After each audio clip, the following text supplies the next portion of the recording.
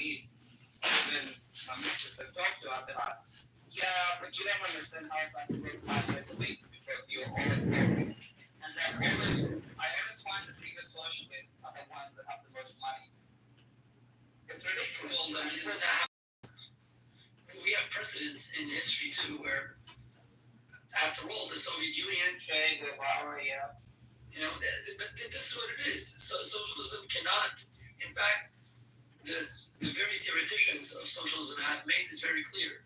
Socialism cannot even come to fruition or come to existence or even emerge and establish itself without riding on the back of capitalism. And when they said, you know, well, I mean, look what socialism did. It actually rode on the back of capitalism and then withered everything away. The state didn't wither as proposed by Marx, but everything else withered. Millions of lives and suppression and social institutions. Do you know about this girl in the university who wears a hijab and she openly says that we are doing, no, I forgot her name. She was saying that, like, I mean, like, how gangster are you? You don't want to do jihad in the West? Like, and she has a photo with Sohan Mandani and she got restricted from the college. You're not talking about Linda Sarsour, are you? I don't know. She has a sweet face, but she has real intentions for the West. Does she look inbred? Or does she look normal? Normal. She's a college student and she was openly calling for jihad and then she was ousted from the college, restricted from the college. African descent or what? No, she's a brown Muslim woman. Yeah. Girl. Nah, That's the whole room. They all look the same. I don't know what this is. Yeah. Not Linda Sarsour. It can't be Linda Sarsour. She's not from African. She's not from African descent. But so, what was she calling for exactly? She was saying that no matter the college ousted me. Like real gangsters, or was she just? No. She was saying this on a podcast or something. She was saying this in a YouTube video that, you know, I mean, like, how gangster are you? The college ousted you, the college restricted you, and you don't want to do this anymore? No, I will still call for jihad against the West, and I will still do this. I'm a gangster, and I'm like, what? The gangster shit that you're talking about has come from the West, and you call yourself a jihadist? Yeah, motherfucker. Was she like a Muslim jihadist, or was she? Yeah. She's a jihadist, but she calls herself a student. Typical. Typical. Yeah. Big tits. Why are tits big? I don't know how to say anything. Probably small, and then, Yo! You never know. With these people, that's why they have like 3% in the Basic. How is America allowing this? She openly says that she's doing jihad against the West, jihad against America, and they're not deporting her. Like, what the fuck is happening? She's probably already. Why would you deport her? Probably buy and get that citizenship or some bullshit. That's why. It's sad to see these people. You know what I like though? What I've been seeing lately, Abby, is people like, you know, journalists or just people on YouTube channels have been going into the inner cities. For example, there was this short I watched. If I find it, I'll send you the link. I'm sure I'll find it. They go into Brooklyn, so areas like, you know, Flatbush and, you know, Fifth Avenue and all that stuff. So they're asking people, like people from the quote-unquote hood, right? They're asking them, what do you think of this and that? And many of them don't even know what's going on. A lot of them say, look, bro, I don't got a house. I don't even have a house. And these people are getting that? Why are they getting that? I need to get that. Yeah, most Americans are dumb. Elon even said it. He said Americans are dumb. But I'm really glad because see, when people like, and this is what saddens me, man, is a lot of the people in these congested neighborhoods, these, you know, governmentally downtrodden neighborhoods, are the ones that bearing the brunt of all this, and they don't deserve that. When they come out and speak and say, look, bro, I need to get those benefits. My family have been living on this land for centuries. Okay, where's my benefit? I need those benefits to help me get off the ground. Don't bring foreigners in. So I'm starting to see that trend, and I think that's great. That's not true. Most Americans need to be deported, and foreigners need to be imported to make the country great again. You gotta get rid of them. You import garbage, you become garbage. No, honestly though. I want to ask a question actually. Can you tell me what's the woke right? I mean, like everybody's been talking about this topic for Woke right? quite some time now. Right? Woke right. Yeah, The woke right. It's like Candace Owens. Yeah, Charlie Kirk. Yes. Charlie Kirk? Right. Bro, he's my favorite. He's my favorite. What the fuck? Look, How is he? I write the guy. I don't despise the guy, but Charlie Kirk is disingenuous. He's disingenuous. Which one? Which Okay, you cannot appeal to science, Charlie Kirk, when it comes to, for example, transgenderism, but then you fall back on it when it comes to the Bible. Don't do that. Explain. Okay, for instance, when a person says, you only have XY chromosomes, and secondary sexual characteristics, I agree with you. Civil biology. We all learned it in junior high school. However, since you appeal to science so much and you hold science in such a high regard, right? Why don't you accord it the same respect and regard when it comes to your policies that are based on beliefs, Christian beliefs, and morality? Oh, so he's poorly managing the balance between science and religion. And that's one of the woke. Okay. Another woke thing that Candace Owens. Now, I respect Candace Owens for one thing. The fact that anti-Israel stand. No. During COVID, she stood up. She was against certain authoritarian policies. Okay. She wanted people to know the truth. I agree with her that if you're going to claim that and this is why I go against the left here. If you're going to claim my body, my choice, you cannot turn around and in the same breath tell somebody, when it comes to vaccines, your body, my choice, or your body, no choice. Now, scientifically speaking, yes, take the vaccine. And it's not surprising that the vaccine came up so fast. It was produced and manufactured so fast. Because pharmacological science, with all of its erroneous past, with all of its shortcomings, we have done good progress in terms of genetics and virology, right? But when it comes to public policy, in my opinion, I would say science has no bearing on it. Science says, look, this is effective stuff. When it comes to the ethics, policy, you take it. You don't want to take it, fine. You've made the choice, you suffer the consequences. So when it came to the battle of narratives between left and right, I respected her for that. Even when, what's her name? I forgot the doctor's name who actually supported her in this too. And she's a neuroscientist. And I love her, by the way. Great scientist in her own respect. And I respected that. But when Candace Owens began telling the line of the idea of this and Israel this and 40,000 and China, shut up, Candace.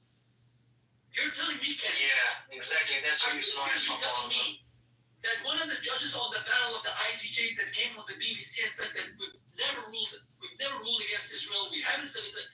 You're telling me you know better than the judge? No.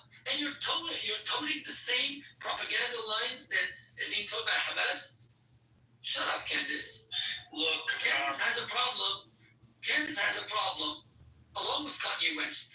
Look, if you have a problem with Leor Cohen, right, then say fuck Leor Cohen. And you should thank Leor Cohen. Because of Leor Cohen, Jay-Z is a billionaire. Because of Leor Cohen, DMX had enough money to do crack. Because of Leor Cohen, Russell Simmons is well off in his retirement. yeah. Thank you, Leor Cohen. And Abby, Alpha, I thank you guys for, and it's very good points, Alpha. Very good points.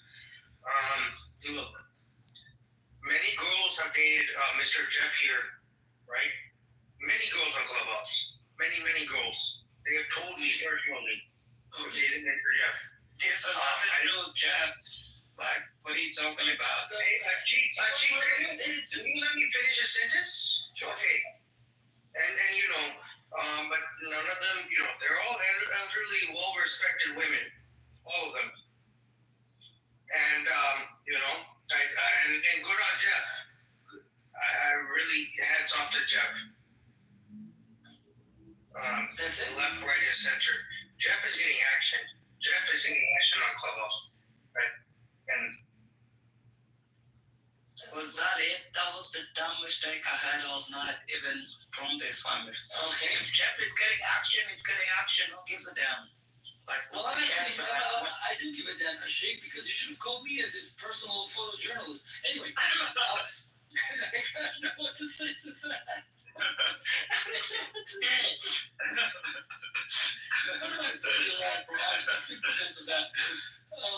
Good for Jeff. Stay healthy, Jeff.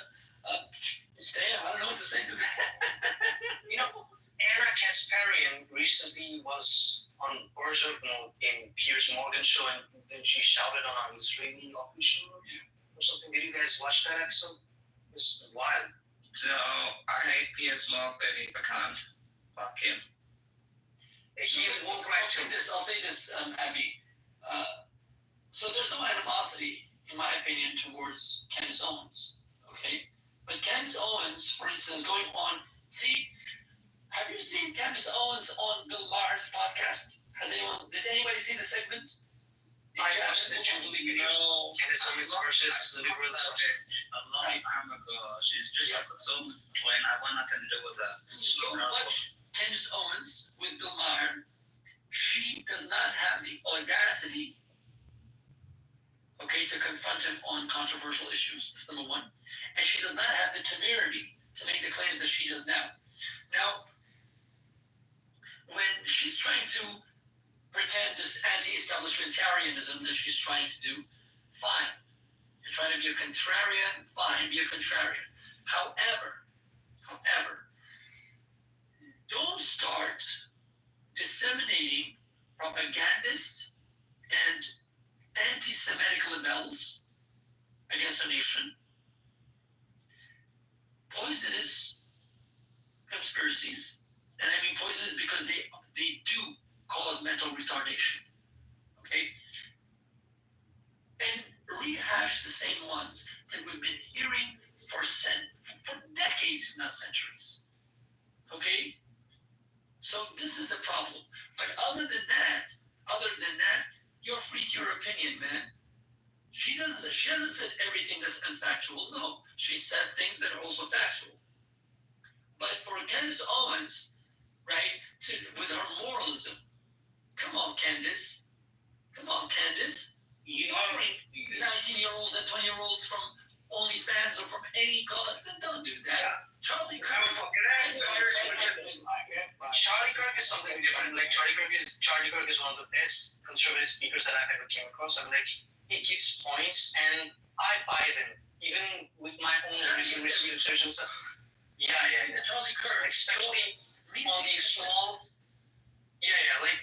but strong governments and strong borders and abortion issue and everything. Can you be honest, Alpha? Candace Owens, her audience is black, right? Black male and primarily black. I'm concerned about her audience. White people are too. For me, it's just to be consistent. Look, I don't think anyone watches her who's not black. If you're not black, you don't watch Candace Owens. Nobody really cares what Candace Owens thinks unless you're black. Look. This is the truth about America. This is the truth about America. Candace Owens had a personal. Nobody cares what she thinks in America unless maybe a few black people. Even black people don't even care what she thinks. Right? It's really not black and white. For me, it's this is the truth. America is racially she had a disagreement, and she had a very vehement disagreement with Rabbi Shmuley. And after that conversation, Candace Owens cannot speak about Israel without toting Hamas propaganda. Look, Miss Candace, you have a problem with Rabbi Shmuley, that's between you and him. But don't try to demonize a nation, okay, for your own personal vendetta. And then, Alpha, the only people falling for it are either the blacks or the black sympathizers. There is a black sympathizer community who is not black in America, but who do sympathize, perhaps because, very dark, insecure about their dark skin or I think that's what the funniest thing about black sympathizer do. I don't know what black sympathizer means. It's like a rage bait thing from loser white guys that they say it all the time. Candace Owens, I don't like Candace Owens because she's just simply wrong. It has nothing to do with the black-white thing. If I didn't like black people, if I didn't like white people, I didn't like Jewish people, I wouldn't talk to none of y'all. But it's always like a white guy be like, because you came from the black people. Actually, who came from Sudan? Let me land, bro. Who came from Sudan? Who Australia? Calm down. Let me land. You can finish after me. It's always like a white guy be like, yeah, it's a black with a cat. No, actually, the people that push what the white conservatives be like, yeah, it's a black woman can say everything we want to say, but we can't say it from 2016 until like 2023, when you could finally say what you wanted to say. Because for those years, you were such cowardice about it. You let like trans be in front of magazines. You let like lesbians in front of magazines. You let so many people become magazines. But at that time, you were happy enough to be like, yeah, Candace Owens can just say what we don't want to say. But as soon as she comes out of fashion, you're like, yeah, she just speaks to the black people. No, she doesn't fucking speak to the black people. Most black people detest Candace Owens, and most Catholics detest Candace Owens. I'm a Roman Catholic. She converted to Roman Catholicism last year, and she doesn't even know the Nicene prayer. What kind of Catholic becomes a Catholic without knowing the Nicene prayer? It's detestable. No, And it's journalism. So don't come here and tell me it's like a black people thing to be like, yeah. What I'm trying to say, let me get to the core of the issue, right? You moved from Sudan to Australia, fair, right? And Australia is a great country, right? Sudan is a great country. No, actually, let me correct you. I moved from South Sudan to Australia. Okay, fair enough. And thanks for the correction. However, what I'm trying to get at, you came from majority black nations, South Sudan and that region, but it's very like highly tribalized. You have all your tribal communities, all these divisions, and then you move to a country like Australia, very cosmopolitan. Okay. Well, let me finish off. So Australia is like at least 25 years, 20 to 25 years ahead of America in terms of the racial issue. Australia is like Let me finish. I've seen both countries. In America, race is a very important issue. Okay, and the society and how America works, race is extremely important, and it's a very crucial component of how the society functions. Not so much in Australia. Australia is a little more cosmopolitan, a little more advanced. Even ahead of Canada. Canada is ahead of the U.S. and then Australia is ahead of Canada. So that should put things in perspective a little bit for you. Okay, race matters in America. It goddamn matters in America, and I don't care what anybody says. If they say otherwise, they're too much left. They got a little bit of those those horse blinders around their eyes. But don't you think that it's time to get over racism? I gotta go. I can't listen to the wisdom of a retard anymore. He's got about as much sense as I'm slow. I'm so sorry, Jeff. I understand, Jeff. I understand. Take care, my brother. Thank you, Jeff. Bye bye. Shabbat Yes, shalom. Shabbat shalom. Shabbat shalom. Alpha. Finally. God damn it. Yeah. I can't my son has nothing to do with it. Yeah, I get it. Look, Israel is a great country. Israel is a great country. Okay? Israeli Jews are amazing people. Alpha can attest to this. Israeli Jews are amazing people. You want to say American Jews? Bruh, give me a break. Bitch slap those American Jews. Because like, you can't even bitch slap yourself. What are you doing? I would bitch slap you back in Dubai right now. I would bitch slap you back in Dubai right For 2 years, you've never put on a single uniform. You know, I would bitch slap you back in Dubai right now. You're a white beater. That's I what you do. would bitch slap you from Perth to Dubai. Yeah, One slap. Because they're gonna bitch slap you because they've been One slap. I would slap from Perth to Dubai. You've never put on any uniform ever. You're such a pussy. Like You can't even play basketball properly. But The one talent you have is Wait a second, guys, please, guys, the please. fucking retard is thinking like we're just gonna walk up to a random Jew and be like, yeah. I would bitch slap you back to Wait a second, Dubai. wait a second. Our forces are hard. Wait a second. Let me mediate. Okay, let me mediate. S500.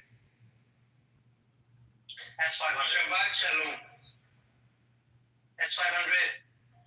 Shabbat shalom. You're not Yeah. a retard. Sure. I'm calling you. S500. I want to talk to you. Let us speak, brother. Let us speak. What's your ethnicity? Basically, my father's side is from Malawi, okay, and my mother's side is actually Pacific Islander. Pacific Islander and Malawi. Okay. What's your religion? You know, I was raised a Christian, but now I lean more towards Buddhism. That's my So you're ethnically brown or black? Like, what's your race? half African, half Pacific Islander. Which type of Buddhism are you? Theravada. And what year did you become a Buddhist? 2009. 2009? You're old. Fucking hell. But anyway. I was 11 years old. I didn't even tell my parents for 7 years. Right? So did you get confirmed before you left the Catholic Church? What do you mean did I get confirmed before I went to Catholic Church? Did you get confirmed to the Catholic Church? Did you get confirmed to the Catholic Church? Of course. When I was a kid, we used to attend church every Sunday. You're such a liar because you get confirmed to the Catholic Church when you're 10 or 11. So many people lie on here, it's ridiculous. Look. You're such a ridiculous. I'm sick of you. Like, you can't even tell the truth. Shame on you. You know the biggest shame? Shame on you. I'll tell you the biggest shame. Shame on you. I'll tell you the biggest shame. Shame on you. Shut the fuck up. You get confirmed as a Catholic when you're 10 and you're 11 years of age. It's a damn liar. Shame on you. Seriously. That's that liar. Seriously. Because at 10 years of age, if you're born a Roman Catholic, that's when you get confirmed. Shame on this disgusting liar for trying to bring shame on people. If you're going to tell the truth, just tell the truth. It's a disgusting thing to do. Pretending you're somebody else. What a shameful thing to do. Is that even allowed in Buddhism? I don't even think it's a Buddhist. Malawi and Pacific Islander. You know how many islands are in the Pacific? It's retarded and ridiculous. Just gone. It's ridiculous. She's a liar. Because if you ask any Catholic woman, you confirm, they'll be like, yeah, 10 years of age, 11 years of age, this is my pope, this is the No, bishop. the thing is, he was hardly speaking English. He can't even speak English. He was hardly doing the American accent. He's retarded. He's not even American. He's not American. He's probably like Bangladeshi or something. I don't even know. But he's not American or something else like that. It's ridiculous. I can't listen to these people. If you want to listen to these people, I'll make you a more. No. I'm not. If I am a moderator, then I would have kicked him. I don't want to listen to these lies. They just lie. It's terrible what they say. It's terrible. I don't know why I have to lie to people. It's terrible. Alpha, you there? Look, bro, I'll make you a mod and you can listen to these people, but I don't want to listen to these people. They're just No, I don't want to listen to him. I don't want to listen to him. It's beyond the pale. It's terrible. See, either you take the mod and you talk to him, or I'm just gonna end the room. Look, just out of it. It's okay, fine. I've added you. Add me back, okay, brother? Alright, let me add you back. That's a terrible thing to lie like that. Where are you from, by the way? South Sudan? I'm from South Sudan, but raised in Australia. Raised in Australia. Okay, so you're Christian. Brisbane, Queensland. That's why I'm Christian. Okay. Yeah. Okay. Sure. Alright. I just hope that we get rid of jihadism in this planet, Bro, I fought against jihadism. There's a reason South Sudan exists because we won. Yeah. We won. So there's no national religion or something in South Sudan. So the religion is Christian, about 80%. Okay. The rest of the 19% is animist. And then like 4.1% is Muslim because we deported them all to the north because we don't want any Muslims in our country. So trouble in any country. Sure. Exactly. You're gonna save yourselves. Yeah. You don't want that because they'll start having babies. Our Muslim woman has like fucking 20 kids, so you don't. Yeah, you're making 1.5 babies and they're making 5 babies. They're just gonna overpopulate you. Yeah, they have like 20 kids. We have like 12 million in our country. And we need to keep Muslim men and Muslim women in our country. We're going to have like 20 million babies in like 10 fucking years or 20 fucking years. Because all they do is breed and they call their kids Muhammad or Yahya, a terrorist name. So we don't want any of that. And that's the reason why we deported them to the north. Now they have a civil war, but that's none of our problem. You know? So when they say pray for Sudan, it's none of our business. It's just Muslims again. It's not our problem. Yeah. So since you're from the African continent, I just want to shortly, I want to let you go, but there's a last question. I'm just curious, just because you're an African, so I want to ask you. You can ask me a question. There's somebody called A that wants to come. Do you want to bring it up? Okay. Maybe because he's one of your people. Okay, so what do you think about Burkina Faso, Mali, and Niger during the coup? Is that good or bad? Did you say Niger? Niger. I want to break up every single of those countries. I want to break up Somalia. I want to break up Western Sahara. I want to break up all those countries. I don't want any Islamic majority Muslim countries in my country. Burkina Faso, Mali, and Niger did a coup against their leaders who were Western affiliated, and then they raised the flags of Russia, and there's a revolution going on in these 3 nations. So what do you think about that? That's my question. I think they're all doing terrible. I think they're all corrupt, and I think they're just stealing money. That's all they're doing. They're all terrible countries. I've been to all 3 countries. They're just terrible countries. You can't do business with them. Every single minister's corrupt. Every single person's corrupt. And they're just waiting to make enough money to leave, to retire in like the Bahamas, the United States, the European Union, or somewhere else. I don't believe in those pro-African stuff. It's all a lie. It's all a joke. He's a joke. Ibrahim Traore is a joke. He's just okay. Everybody's just saying he's the new African hero from whatever. No, Ibrahim Traore is a joke. He's probably gonna die in the next 2 years. Someone's gonna shoot him or kill him. He's a joke. He walks around like he's a commander. He was never a commander. He was never an officer. He's a retard that happened to get into power because he orchestrated some coup. You know. But Traore is not a commander in Africa. No, he's probably going to die in the next 2-3 years. So it's not going to last very, very long. He has no legitimacy. He's not building anything. He was saying, yeah, we're building like, what did he say that they're building? You know, tomato puree? He was like, yeah, the name. Yeah. He was saying that they build a tomato puree. I'm like, you don't need tomato puree. You can get that from anywhere in the whole world. Italy, wherever, you know.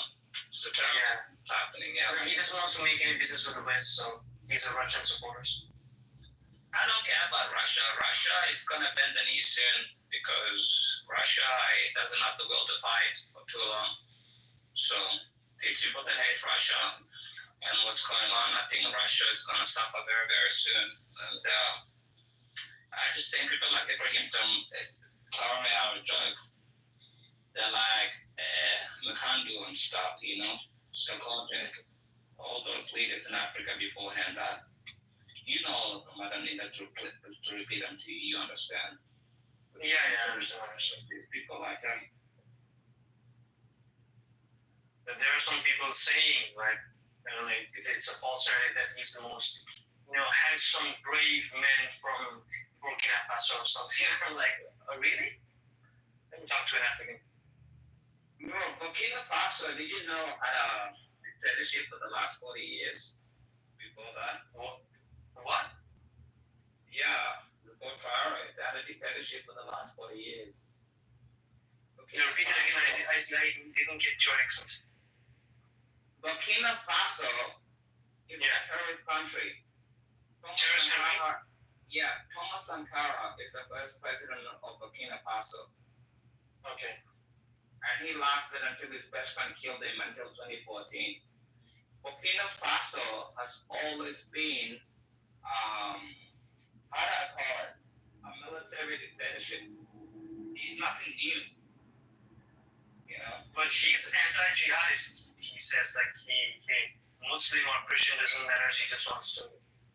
It's his. Yeah, but the thing is, like, every single week the Muslims take more territory from him. He's not winning the war. He's claiming to be secular. Yeah, but the problem is he's not winning the war. Are you looking at the map in Burkina Faso who's actually winning the war against the Sahel regions? He's not winning. He's losing. Okay. He's losing against terrorism. And if he doesn't give up his seat, Burkina Faso is going to become a full-fledged jihadist state. That's what's going to happen. I hope you know that, right? Yeah. Social media is not real life. If he doesn't, but social media says that he's like really secular and he's against jihadism and terrorists and all that. Social media says they said the same thing about Khomeini. You know, you don't believe social media. You have to go. Yeah. They said the same thing about Ayatollah Khomeini. Like, yeah, he's secular. They're gonna call it the Islamic Republic of Iran. It's gonna be democratic. Blah blah blah. Yeah, that didn't happen. You know. Don't believe everything you see on social media. It's all about. Yeah. That's why I just verify from different sources. Ibrahim Traore is going to destroy Burkina Faso because he's illiterate, he's uneducated, he can't even speak French properly, he can't even speak Farsi properly, and he wasn't educated properly. He wasn't even a Thomas Sankara. Okay, he's also a good figure.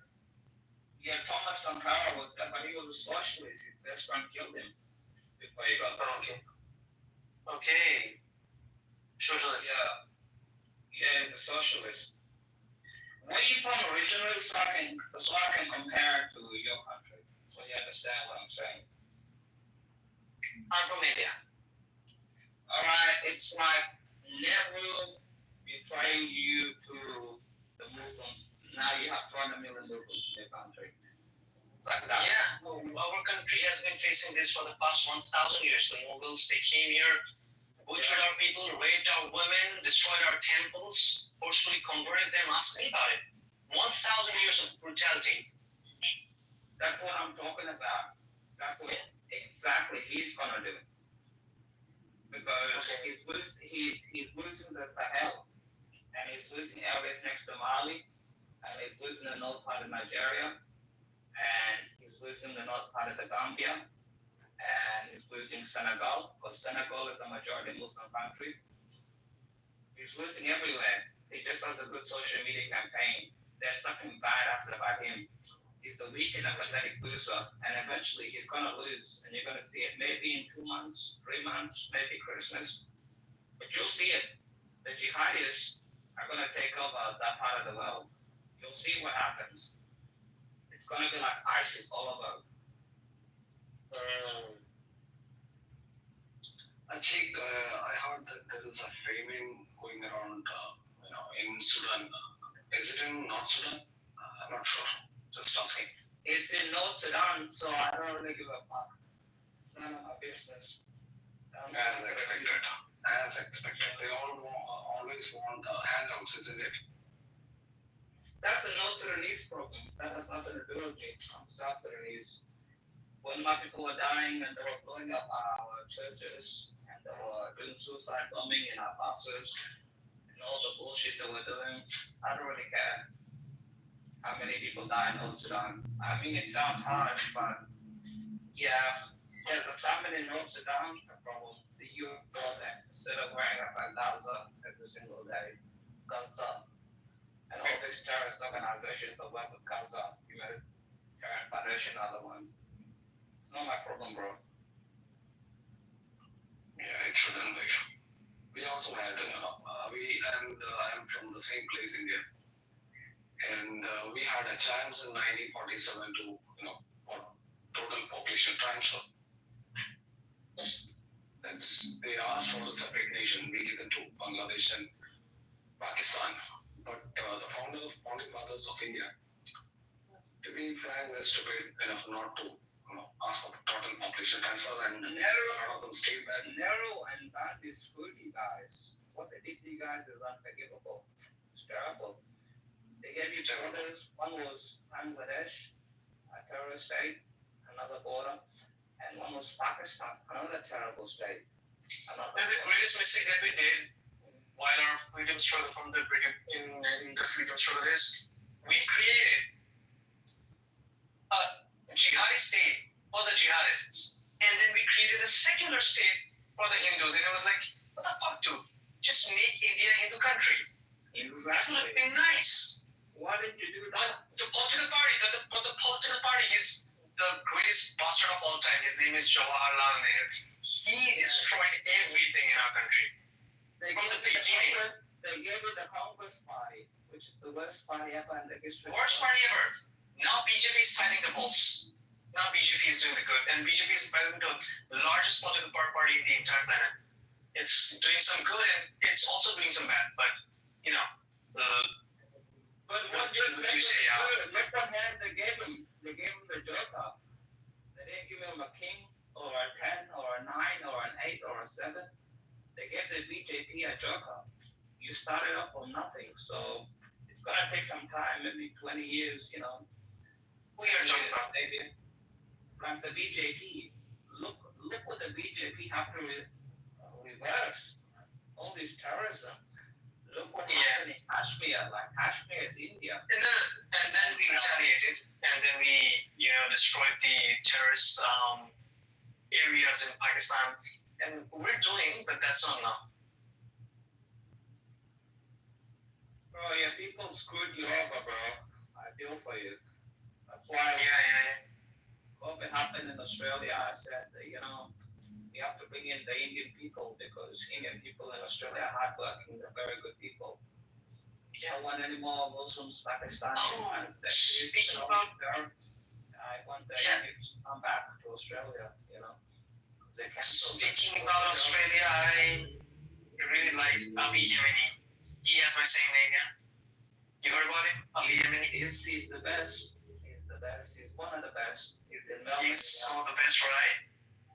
Oh my god, he's such a great guy. No, he's a great dude. Abiy Yemeni is one of the best. One of the best. He really goes to the pro-Hamas rallies and he trolls the shit out of them, That's the best part.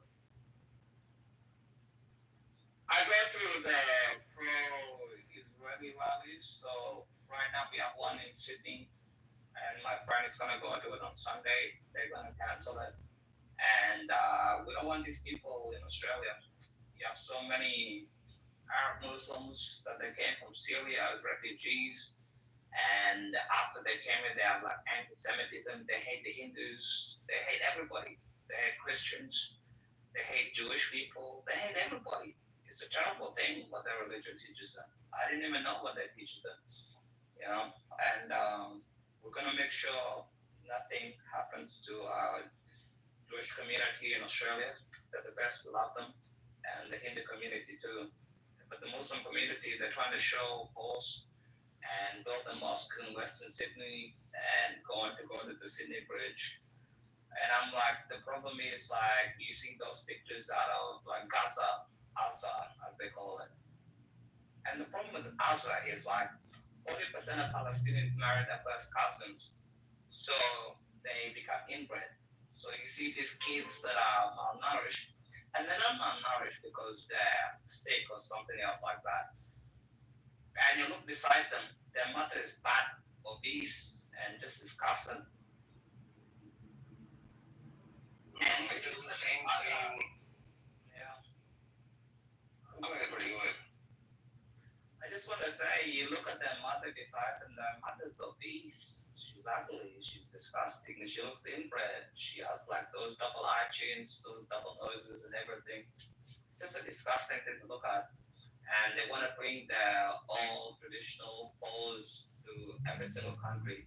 France right now, the reason why France wants to recognize it because they have a 10% Muslim population, and they need it for the electoral votes, especially in Paris. They need in London too. 5 of the 12 cabinet members of the UK Islamic Party, they need the Muslim vote, so they can't go against it. That's why they want to do it. Same thing as in Canada. The reason Marconi won because 40% of the Canadian people didn't even bother to vote in the federal election. It's a terrible thing that happened. But no, we don't want these Muslims in any country. What they do, they come here, they marry themselves, they don't work, the women don't work, and they're just inbred. It's a disgusting thing that happens. And nobody's willing to call it out because they're going to get killed. Like that guy in Norway, remember him? Salwan Mahmoud Khan. Remember, he used to burn the Quran, Yeah. and they murdered him. And what's These people are savages, the animals. I don't care if they come and kill me. I'm not even worried about these Muslims at all whatsoever. Fuck them.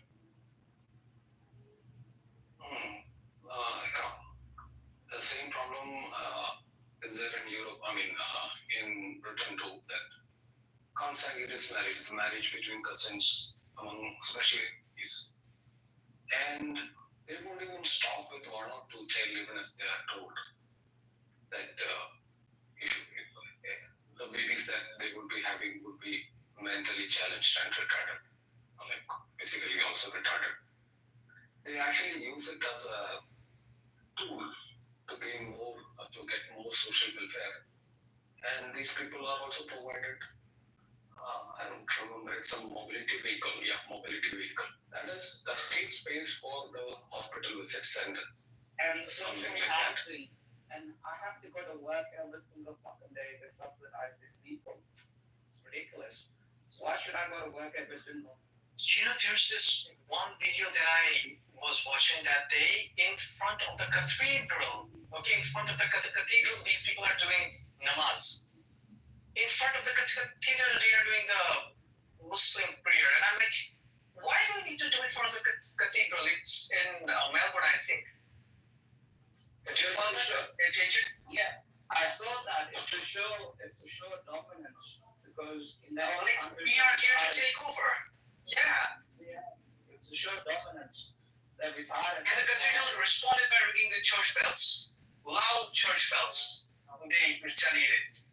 And I'm like, what the fuck are you doing? Imagine Christians going to Mecca and praying, praise the Lord in front of Mecca. Imagine that. Has that happened? Will it happen?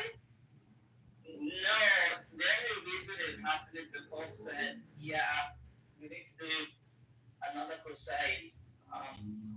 It took it took the people in Spain and Portugal 800 years to get that country back. Sometimes it takes a long time, but these Muslims are just retarded. All they do, they just come here and they just have many kids. They breed, they live on social welfare, and then they go and pray. Like on a Thursday at 12 p.m., I'm in my office working.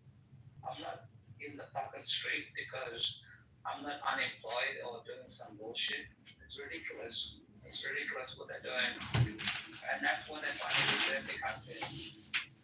Back in France, they threatened them. That's what the France president said. He's going to recognize a Palestinian state. It's ridiculous.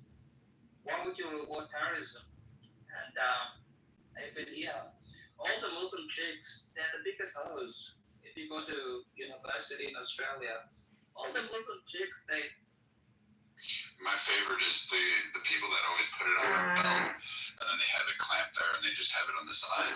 And I look at them and going, I wonder how many times that thing has been knocked off, bumped into, just ripped from your pants and just fall to the floor. And this is why you're paying like whatever price it is for one of these cases when you could have just removed the case and it would have slid easily into your pockets. Yes. Yes. What do you guys think of the feature, the polling feature? We're going to investigate it for 3 years. I think it's interesting that Chatter was able to deliver it on day one, and it took Clubhouse like 5 years to make. It's crazy. I noticed that Kristen, Serendipity, and Brad have not answered the poll. Norman's not answered the poll either. I can't make up my mind between two.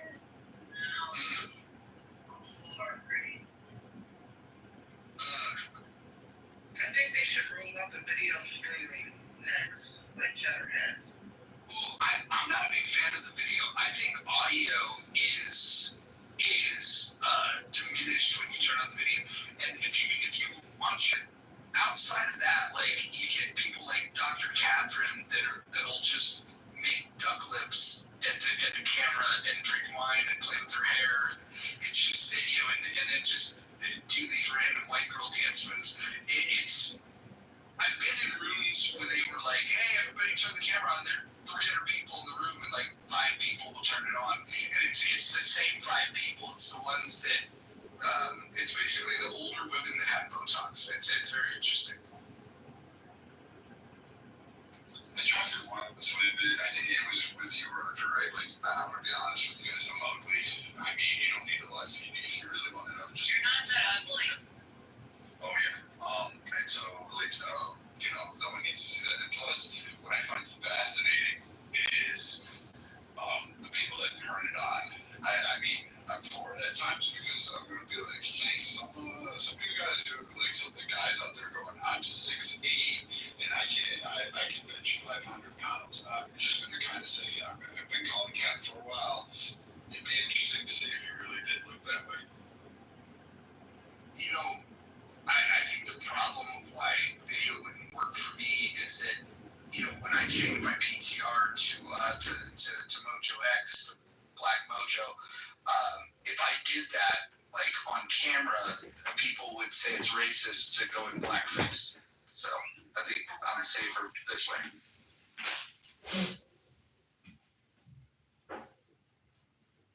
The voting's tight, man. Voting is tight. So far, the debt and the Islamic extremism. Those were the two I had a hard time making my mind up about, but I decided to go with the more imminent threat. Legit. That would allow Islamic extremists because guess what? You have a breakdown of economic factors, and so you'll influx all of that, and people will gravitate to whatever they think will get them by. Yeah, people are kind of power hungry, aren't they? They'll join places, they'll join groups if they feel like there's more power behind it. Daniel says communism. He changed his vote. What happened? Hold on, let me look. No, he didn't change his vote. So we now have 45% say Islamic extremism, 45% say the debt, and 12% say communism. So far, 0 people have said that white supremacy is the biggest threat. So fascinating. I was just debating between the debt and white supremacy, and I'm like, I'm not even sure white supremacy is a thing anymore, especially when we have white folks crying about blue jeans, the Sydney Sweeney Act. So, yeah, I don't even know if that's an issue. Can you explain that to me? Because I remember Beyonce, right, yeah, Beyonce, coming on a jeans ad saying she had great jeans, right? I mean, didn't she do that? Like, she was laying down, she had a jean jacket on, like, bedazzled fucking jeans. Sorry, I'm old. My kids already had bedazzled. But I mean, I recall that.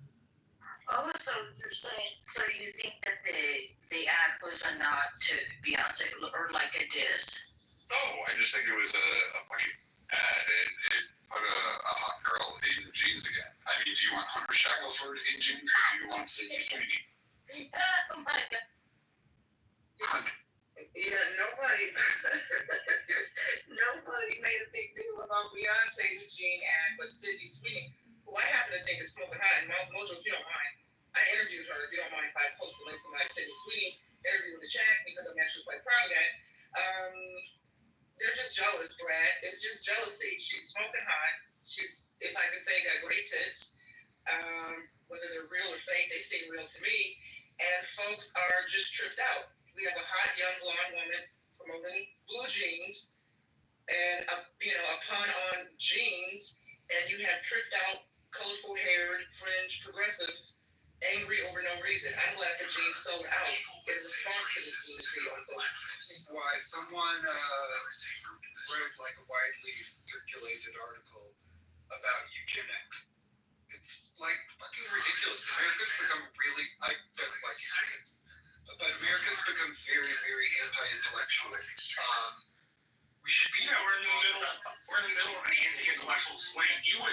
Austin, you would really enjoy this book written by a dude named Hofstadter. He was a professor at Yale in the 50s. And the book is called American Anti-Intellectualism. And what it does is it tracks our country from the start to swing. Hey. People are kind of power hungry, aren't they? Brett. Join places, Yeah. join groups. Brett, did you move your stuff you click out or what? No. No, I thought for some reason I thought you moved something up. You went down there, back there, like. Anyway, it's called Yeah, I know I had it. And the whole book is to point out that the anti-intellectual tendency in America is one that goes on a pendulum. Sometimes we are hyper-intellectual in the trend of, say, a Madison or a Hamilton, and other times we are utterly unintellectual, as in a Washington. I don't know if you knew it, but Washington never had any formal schooling. And it was Temporarily, I think geographically, it's even more of a phenomenon. I think these days it's a huge thing. But I want to talk about genetics. That does not mean I'm into eugenics. But yeah, there was a widely circulated article about that. I mean, it's like such a sensationalist, populist bullshit world. Like, I'd like to be able to talk about genetics without people being like, eugenics, blue jeans and eugenics. Just for everybody that is unaware, there is a poll feature. Some of you might not be able to see it because you might have to update your app. If you can see it, up above there is a poll. We're asking the question, what is the biggest threat to America? The choices are Islamic extremism, communism, the debt, or white supremacy. If you want to vote, you need to make sure you have the latest updated version, and then you can have your vote counted. I don't, but it's the white supremacists and the Islamic terrorists. Yeah, they're both pretty bad. I would say 3 of the 4 are legitimate threats, and one of the 4 is no threat at all. But I'll let you guys decide. Hey, Roger, you want to take a look in the chat at what Vegan says about the quote Jewish influence in America? Apparently, we're controlled by the Jews. Amazing. Amazing. Why doesn't he come up here? Like being an anti-Semite. Why doesn't he come up here and tell us about this? That'd be amazing. Because he knows Brad's gonna rip him to shreds. Let's hear about it. It's interesting. The campus protest worked because people like anonymized themselves by wrapping themselves in confused. Hi everyone. Sorry, wrapping themselves in what? Sorry. And I don't mean just a worked in a good way. I'm saying the science behind it. Like, very few people are proud of being anti-Semites, and they just put on keffiyehs and became like raging redneck anti-Semites. Yeah, that's the thing. Mark Rubio was just talking about this. Hi everyone, and he was saying that it doesn't make to protest against the government that you're not a citizen of, because they're finding that there are protesters who are on student visas. I thought that was a good point. I mean, I would not go to Japan and protest their laws because I would consider myself a guest and not a citizen, right? So I don't understand why. And my roommates, when I was studying in Republic, very conscientious about that.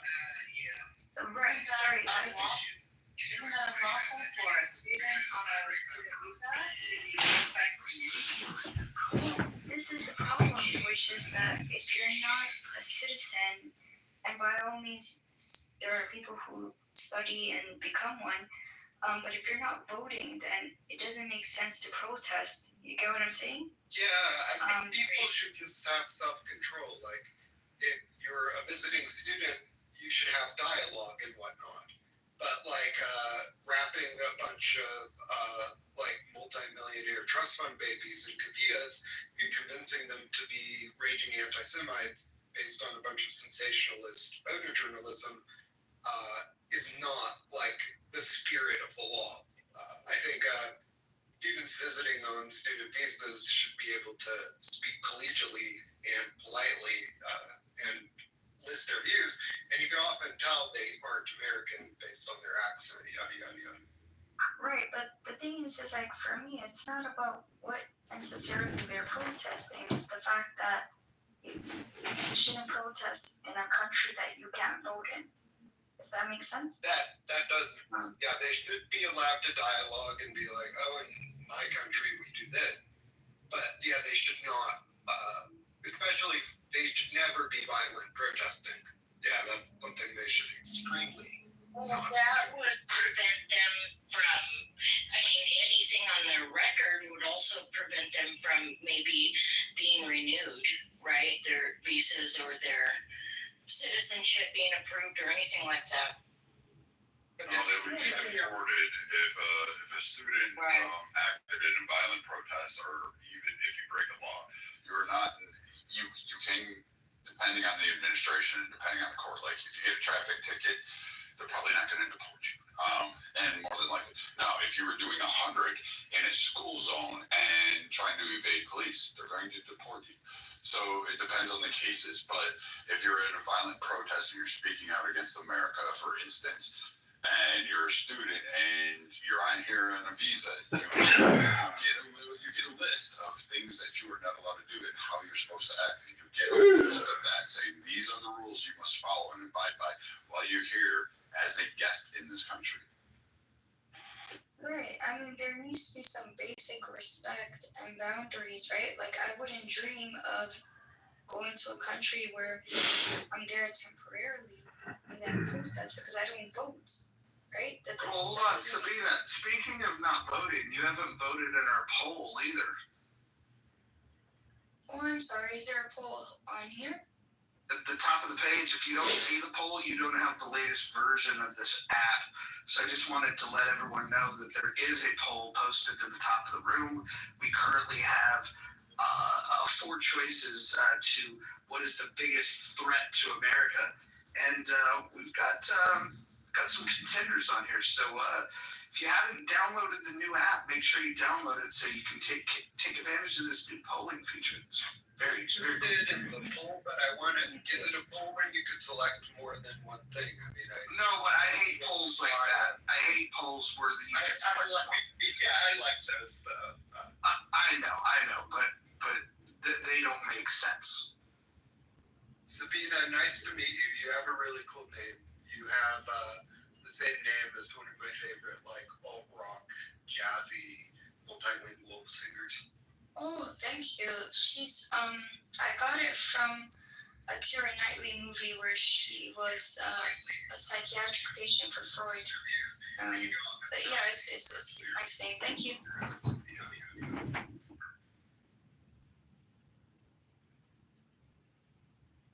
But before I was Samia, but what I was gonna say was, yeah, Mark Rubio spoke about this because it's just unheard of that you come to a country and you protest, you know? Sorry, It's not unheard of because you have protests going on in Europe right now, all over. You have Ireland, you have England, you have Sweden.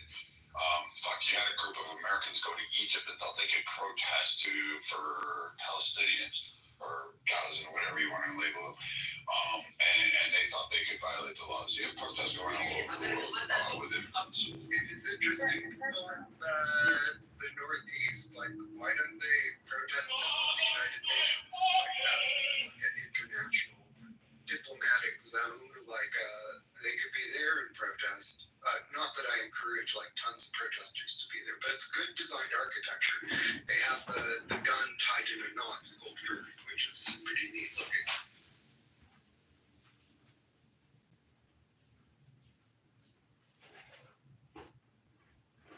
I don't know. I just assumed that if you are a citizen, then you have the full rights. But some of the people, maybe they don't ever want to be American. Maybe that's why. But yeah, I just would assume that a citizen would be the person that protests because they vote and so on.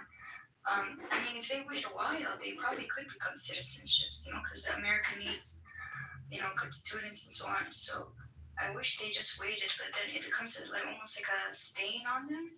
Well, so you're allowed to protest. You're just not allowed to protest outside the conditions of your visa. So that means like you can't support a terrorist group. So if you are, say, on the Palestinian side of the argument, it would mean you could say, yay, Palestine, we want these people to be safe. What you couldn't do would be, yay, Hamas, we need to keep these people safe. Saying yay, Hamas is almost always a violation of one's visa. Which you then end up getting like First Amendment jurisprudence, which I won't go down that rabbit hole because I can't sketch it out entirely. Yeah, and I agree with you, Marshall, but it doesn't matter what they're protesting. I'm saying it's a bit odd to protest when you're not a citizen of a country. Like, I wouldn't go to Japan and protest. Yeah, I feel like it's a conscientiousness thing. Yeah, I feel like it's just like people should just have like a tact. Like, if you're on a student visa, like you should collegially express your views. Maybe you could treat your protester friends to coffee afterward. Hey, can we bring up the twat of Hawaii? I can do this. I'm about again. Hold on. I risky today. Where is this guy? Young. Yeah, come on up here, Young. What the fuck, dude? Like, explain it. Kill all the Jews and send all black people back to Africa. I gotta hear this fucking weird ass fucking nationalistic fucking bullshit that you're gonna try to spin. So please tell me. Hold on, before you do, before you do, I just want, while he's talking, everybody to go ahead and report the comment that he has in the chat so we can get him kicked off the app. Go.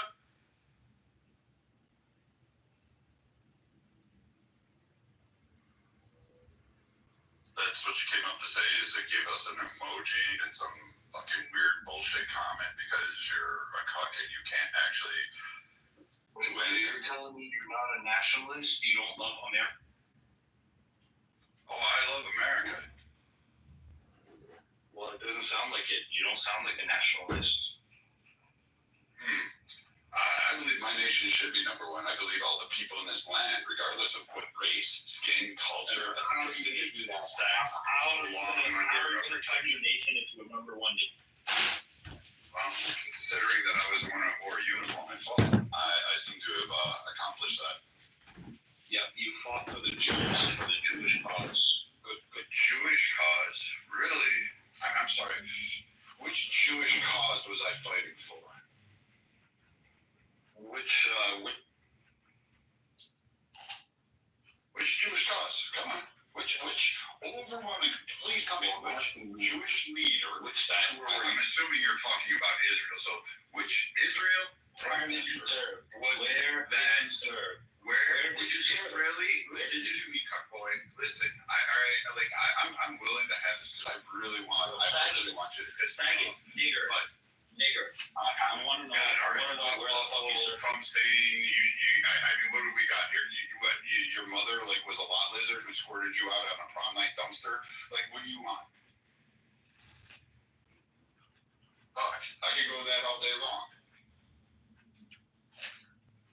By the way, pal, I was looking at your profile and I accidentally hit the wrong button. I apologize. That was me. I know, no problem. Don't worry about it.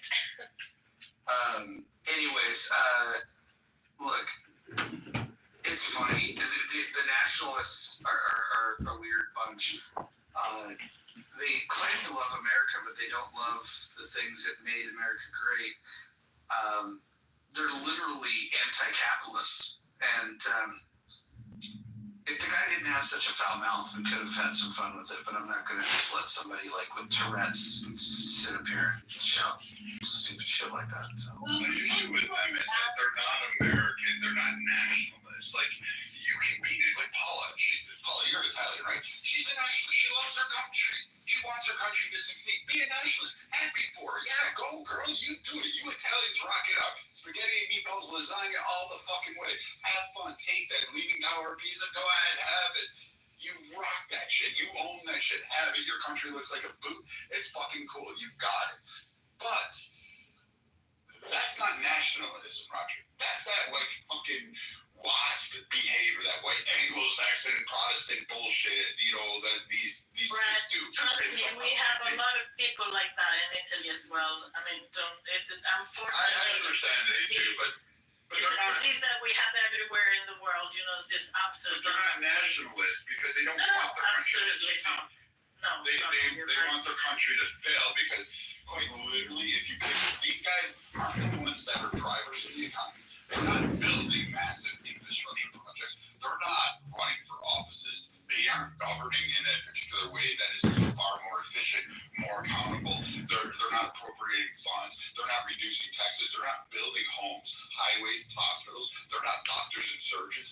These idiots sit there on our fry cooks and live off of EBT.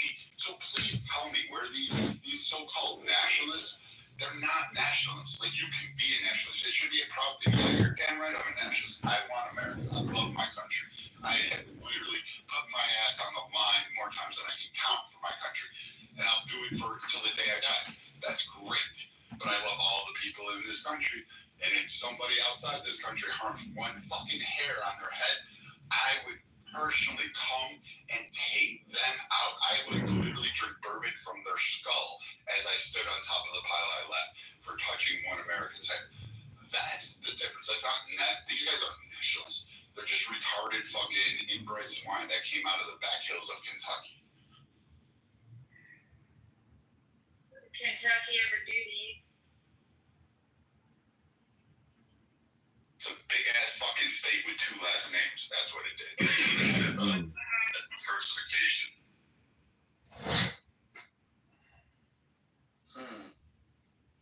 What do you guys think of the poll feature so far? You guys like it? Yeah, I do actually. If this was season 1 of Clubhouse, there's no way the poll would be holding up the way it is. We would definitely see a different choice that would be number 1. I have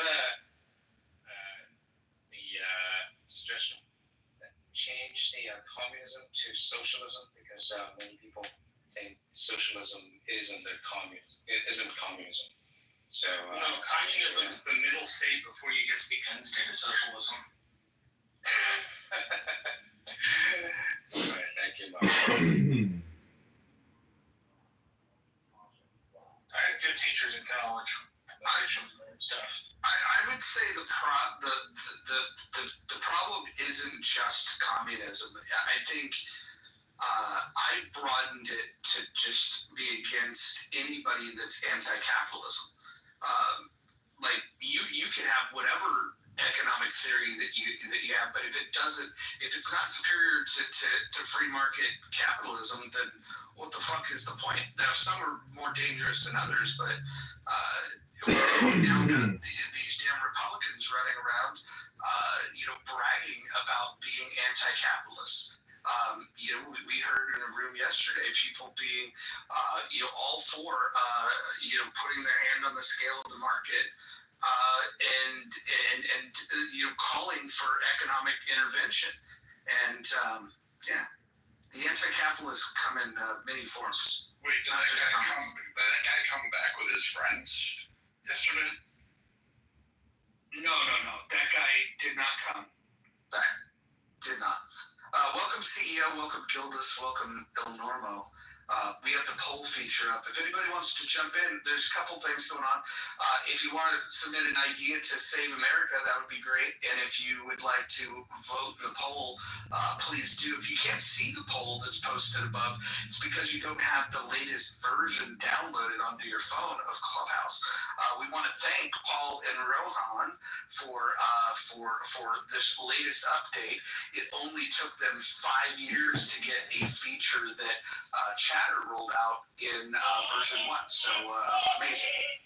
Where are the 5% that believe that white supremacy is the problem? They vote and dip. They don't stick around.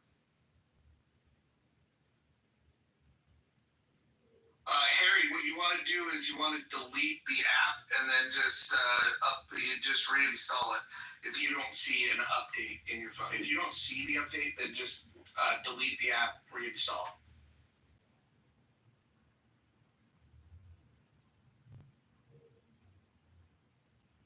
I've never done deleting the app, but what's gonna happen? If you go to the App Store and then just click update, you'll be kicked out, but you can come right back if you have an iPhone. That's how it works for me, and it worked perfect. All right. Okay. So I'll go on to the App Store and just type in Clubhouse and then click update, and it'll update, take you out of the room, and then you can come back in. And all right. Okay. Good. I'll try it. Thanks, Brent. No problem. I haven't heard any ideas yet. Ideas to save America. I'll address the debt. So you can reduce non-Medicare Social Security spending by 5% for 5 consecutive years, increase the corporate tax rate by 5%, and you would get us close to a balanced budget. We'd only be about $300 billion in the hole, so that would go a long way in saving America. Except you'd have to lock down the borders. You couldn't allow any immigrants in that time frame. You couldn't bring in any immigration because they would be added to a lot of those programs upon entry or upon gaining citizenship, etc. Yeah, I think that's not a bad idea, CEO. Anything directionally towards an improvement is something that I would support.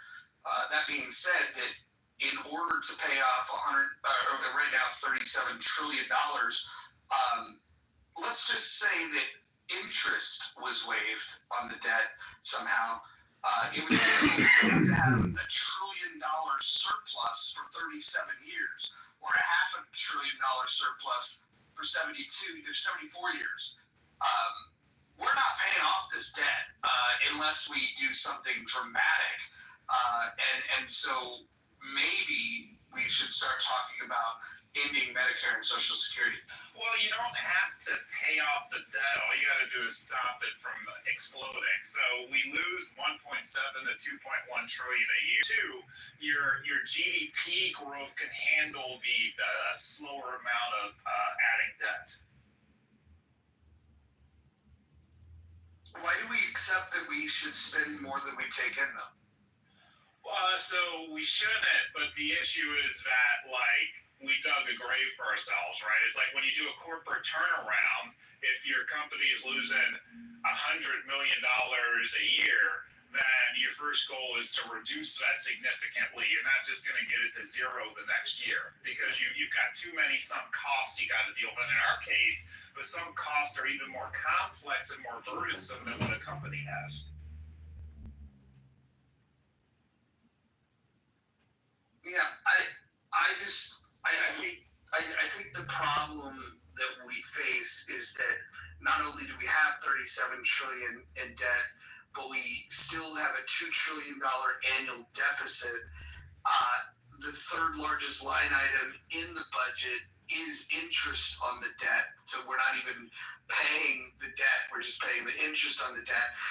And so then the two biggest line items that we could reduce that would help us to reduce the debt are Medicare and Social Security, and nobody's interested except for myself and Hanson, to maybe Gildas, in talking about what we could do to alleviate that.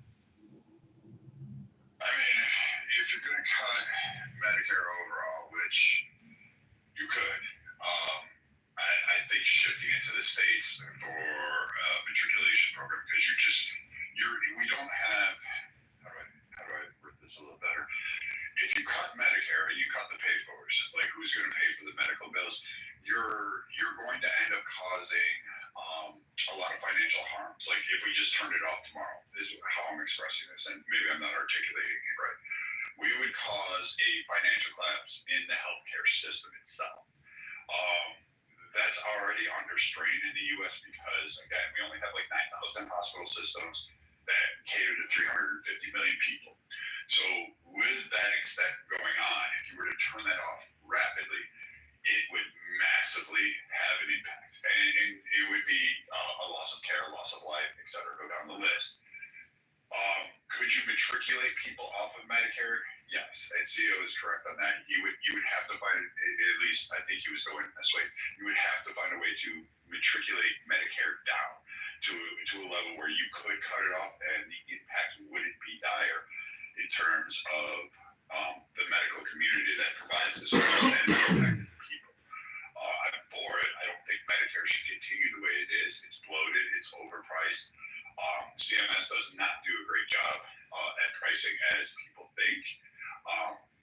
And there's a lot of issues in terms of what gets thrown around in overall into the department of the government. If you were going to build the infrastructure, invest more privatization into hospitals, more rural care, you're going to have to roll back the ACA. You're going to have to somehow figure out a way to start to reduce that one as well. And you're going to, which will have an impact on, say, other programs, which would be CHIP, like Child Health Plus. You would have to figure out a way to roll that program back a little bit. And you're going to have to matriculate people off. Now, you can shift these to the states and allow the states to do it by utilizing private and state-funded partnerships in order to provide the healthcare while building those infrastructures up.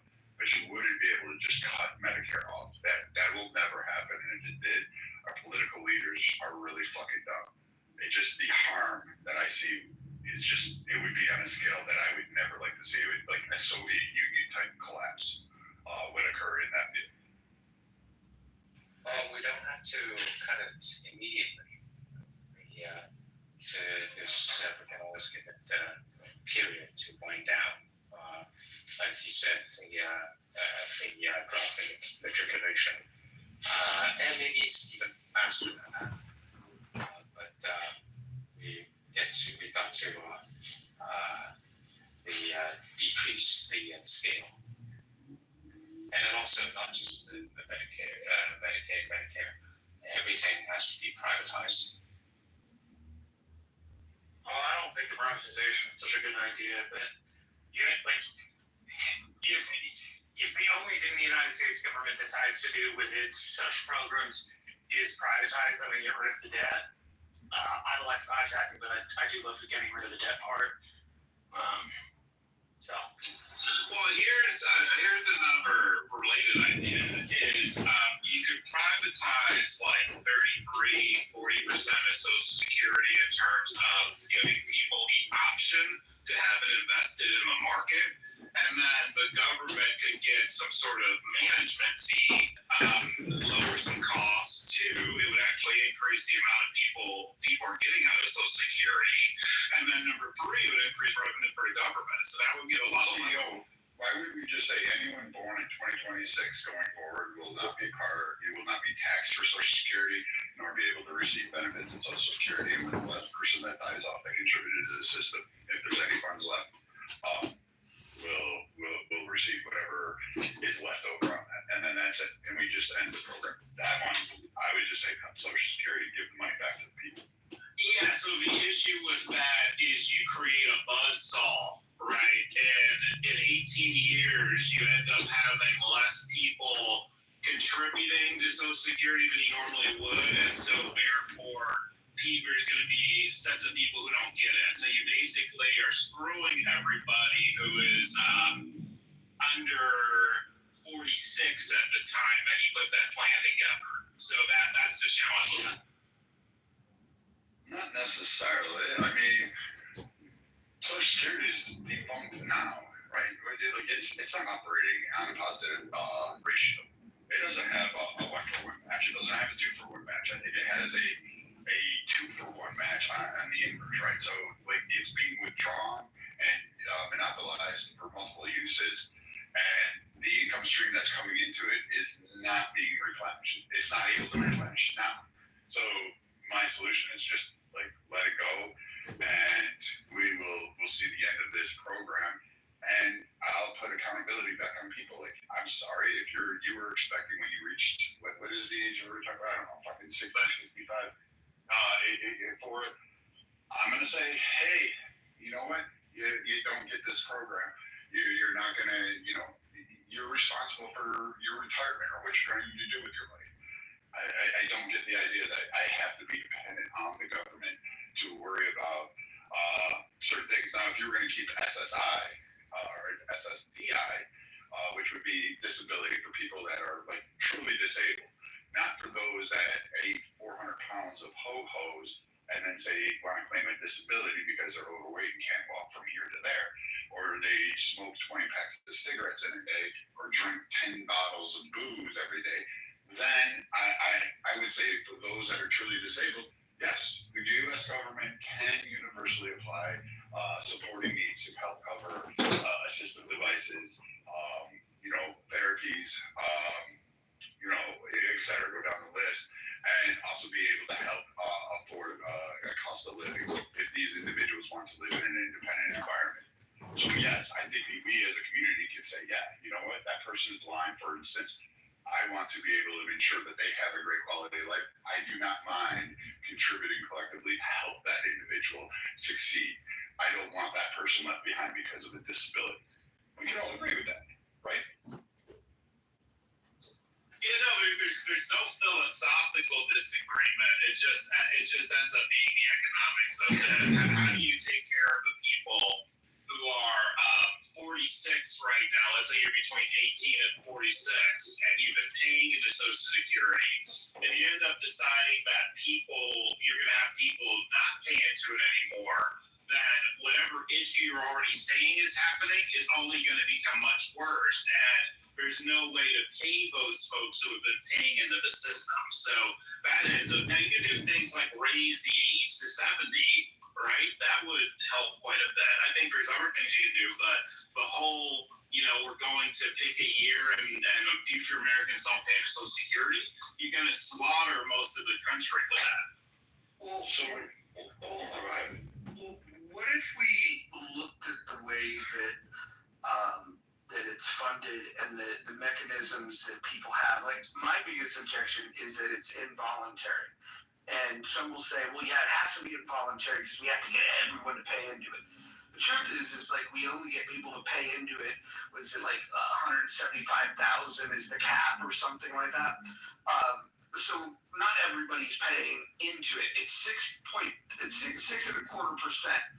Medicare, the way it's taxed, is half of it is taxed to the employer, half of it is taxed to the employee.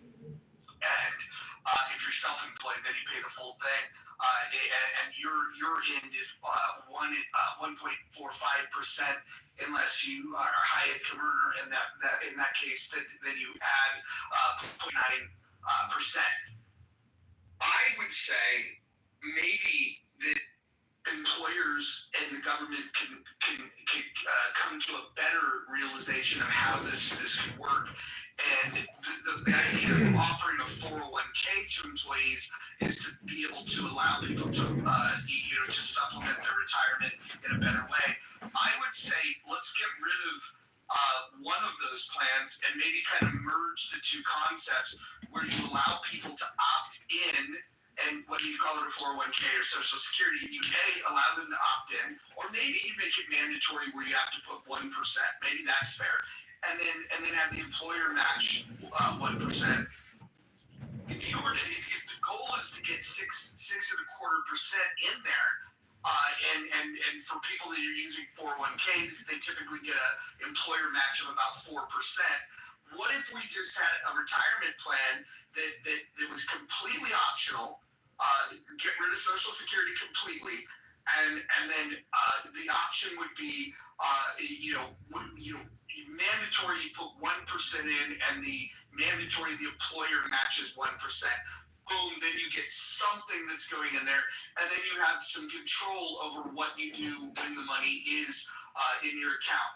I wouldn't give ultimate control over this because the idea is to make sure that you're eliminating some of the high risk stuff. If you want to do some higher risk, you could do that in an individual brokerage account. But if you were to open it up instead of the way Social Security invested in bonds, what we could do is we could invest in allow people to determine that they want to invest, let's say, in the S&P, which on average over a 30-year period, you're going to get about a 10% return rather than the crap that we're returning now. I think that would be a better way to approach this because you give flexibility to the person to determine how much they want to put in. And I think merging those two concepts to me just makes more sense. But wouldn't it be dangerous? Because, if you go back to 2007, 2008, when some of us lost a shit ton out of the 401ks that we had, and the 403bs, you were kind of on the crux. You're tying it to the economic status of the United States then at that point. You're pinning it there, right? Hold on. Did anyone drop Sabina? No. I didn't. Okay, maybe she slept out or something weird. But I got moved down earlier, so maybe that's a thing happened to her as what happened to me. I brought her up. Oh, it's okay. Thank you.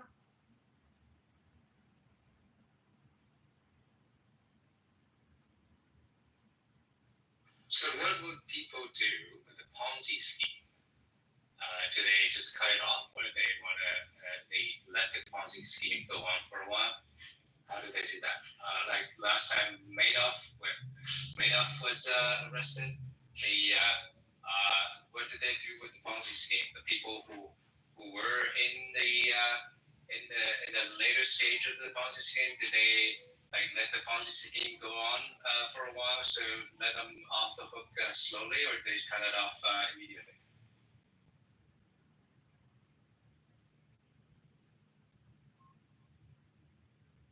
Nobody's answering the question. It's a really poor comparison.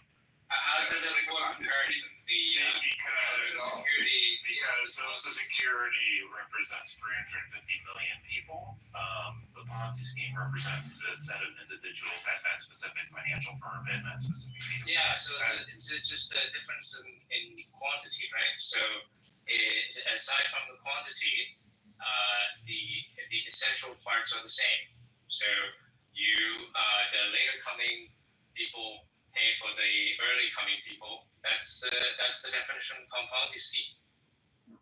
When they cut off the Ponzi scheme, nobody got anything. So yes, you're right. It is similar. Like if you're going down that constraint, yes. If that's where you're trying to line the argument, yeah, that it would be the same. But to a broader point, I would let it just run out and end the program. Yeah. So I mean, the people who later come to the Madoff's Ponzi scheme, they're also suffering. Should we also give them a kind of palliative to slowly run out and let the later coming still get more latecomers to pay for the penultimate latecomers?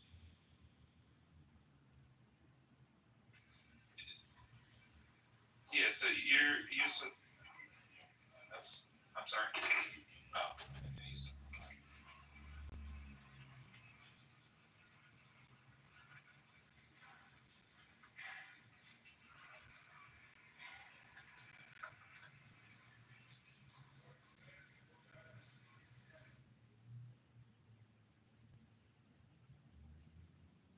And the number of people shouldn't be a factor, right? So just because you have more people, let's say Madoff included more people, should we also treat the Ponzi scheme differently? Okay, I'm sorry. Okay, so your solution is let's just cut it off. And so all of you folks that have been paying in since you're 18, whether you're 66, 65, 58, whatever you are, good luck to you. You put everything in the system. Thanks for playing. That wasn't my CEO. Not you. That's the other guy. Not you, Brad. That's not you. I'm not addressing you. I'm addressing the other guy. Yeah, well, so you can say the same thing to the later comer of the Madoff Ponzi scheme, right? You still have to answer that question. Except for there isn't a public fiduciary responsibility mandated by law. There's a difference. Well, yeah, I mean, we have a bad law that actually erected the Ponzi scheme. So what's the difference? All right, the erection of Social Security in 1932, you can take two looks at it. Number one, FDR put it in because he genuinely gave a shit that people at the end of their lives who couldn't work anymore needed to live with dignity. Or, well, three ways. Or you can look at it and say he was just a cynical SOB because the median age of life was 61 and you could only collect when you were 62. Or it's a mix of the two. I tend to think personally it's a mix of it was both good politically and it helped other people. Look, man, my mother and father have paid into Social Security for, 3 or 4 years now. If you just end it with them, they're going to have every right to be mad. They're going to have every right to demand the government write them a check. Yeah, well, if you're going to take them, clients, oh my God, that too.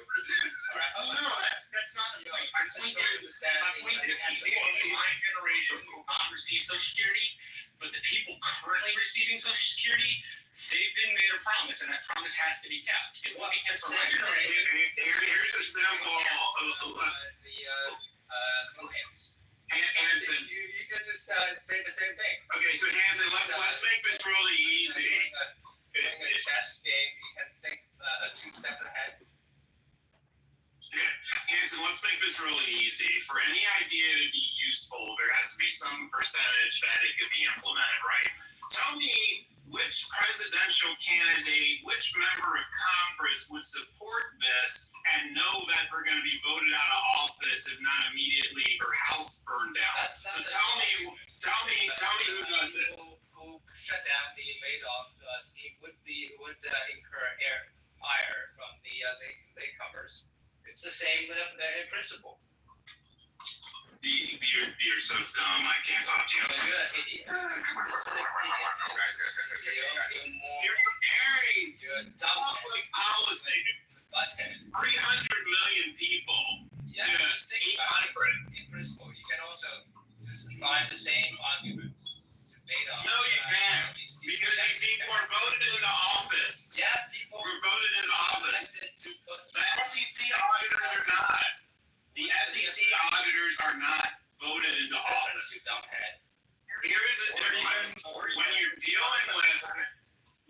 dealing with a financial matter. It's a private matter, right?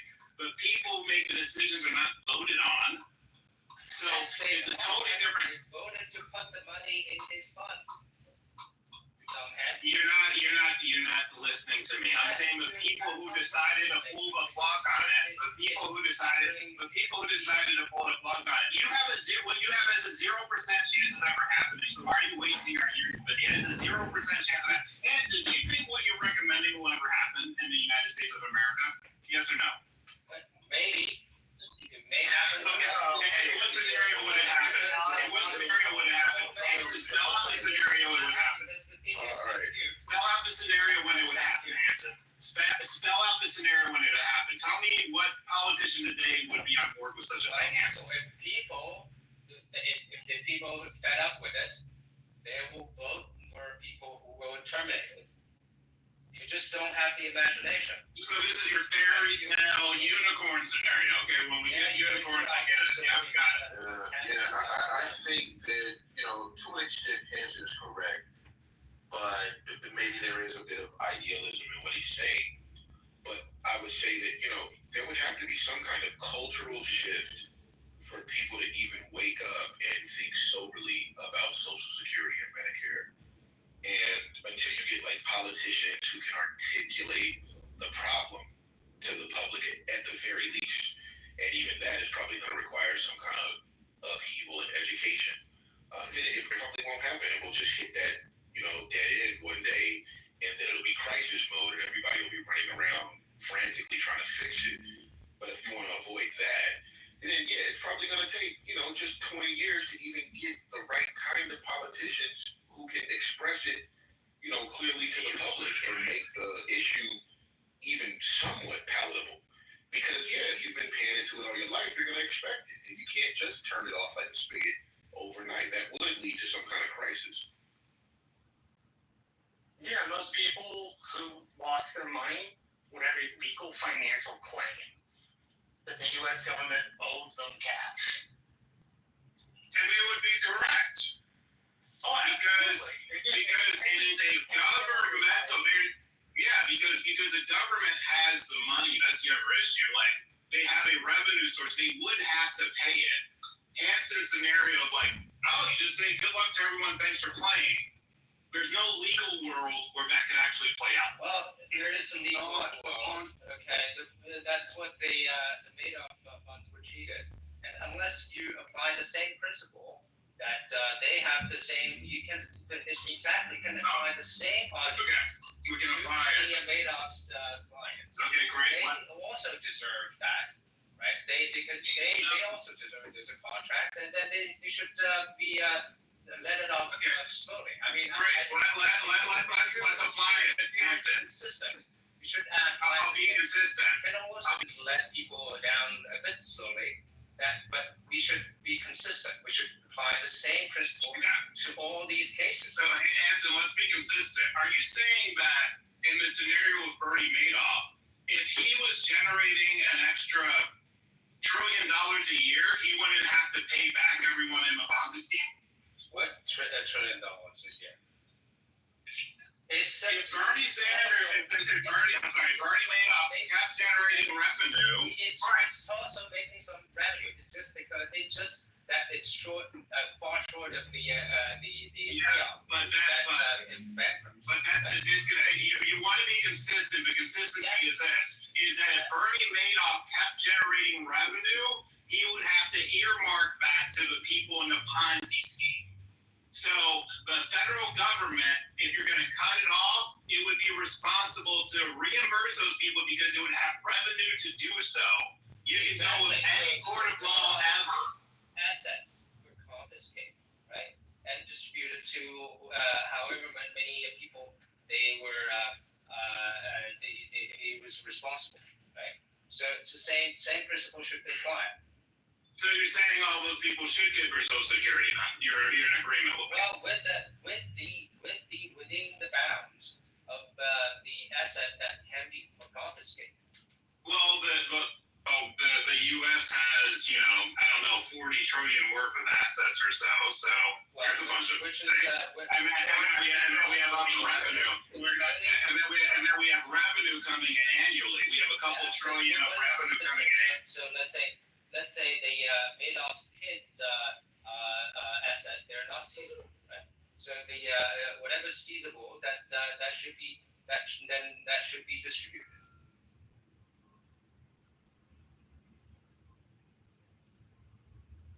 Well, yeah, Hinton, but it sounds like you're agreeing with the perspective that oh shit, I forgot. Yeah, what did I say? I said what should be treated like a Ponzi scheme should be treated just the same to the Social Security, right? You have to wind down, but then the treatment should be the same. What do you find objectionable? I didn't hear the middle and end part of that. Sorry. Oh, I said because both are Ponzi scheme, they should be treated the same. Just like how you would treat Madoff's Ponzi scheme, you should treat the same with regard to the Social Security. So what do you find it objectionable?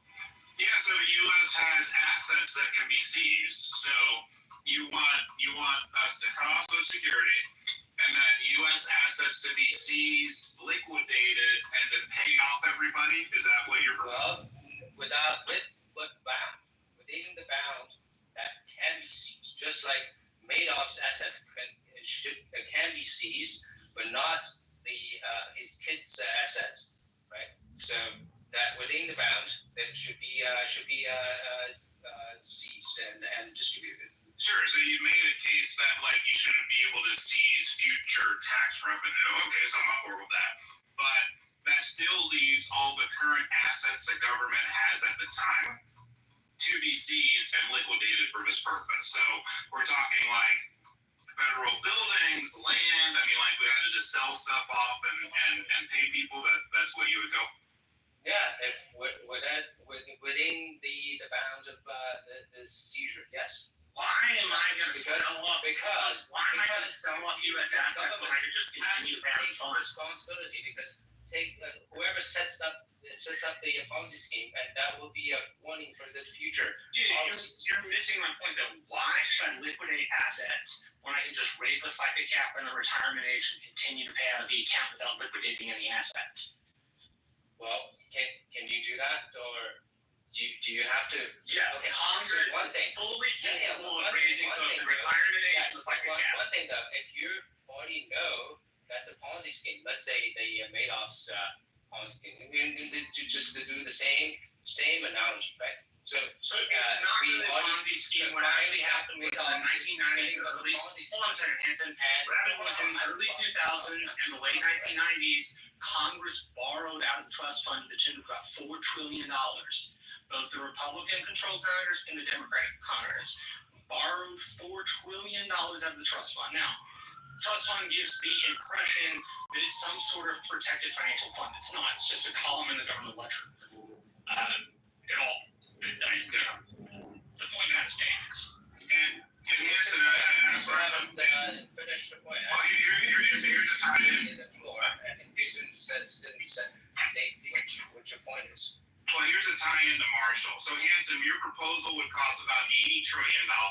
Would you want this $80 trillion to all be paid out in 1 year, so the U.S. government is doing a fire sale, or should it be paid out over a certain amount of time? How would you handle this $80 trillion expense that you just? Well, that's a different question, right? You're talking about how we execute it, how we do this, and that's a different question.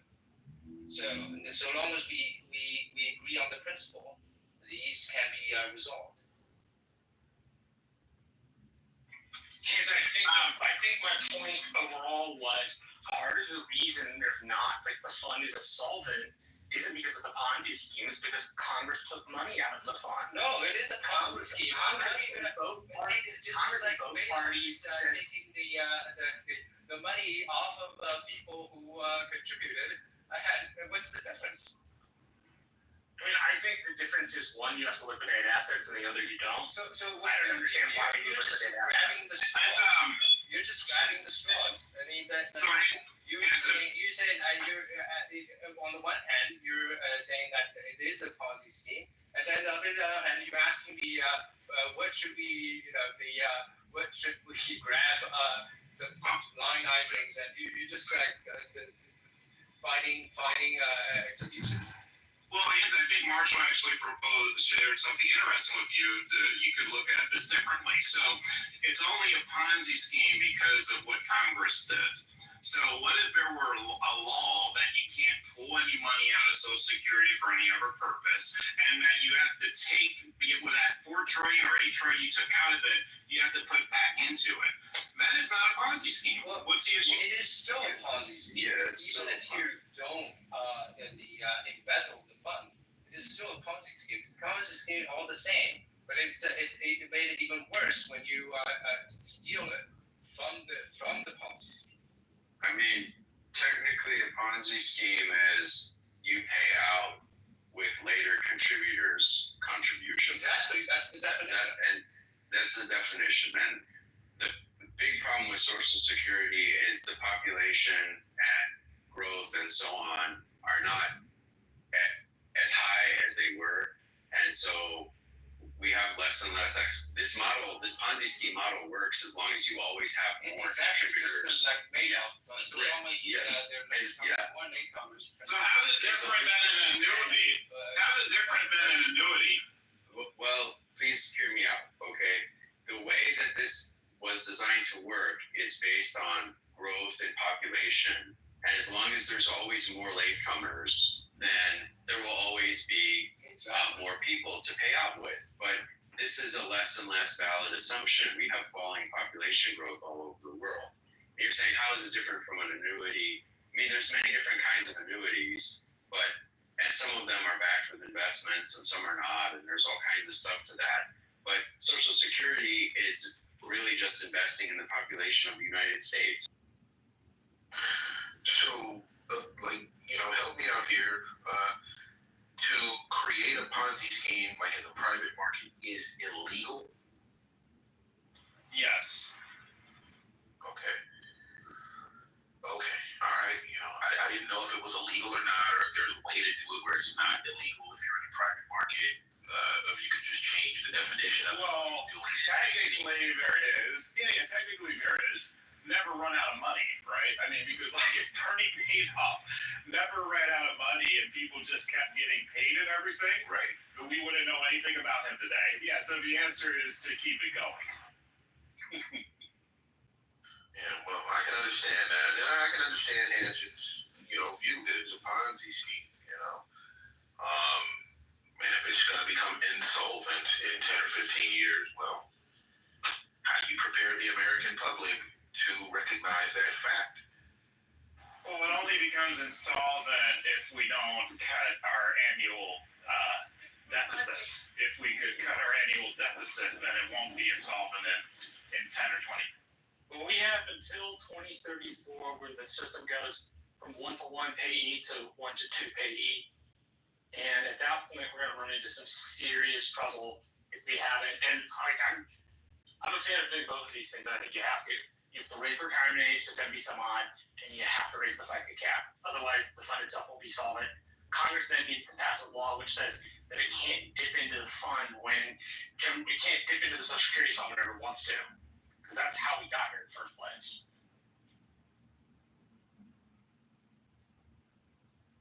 I agree. I think the best option is to wind it down, but gradually. So it will gradually pay less and less in your retirement. You'll gradually pay less and less. Future generations will pay less and less for it. Sure, some of us, like me, will pay a lot into it and get nothing or almost nothing.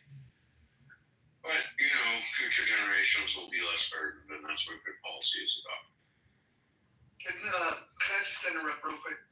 This poll is interesting. We're now up to 12% of the respondents saying that white supremacy is the biggest threat to America. 12%. It's amazing. But where are they? I only see one person down in the audience. wonder if this person will come up. His name is Chad. Richard C. Caldwell. Let's invite him up. And I know there's plenty of people who would be willing to articulate why it's white supremacy. It's just, I don't know if they're just doing a drive-by and coming in and voting and leaving.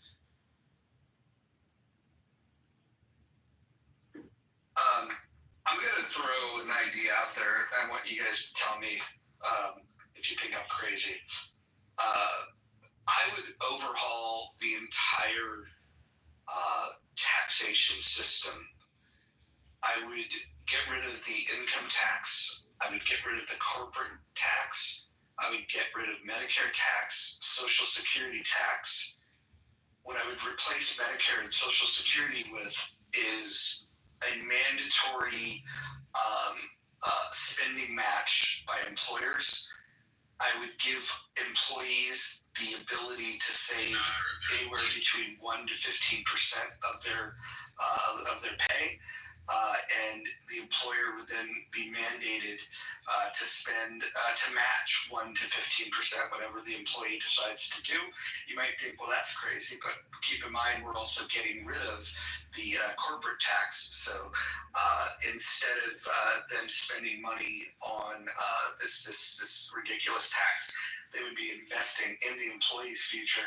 It would also give the employee the ability to pass down what they make to their heirs. I would give the employee the option to have a low risk, medium risk, or high risk plan. Right now, the government guarantees Social Security. I would institute where the low risk plan, they map it to T-bills. The medium risk, you could split it 50-50 between T-bills and the S&P, and the higher risk tier, you could map it 100% to the S&P. Then, in order to offset what you lose through the income tax and these other taxations, you would then institute a federal sales tax at 20%. I've ran the math, and basically, we would eliminate Medicare. We would eliminate Social Security completely as line items in the budget. We'd massively reduce the debt annually, and the budget would remain somewhere about $3.4 trillion per year. So you're 80% of the way there. The two issues is, what do you do with Uber drivers, and what do you do with small businesses who can't afford to do that? What do you mean they couldn't afford to do that? They couldn't afford the match, right? So like you mentioned some match, and if you're a small business that does, I don't know, $3 million a year, you aren't currently obligated to provide healthcare, for instance, or things you're not. So what about the mandate you're giving them? You're increasing their expenses significantly. I don't know if you are or if you aren't, because you're also reducing the taxes and fees that they would otherwise be paying down to zero. A lot of companies offer some sort of benefit anyways, where they're doing a 401k match. So you get rid of the concept of a 401k, and you're kind of blending it into this. And so instead of the traditional cap of matching at 4%, you're eliminating all of their other taxes and fees. And if the employee chooses to go above 4% up to a maximum of 15%, then the employer would match it. I would love to see a business model in which they wouldn't be able to afford. What do you do with the Uber drivers and the shared whatchamacallit company, the shared income? Yeah, I think if you're in the gig economy and you're a 1099, we'd have to figure out a carve out for that for 1099s. I put this together in the last 20 minutes, so I'll have to think about 1099s and how they would be. Roger, I agree with all you said, but I'm surprised that you want the employer to take on the burden of for the retirement plan for the employee. Why not just let the employee do their own things, and just let the employers concentrate on making money? I think what we're accommodating here, I'm not saying it's a perfect plan. I'm proposing this as a thought experiment because it would offset the money that corporations are already paying in taxes and just invest in their employees. Now, I can understand all of your criticism, and I would probably agree with it. I'm just offering this up as a thought experiment. It's definitely an improvement over the current system in my mind, because it makes everything becomes more voluntary with the exception of the mandate of the employee match, which, by the way, most companies choose to do an employee match anyways. And for Medicare, we're eliminating that. I think when you add it all up and you compare them side by side, you would see where I'm going with it. But I can understand your fundamental philosophical different pushback on it, that why would the government put any of the burden on the corporation? I'm with you on that. I'm throwing this out as a thought experiment. Yeah, I mean, the corporation wins because they're not paying a 21 corporate tax. I wanted to say, I guess one question I have for you, Roger, is what's the transition plan like? Let's say in the steady state, this is going to work great. But in between, what do we do? And then the other thing I wanted to say is, like, to Hanson's question, I think the reason you want to mandate contributions like that is simply to ensure that people have pensions, because people may make bad decisions. And in some cases, Big Daddy government does know better. And one of those cases seems to be forcing young people to save for retirement. Otherwise, there'll be a burden on the public later. But that's a policy reason. That's not such a principal reason. It's a pragmatic reason. But to my question. So the drawdown, and again, just a thought experiment, totally open for pushback on this.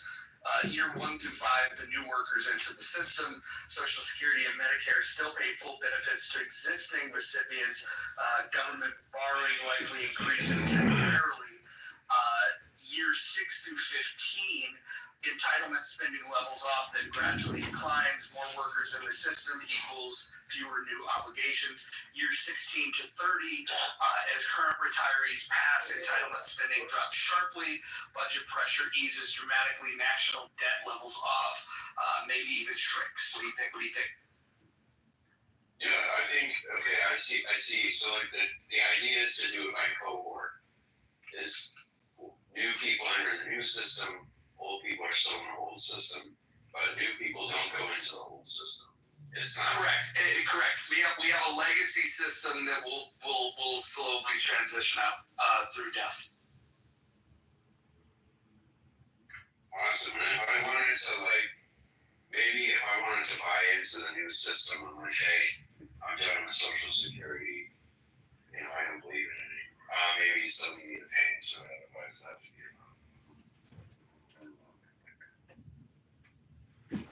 Again, it needs a lot of work. I put 20 minutes of thought into this, but definitely needs some work.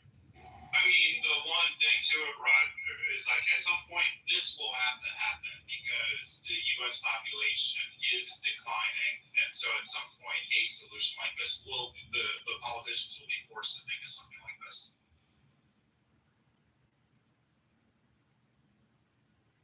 So federal workers are already taking buyouts. I mean, there's 150,000 employees sitting on their asses getting paid till the end of September. If federal workers can take buyouts, Social Security, citizens who have been taxed and paid into Social Security and are expecting benefits or already receiving benefits, they should be offered a buyout. And we wind down the entire agency, terminate every employee, and get rid of it. It's a Ponzi scheme, and it's unsustainable.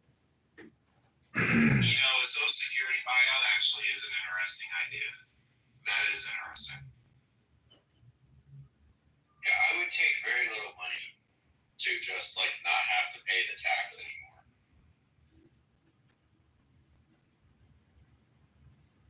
It's an unfair system.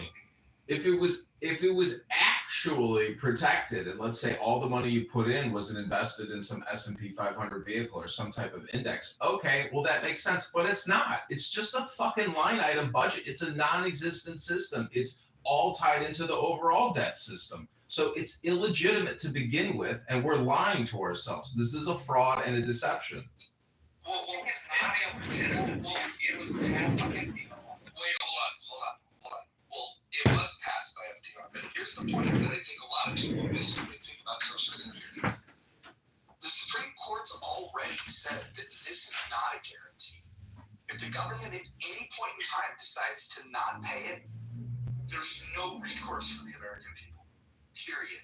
This is not a guarantee. The Supreme Court's already ruled on this. So the average American contributes $400,000 over her lifetime, which the companies, match. So if you offered buyouts of $250,000, I wonder what percentage of the public would take that. I bet you it would be a significant portion.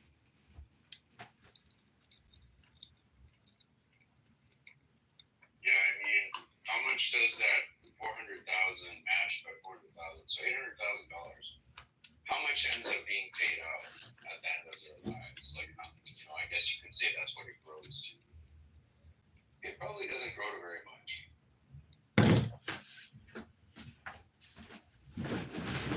Can I find some ignorant ideas that I thought about Social Security when I was younger?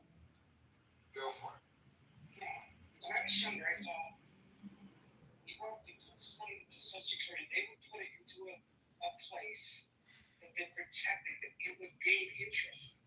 And those of us who didn't make it to the age of where you get it, that money that they didn't make would go into the fund. So I thought it was like an insurance type of thing, where it was guaranteed as long as they didn't invest it in stuff that lost money.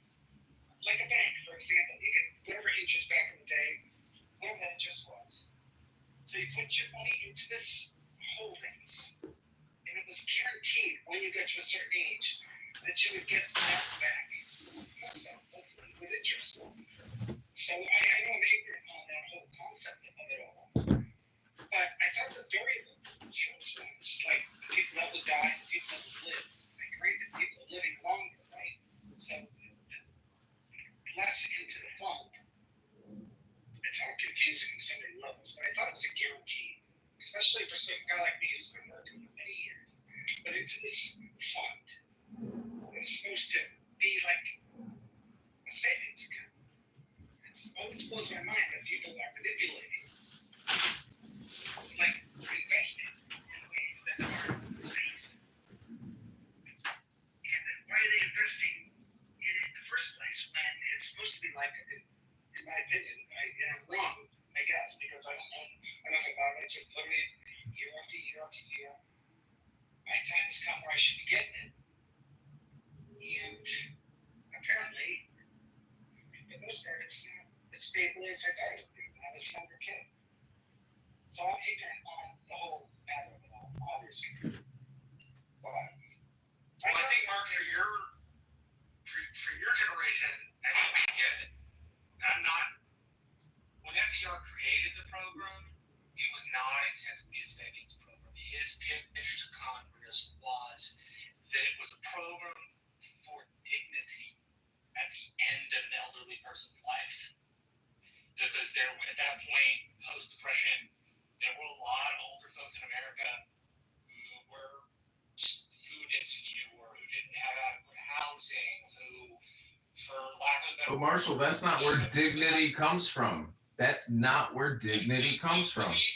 Please just let me finish. I'm not saying my view. I'm saying what FDR advertised to Congress. His advertisement was that those people deserved a pittance at the end of their lives so that they could live their last 10 to 20 years out in comfort. It's become a retirement program, which it was never meant to be. It was only It's not a retirement program. And for the love of Christ, let me finish. It was not meant to be a retirement program. It was meant to be a program for, quote, dignity, as FDR said. And if we treated it like FDR treated Social Security, It's a taxation program. Dude, stop. Then we would not be paying out to so many people. Evan, if you want me not to get mad at you, please don't interrupt me. Here's me all, bro. So can I just say, because I've been listening to you guys, someone mentioned the buyout. When you do the buyout for Social Security, it's an interesting plan. My question then goes to the other social programs that we have. Are you going to scale them down? Because what I would say is that we will see a significant portion. Obviously, I would do it. I would be like, yeah, give me my money and I'll invest it and do things that I want to. But what are you going to scale back, say, SNAP benefits? Or are you going to expand SNAP benefits to actually include those? What about the various HUD programs, the housing assistance programs, HEAP, the associated various utility configurations that are out there for social programs across all the states? Are you going to then reduce those? Because what I would see is a significant jump on reliance of those services, and what we will have is a very dynamic political spectrum that will broadly expand those, thus massively increasing taxation for all of these different programs. And they would actually raise taxes, saying, don't you want to keep people's heat on up in the north? They're dying. No. Hold on, Hanson. I want to just get you guys clear on what the Supreme Court has already said about some of these programs. There's three really important points. Social Security and Medicare are tax-funded government programs. They're not personal contracts. Number two, you have no legal property right to the money you paid in. And number three, and this is the most important part, Congress can legally change, reduce, or even eliminate benefits at any time for any group.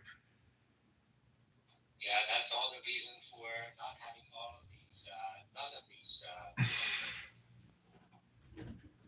Before we can agree on what gets cut, can't we agree that spending $2 trillion that we don't have annually and borrowing it has to stop, and then we distribute the cuts based on $2 trillion that we're no longer borrowing? Isn't that a good place to start from agreement? Once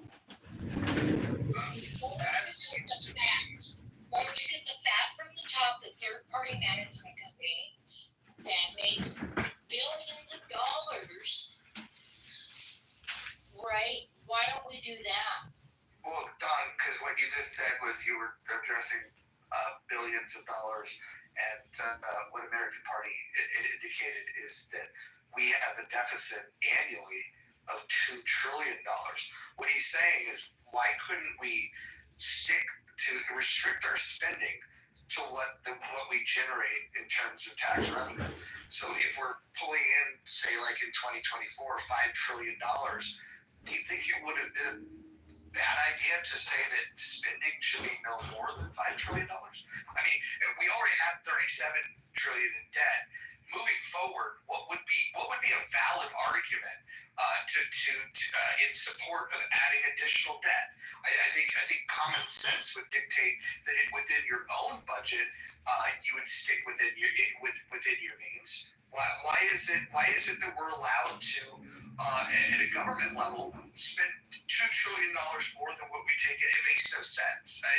And the only way that it makes sense is if the government is literally saying, we don't care because at the end of the day, we have no plan of repaying this debt. And maybe there's been talk about looking at past models of debt jubilee, and just erasing the debt and just saying, okay, hey, things have gotten out of control. We need to do a reset. We're just gonna ignore all this previous debt. I'm not smart enough to calculate what the unintended consequences of doing such a thing would be, because we live in different times from hundreds and thousands of years ago when this was actually a common practice. I would hate for the conversation to move too far beyond like the point Brad raised before we come back to it, I guess, because I think he raised a serious question, which is, if we eliminate Social Security, maybe for reasons of public policy, not because we're obligated to, but just pragmatically, we may end up having to increase SNAP benefits and other things. I'm not sure that's true, but I think it's a legitimate question. Like, if we removed some elements of the social safety net, well, what is going to prevent us from having to make it up through other elements of the social safety net? Maybe we just need a society, maybe that just needs to be our steely-eyed, glare and like hardness and tough love. Maybe that's what's going to prevent it. But then we need to be prepared to do that. Jason, my point in bringing that up is because I'll also add the dose of realism into the political fray that we have. So if the success is to say, hey, we're going to offer a buyout, but the Social Security program is definitely ending, so you get your buyout now, collect your money, move on, and then we'll focus on that. I think it's an interesting one. I think you'd have to work on it, but I think it's a good rabbit hole to go down, and it could be fruitful. But my concern is then on the political spectrum, because remember, we're not the only ones in charge. We're not the only ones that are focused on the debt, because there's massive amounts of other people that don't give a shit about the debt. That political spectrum will absolutely, in this day and age, will increase. Like, there will be a Democrat, there will be somebody in there that will just massively increase all of these other programs to an extent that we haven't seen. It will basically give them a doorway. And the argument against that, to say, hey, we're in debt, and then they will sit there and put people up like, hey, 100 people froze to death because they couldn't keep their heat on. You're not going to win on that argument in a political arena. I don't see a winning scenario in that area unless you're going to also cut those down and then start to figure out a way that you can incorporate more opportunities for people to take accountability and actually manage their finances going on. Yeah, Brad. So if people, I understand what you're saying, because that scenario would say that you're negotiating and then you cut this and then increase that. The thing is, I would think that if people have come to the census that these welfare programs are not sustainable, then they would do all cuts all around. And if they had acceded to cutting the Social Security or just outright terminate it, but with the same mindset, they would have agreed to cut all other programs as well.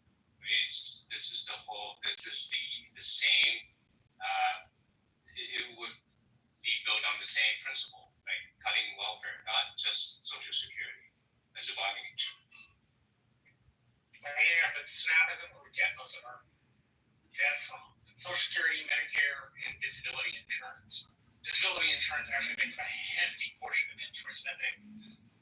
Listen, these are all wealth redistribution schemes and debt creation scams. Again, stop the borrowing, stop the spending. If we stop the spending at the federal level, the stock market crashes and we lose 50 trillion there or 100 trillion there. There's no easy way out of this. We have to stop the artificial economy and get back to a real economy. This is one huge debt scam. There will be no debt jubilee. There will just be an implosion and everyone is going to get fucked. And that's the truth. I am complete. Well, then you don't chop off the arm and let yourself bleed to death.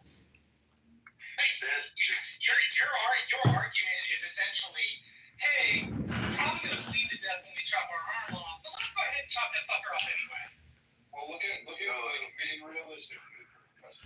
So right now, we'll just speak. There will be no debt jubilee. Right? Volunteer work, what is it, 20, 40 hours, whatever it is. That is receiving massive backlash from the population. That's just to add worker volunteer requirements. So if that is such a hard pill for the majority of the American populace to swallow. If you cut Social Security, you better have a way to politically, in this environment, you better have a plan to alleviate what will actually occur. And like Jason, I think understands what I'm getting at. But just cutting the spending, you have to govern people.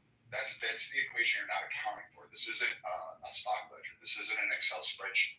You have to govern people. And if you add the people equation, you have to figure out how to get them convinced that Social Security is a defunct program. It's not really viable. It doesn't help promote hurts us, you have to show that. Then when you cut it, you have to ensure that people are not going to crash and burn in massive ways, which will occur. So how do you prevent that? Can I run a thought towards that? Universal income doesn't necessarily have to be a handout.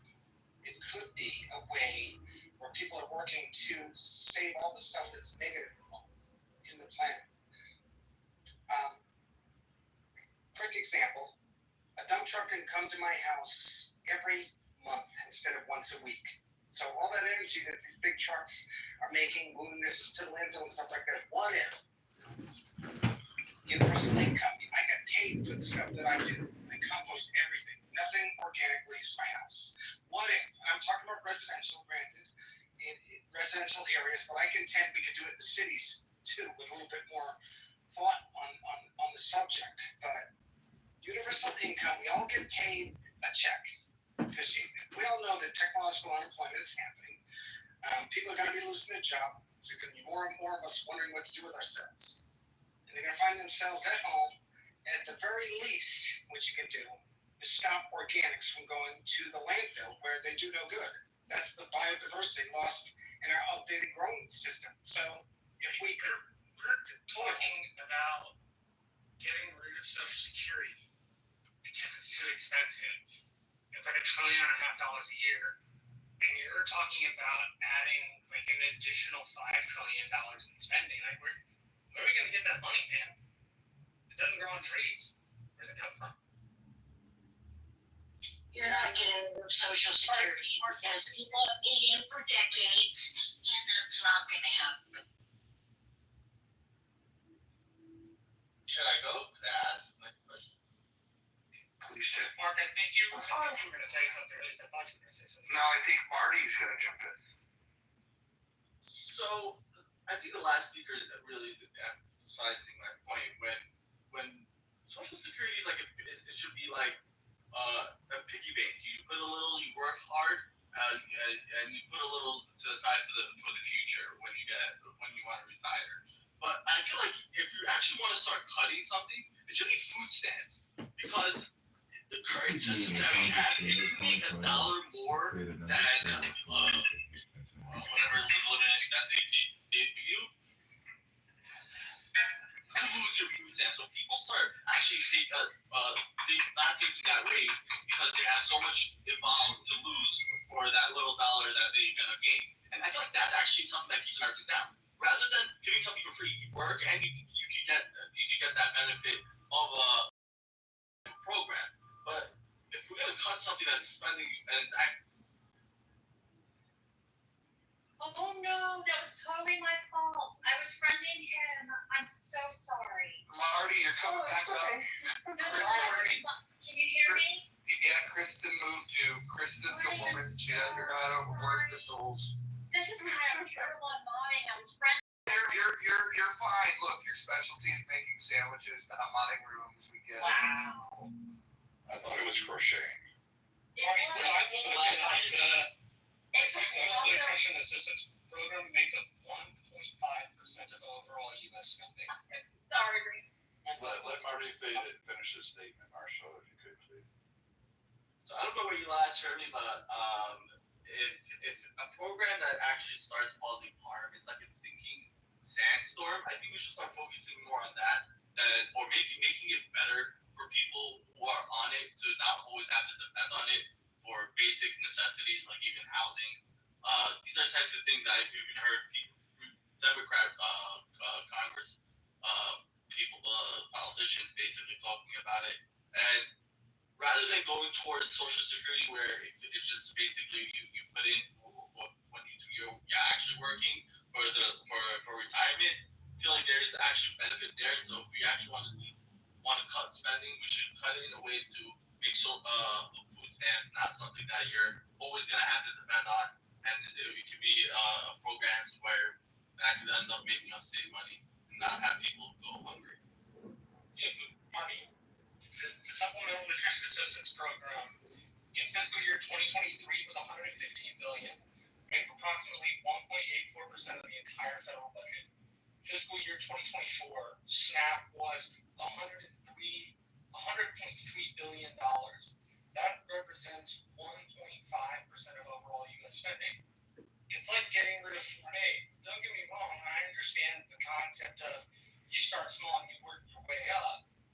But if we're being real about the drivers of our debt and the drivers of our expense, SNAP is not among those drivers. It's about the principle, Marshall. Marshall, if I may, Tucker Carlson just had a guy on that says that banks make the money.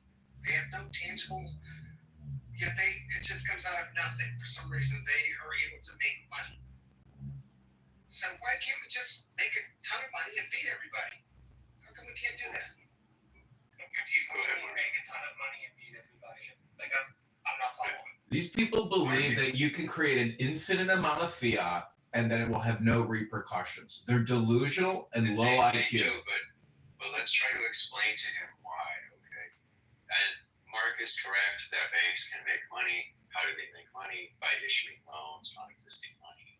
And that's why banks have what is called a controller, which is some kind of government officer installed there to control what they're doing with the currency. And so they do have a currency making power. There's some obscure paper on this. I'll have to go see if I can. So how come they can't do that with Social Security? So the problem with making more money is that the value of money is backed by the value of the exchange of goods.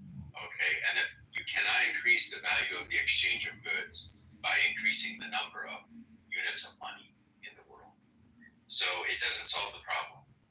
You don't create more food by creating more money to buy it with. So the real question is, how do you get the food to the places where it needs to go, and how do you get this surplus of food that you need to give to unproductive people and so on? That's not a problem that's solved by making money. So by manufacturing money. So this is the basic misunderstanding of what you're talking about. You're saying, let's devalue everyone's money, basically, so that we can take this extra money we created and use it to get the food and whatever. Then you are basically taxing the whole economy in an extremely uniform way.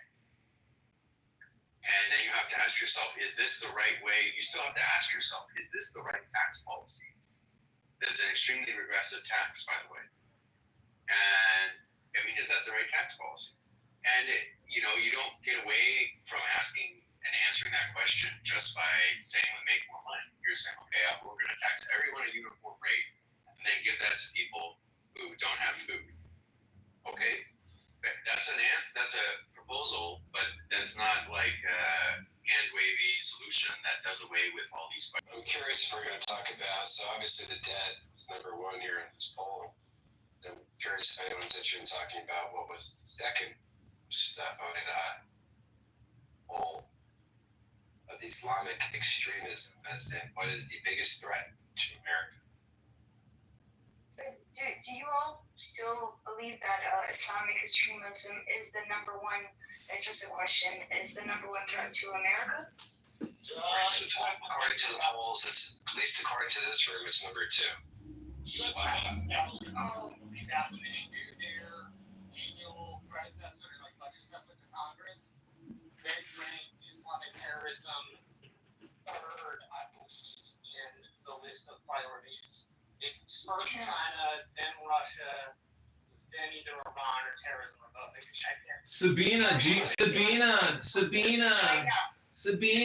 do you think that there's a Muslim congressman or senator that ever voted to be a fiscal conservative and to be prudent with spending money? Or do you think Muslim senators and congresspeople have no problem borrowing and spending on behalf of the American people? What do you think, Sabina? Spending money doesn't have to be whether one is a Muslim or not. Yeah. One question, sorry, a super quick question, just one clarification. So, Marshall, do you know what the criteria that the government faces these threats on? They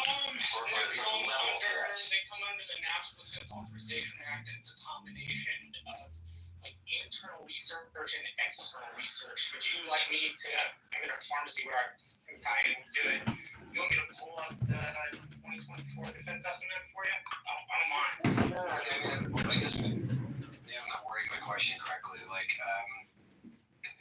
Marshall, just get your prescription and don't worry about the Defense Authorization Act. We want you healthy and happy, Could Marshall. you just tell us? Could you just make sure you have enough for us? So I rewatched The Sopranos recently, and towards the end, there's Tony Soprano's FBI buddies that were first, of course, watching him.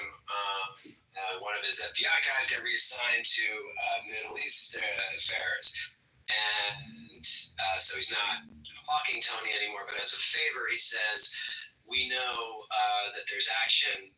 There's works that are being taken against you because they're bugging. They're bugging phones and such of the New York family or whatever. So is it that kind of level where our CIA agents are gathering intel and they're basing the level of threat on bugging Al Qaeda or whoever might be the threat?" Intelligence, signals intelligence, and financial intelligence all go into making up the Defense Authorization Act, as well as the National Defense Estimate. And so it's National Defense Act. Yeah, the NDAA is $1 trillion line item a year. $1 trillion a year. Look, people, it's just analysts estimated. Yeah. There's no signal intelligence that's going to tell you these guys are 10% threat. That's not my point. You were asking what all they use. Right. Do we use signal intelligence to write that? They use signal intelligence to produce their estimate, but they take a bunch of analysts and they say, analyst, give me an estimate. Analyst 2, give me an estimate. Analyst 3, give me an estimate. Right, I get that, Jason. I get that. What numbers, what factors do they change from year to year? Is it We the spend- conflict in Israel? If I could just, They may look at that, but there's not like a number that says if there's a conflict in Israel, there is a 70% chance or something like that. There is not something like that. They just have estimates. Yeah, I would argue that Islamic aggression in the Middle East would be a threat to America's allies, which would include Israel. I'm not sure if it's like a direct threat to America, but Mark Rubio was just recently talking about mass migration from South America, and I would assume probably that's more of a immediate threat to America. We spend $2.7 billion a day on a security force to defend the United States of America. $2.7 billion a day for a police department? But Marsha, I would assume that you would agree with that, right? Because there's a difference between, just real quick, if I could just get my question across, right? There's a difference between genuine immigration versus like a migration, which is what Mark Rubio talks about, which is mass migration. And one of the few people I heard about that were talking about that was you, Marshall, and the need for a more secure border in the South. So you don't consider that? I see the necessity for the border to be controlled. I see the necessity for people to come legally, provided they are legal process in an efficient manner. I would see nothing wrong with large portions, like large groups of people wanting to apply to come to the United States. They don't in. Like I don't have. Let's put it this way: 10,000 Hondurans tomorrow wanted to follow the immigration process to come to the United States. I'm not going to stand in their way. Absolutely, yeah. But, I'm not going to stand in the way of somebody who's doing the right thing legally. Okay, because the reason I asked you is because before Clubhouse, I wasn't aware of the level that was coming from that region. So my thing is that unless America gets involved in fixing the issues that are not fixing, but collaborating with South America to not all of the countries obviously, but the ones that do create a problem, unless they fix that, then it's going to continue to be a problem. So and that would be in the Texas border with Abbott as well as California. But I was just answering American question. I would say the Islamic aggression is more of a threat to American allies, which would include obviously Israel or other countries. But my thing is that Yeah, I think there's a difference between, legal immigration and mass migration. Yeah, we heard that already. Sabina, stop repeating yourself. These are the top 25 U.S. federal agencies we should abolish to save America. Number 1, Federal Reserve. Number 2, Department of Education. Number 3, EPA. Oh yeah, jump in. This is interesting. Thanks. Wait a minute. Who in the fuck moves people off the stage? What's going on here? Not me. Hold on.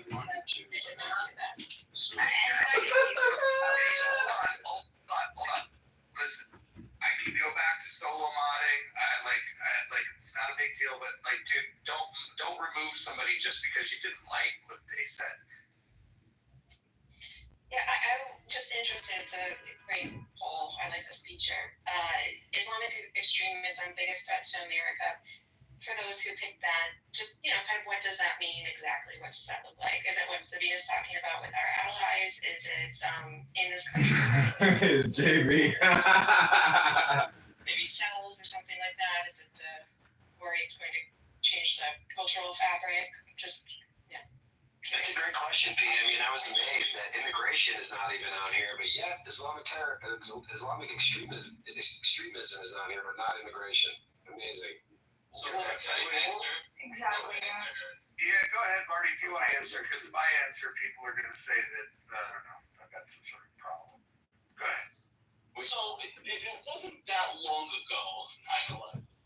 Let's just act as if that doesn't exist. I think also people really also are glossing over the fact rockets hitting to American air bases is a direct attack to America. These are types of things that we don't discuss when we talk about what the radical extremists actually do. Do I think attack it in America? Yeah, if you listen to the FBI, Homeland Security for the past not only 3 years, they're saying in America these are attacks that could easily happen, and they're monitoring, and it's gone wild. When extremists, they don't care if you're Jewish. Like the extremists that went into Midtown, shooting up the place that was previously marked by radical Islamic extremists in America. That building that he targeted was on that list, and we have to fully understand he shot the Muslim guy in the front, and it doesn't. These extremists in all over the Middle East, Saudi Arabia, UAE, all these countries actually mark them as extremists and considers them terrorists. These are types of things that they don't do it just because they are anti-Islam. It's not how it works. It's because these are the types of people that would kill each and anybody that they see. They have no shame in their game. You could be Muslim, they'll kill you too. But to gloss over the fact that a terrorist attack in America isn't very possible is actually just not reading what the FBI or the Homeland Security openly says, especially in the last 3 to 4 years. So it is something that Americans should work. It's everywhere. The levels that it's on, it's not even comparable to what we've seen in the past. No, you're missing my entire point, but just because we're American, people want to use us and attack us. Being king of the hill comes from You never heard Australia? You never heard Australia killing the president of the United States, trying to kill him? Being king of the hill imposes a great deal of benefit. It also imposes a great deal of cost. Marshall, you know there's a reason for that, right? Why people want to attack America? I hope you know that. Well, if we could, depends on which group wants to talk about America. They all have different reasons. Sure, but I would say it's a bigger threat to the UK. Are you guys aware that America moved a bunch of nukes to the UK?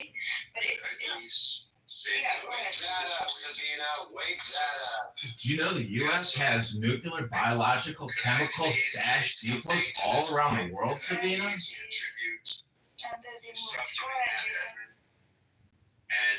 yeah, I ultimately have to agree that Islamic extremism is a great threat to America.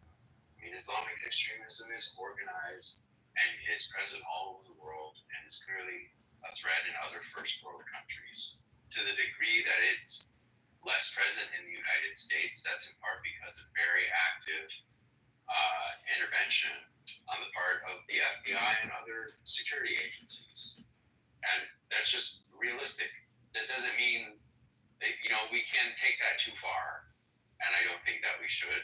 But is it a serious threat? Yes. And are Guatemalans illegally entering this country to work in our gardens a similar threat? No. Is the porous border a problem? Yes. But in part it's a problem because terrorists come across it. So that's something we have to keep in mind. That's all I'm saying. I'm saying we got to be balanced here. Border security is a big issue, but Islamic extremism is a super organized thing, and it's a huge threat to Muslim countries, to be totally frank. I mean, Sabina talked about our allies like Israel, but the harsh truth is that it's a big problem even for Saudi Arabia and a bunch of Islamic countries. Yeah, and I don't disagree. The nature of my question was not any type of gotcha or leading question. I wanted to understand where people's minds are at and what they meant when they said that. And that's absolutely, true. I agree with that. So it's more of something that is imminent, and very dangerous. And like you said, our intelligence agencies are quite good. I think to Sabina's point, also geographically speaking, we have different types of immigration that floods in here. So I was wondering, kind of maybe she alluded to, if we're comparing to other Western countries and their issues, where we would rank that on the list. You know what's a bigger security threat than Muslims? $37 trillion in debt and $1 trillion in annual interest payments. A $2 trillion Medicare Medicaid program, $1 trillion Social Security program annually. These are the top 25 agencies we have to get rid of to save America. Number one, the Federal Reserve. No, Jason, please stop. I'm going to say this list. Number 2, Department of Education. Number 3, EPA. 4, IRS. 5, Department of Energy. 6, HUD. 7, HHS. 8, USDA. 9, Department of Labor. 10, SEC. 11, FTC. Hold on. And you're going to continue. I just want to say this.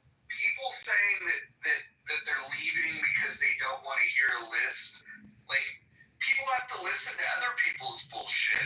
I mean, so what you're really saying when you don't want to listen to that, which is fine, you can go ahead and move yourself, you can remove yourself from the room, you do whatever you want. But when you feel the need to say that, I'm out, what you're saying is bullshit, is that you think that your ideas, your thoughts, your words are supremely important and nobody else's are.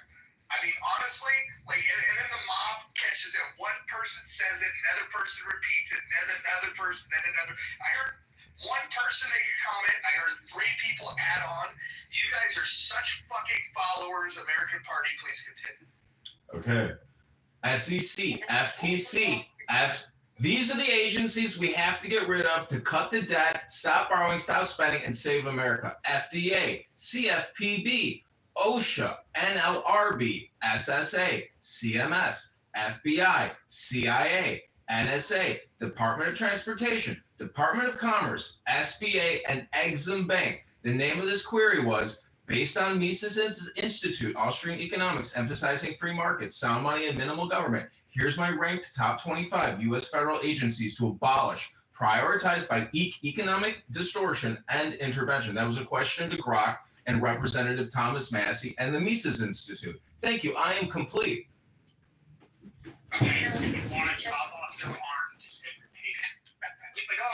Hold on. For those of you that think that this is unrealistic, I just want you to look. Everyone that thinks that this is crazy, go and look at what Javier Milei has done in Argentina, and go look at the results of it.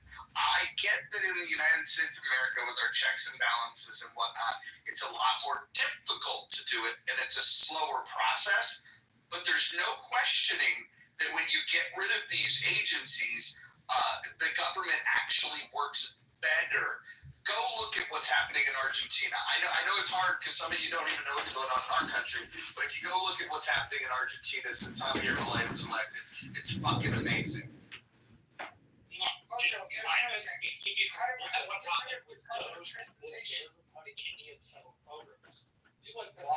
How we all number one, you have to be able to sell it, and number two, you have to be able to retain power to pass the legislation.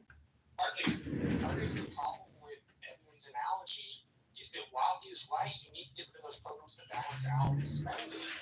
If you just chop the arm off, you're gonna lose power, and you're not gonna be able to make the corrections you want to make. Again, but Marshall, so what you're saying, let me translate what you're saying. You're saying I can't get elected or reelected unless I go with the status quo. The status quo has us $37 trillion in debt, and it's climbing $2 trillion minimum per year. And so what you're saying is that, hey, this is just not the way it works here. We like the big spending, and you're unelectable. I'm saying that somebody needs to go and be the advocate to say that this is fucking a problem. Because here's the thing.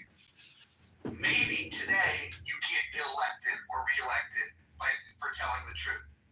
But tomorrow you may be able to. Because maybe it hasn't hurt you enough, Marshall. Maybe it hasn't hurt others. But I will say this. There is going to come a time in this country where people are going to look back and say, why didn't we listen to Ron Paul when he was talking about this? Why didn't we listen to his son, Rand, when he was talking about this? Why didn't we listen to Chip Roy? Why didn't we listen to Thomas Massey? There's going to come a time when people are going to say, why are we now fixing the problem and talking about the problem? And then there's going to be people like myself that are going to go, well, guys, we've been talking about this for quite some time. You didn't want to listen. And in fact, when it was brought up, we were said, oh, well, you'll be unelectable with those policies. I say that we need to address this. We need to an idea. So that really wasn't trying to point. Yes, you are unelectable. But again, the fundamental problem with Edmund's prescription is if you did that tomorrow, you would have any number of problems and any number of federal courts that would require us to bring people back to work, as has happened. I'm not opposed to the cutting of government, Roger. I'm opposed to chopping off the arm while not thinking that you're going to bleed out because you sliced your main vein. If we're going to do it, let's do it in a way that is... Marshall, what do you think we're doing now? We've already sliced the vein at $37 trillion. We're not. With the $7 trillion budget. Mojo, quick thought. I mean, we have the ability to change our government. We're a part of a country. You and I have argued before, and I don't agree with you in any way, shape, or form. Taking Congress and making it all digital, bad idea. You know, Marshall, why don't you try to listen to people? You're kind of smug, Marshall. Because he has made this argument to me. I'm right about that. You don't agree with it. I get that. You don't agree with that idea. But I contend that it's a valid one still.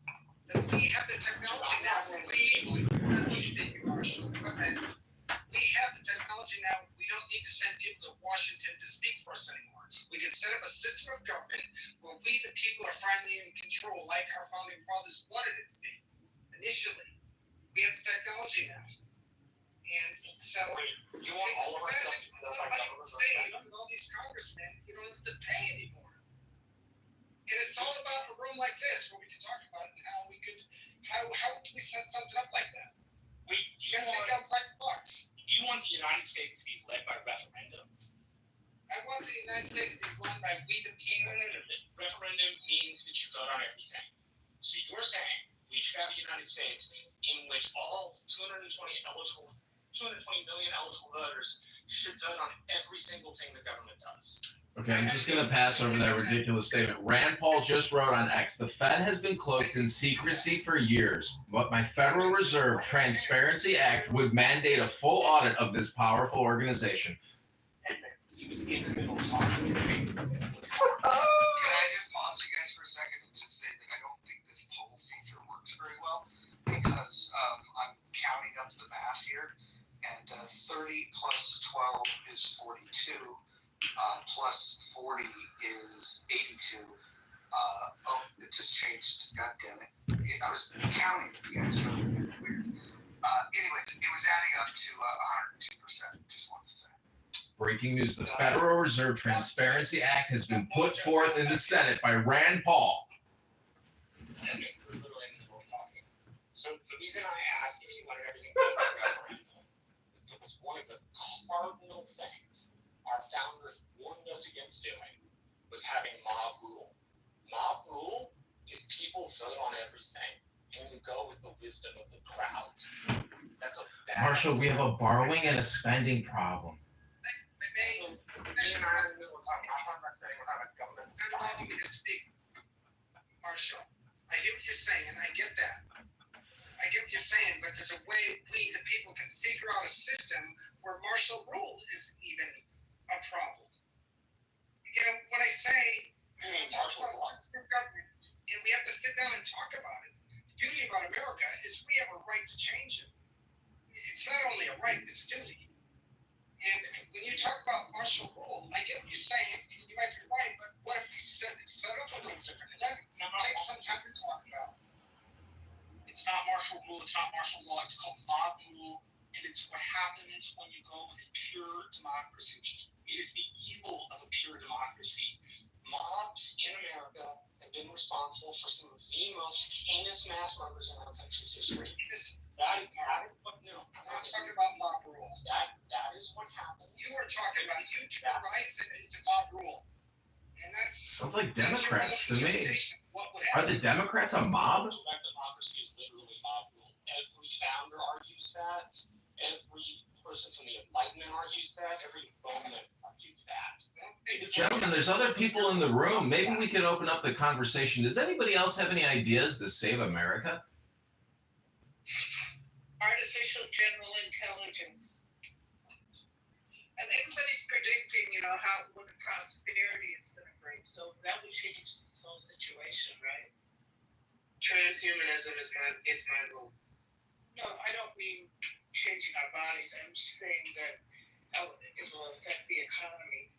But they're talking about having everybody losing their jobs but getting basic income or something. I mean, all that stuff, if it happens, it's going to affect this whole discussion.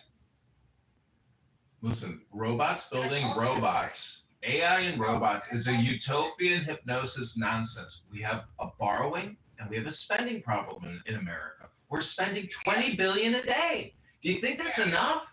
$2.7 billion to fund the military daily? We have a borrowing and a spending problem, not a robotic AI problem. It's not robots. Don't you know how they predict that the whole economy is going to be changed from this? People will be losing their jobs. White-collar people will be losing their jobs.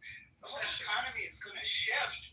Maybe for the Well, worse. if we do UBI, we just add to the debt. We go to 40 trillion, and we go to 50 trillion, and we go to 60 trillion, 70 trillion, 80 trillion, 90 trillion, and then $100 trillion in debt. Where will we be then? Yeah, well, the whole economy is going to have to adapt to that. I don't know how you can even predict without adding that in as a factor. I think it's an important one, and I think universal income, not as a handout. Again, I must say it. It's not a handout. It's a payment that we all should get because we're stopping a lot of the nasty stuff that happens with the environment. If we all understand, and someone encouraged, don't get me wrong. If everybody understands the art of making soil, the art of turning organic waste into soil on an individual level without having machinery do it, people know how to do it, especially, again, as I said, in residential areas. We definitely could do it in the cities, no doubt. It's a little harder. That's another conversation. But here in the residential areas, if we could stop this heavyweight from going to the landfill, people make a lot of money moving that weight to the landfills. Imagine if that money came to we the people, to the system. What if I got paid universally income? What if we could cut your income tax by 80%? What if we could cut your property taxes by 80%? Well, universal basic income is a denial of fiscal reality. You fiscally can't support 350 million Americans with money. No, like, if you raise every amount of money the federal government spent, you took all the $6.7 trillion we just spent, it still wouldn't be enough money to make up a universal basic income. Actually, if we get rid of all these congressmen that we don't need anymore because we the people You're missing the point. Congress because of all this system, then we don't need them. No. Because everybody would say if I get rid of all these They're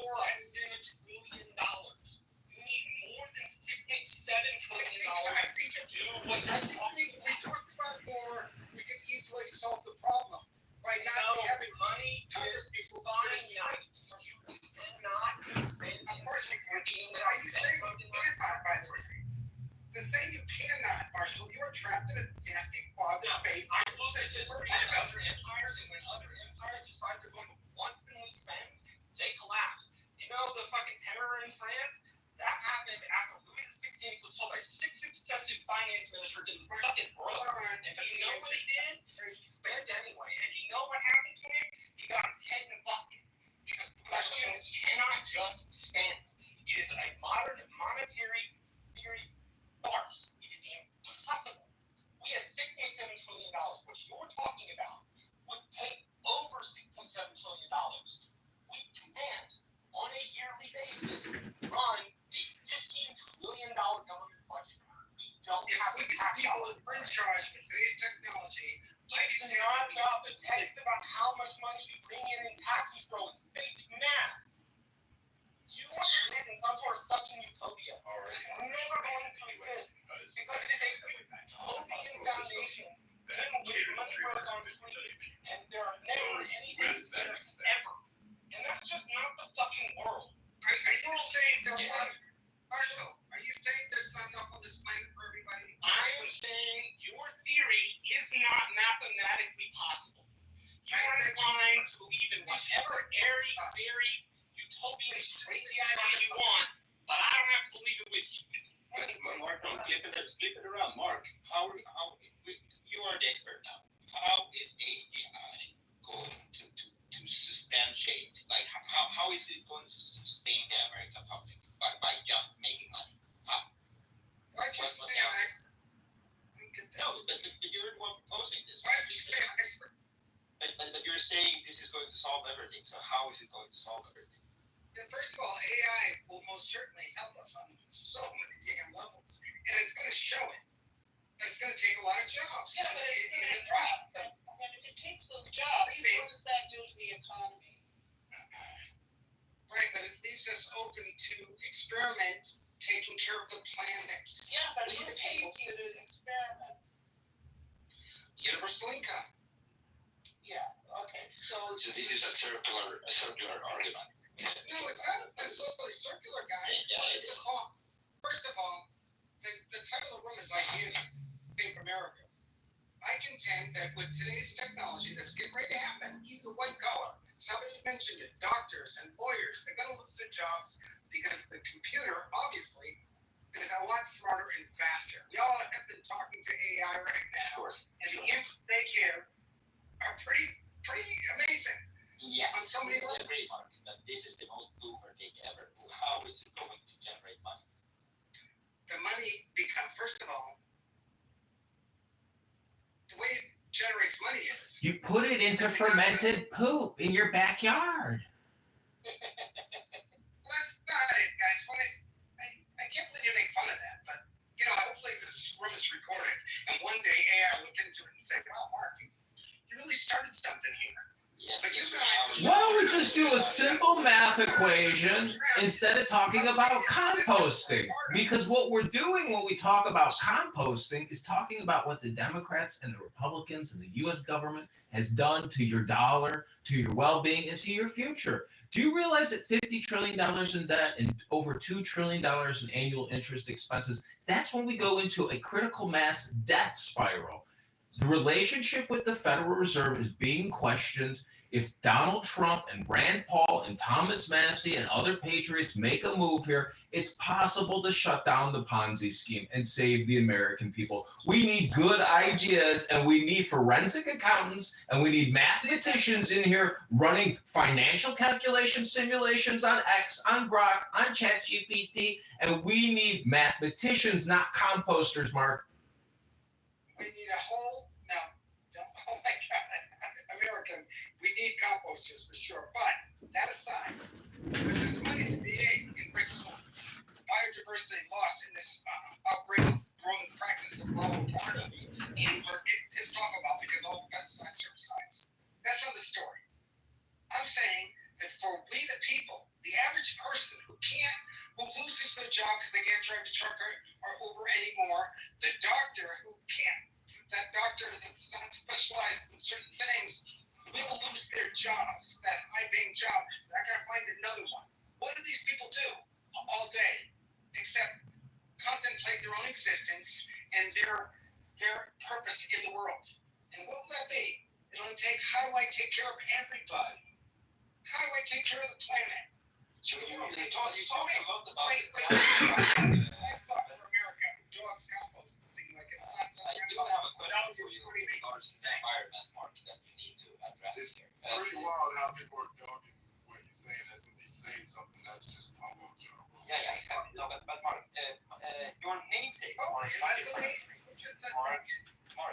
Zuckerberg is currently contemplating spending hundreds of billions of dollars building data centers the size of Manhattan. How do you think they are going to cover that, or what impact will that have on the environment, do you think? I think Mother Nature, I think we're getting closer to many ways to create energy out of nothing. When I say nothing, the sun, solar, thermal, there's so many ways we could. Guys, just find out what that is. It might be some technology. It's not going to go that far because it's the lights we make.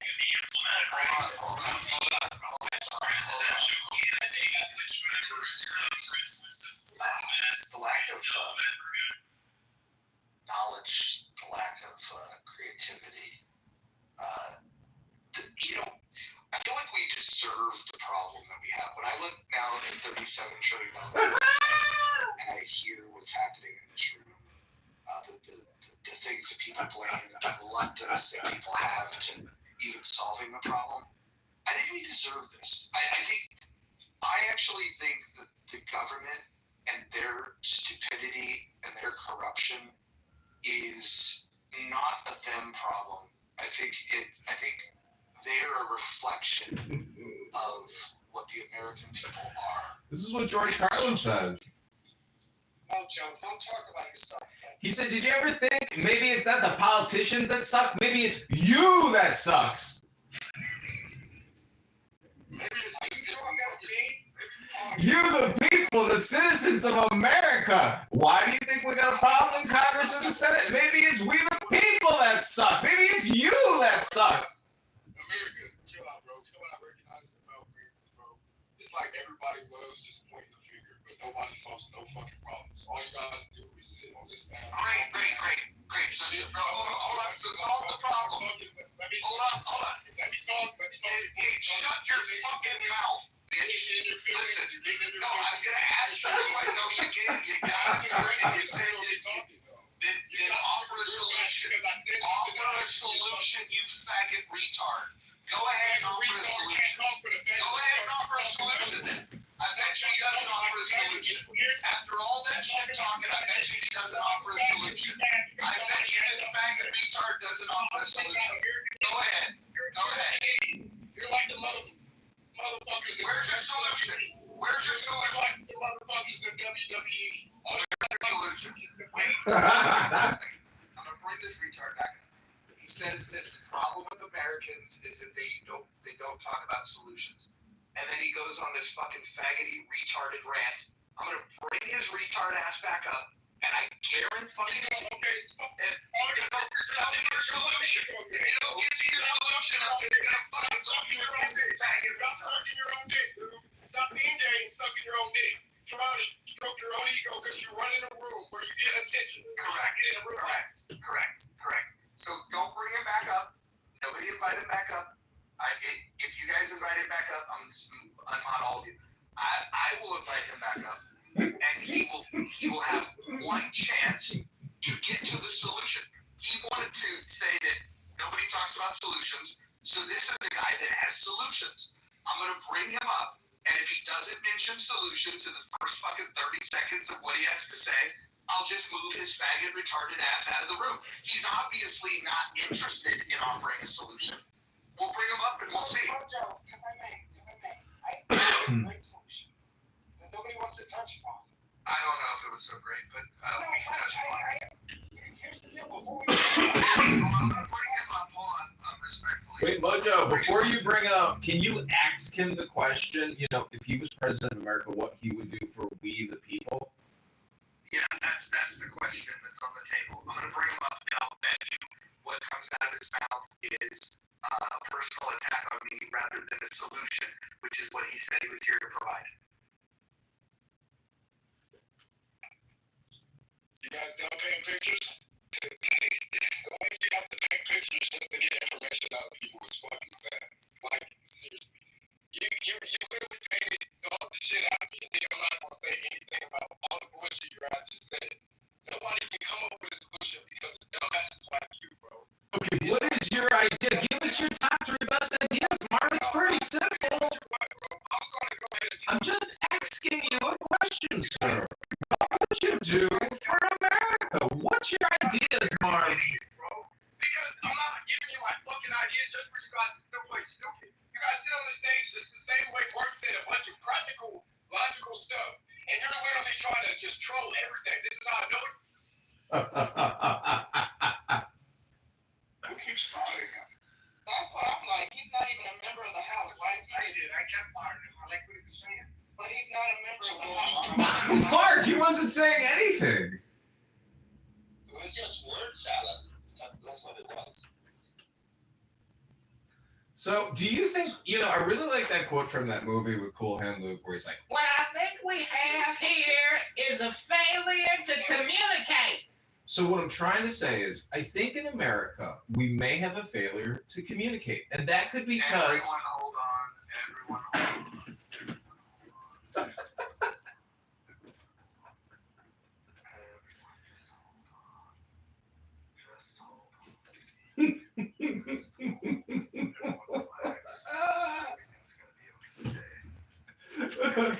Do not release. Do not release. Everything will be okay. It's gonna be okay. We're gonna make some improvements. We're gonna make sure that we don't make the mistakes of the past. Some of you get the moderator badge and think that you want to rewrite the rules, and this is personal to anybody that I've moved, but it is a reflection of the problems that you guys are causing by moving people. So I will bring people back up, but I will not be modding you guys. In fact, I'm no longer going to mod anybody just because people misbehave. You guys decided to mod the guy that came in to tell the room that you don't want to talk about solution. Okay, share your solution, and then he doesn't share solution, and then you guys want to mod him. It's fucking weird. Raise your hand if you want to come back up. I'll be inviting my favorites back up. Let's see.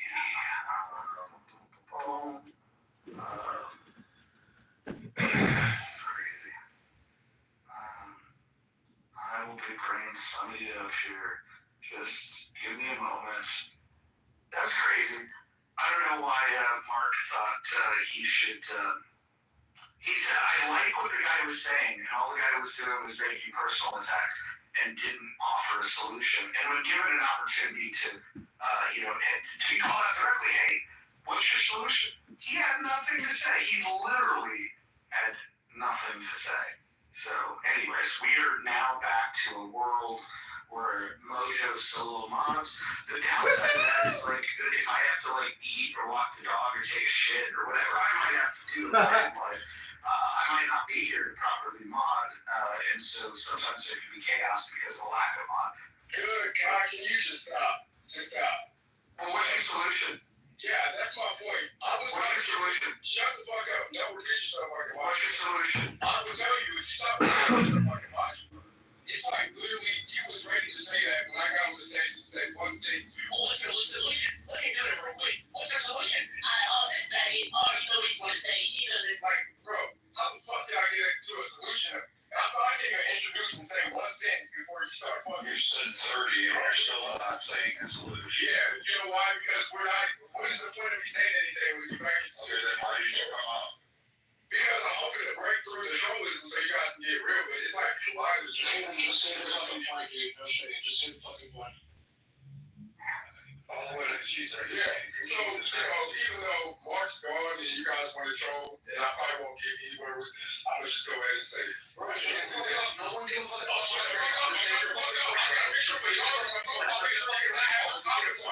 Shut the fuck up. Just take this fucking voice out You're dumb stuff than you. Alright, chill out. At the end of the day, my whole fucking point is I agree. You look like a metrosexual. At least they know what I look like, pussy. Shut up. I know what you look like, I know. Late 90s already album. And you look like a fucking faggot who beats off in his room and probably lets his dog beat his balls with peanut butter. Shut the fuck up. I have no clue what you're talking about. Just because you don't fucking touch you in the ass in the fucking room. Don't mean you don't tweet. Everyone mute up. Listen, we're gonna let one mic on Mark. Yeah. Mark. Alright, bro. Look, at the end of the day, Hold on. Listen, if I move you down again, we won't be able to bring you back up. I think that's what you're hoping for because you don't have nothing to say. Right, yeah, I have nothing to say. There's the condescending attitude. Okay, got it. So that was your last chance. People do this on. This is like the same thing as suicide by cop. People like come up on the stage and filibuster themselves, hoping to get removed because they actually have nothing to say. He did that to himself purposely. He was given multiple opportunities to speak and chose not to. He is a faggot. He is a reader. The motherfucker, you look like Francis. Explain himself. He did explain himself. He should have just went on top of it.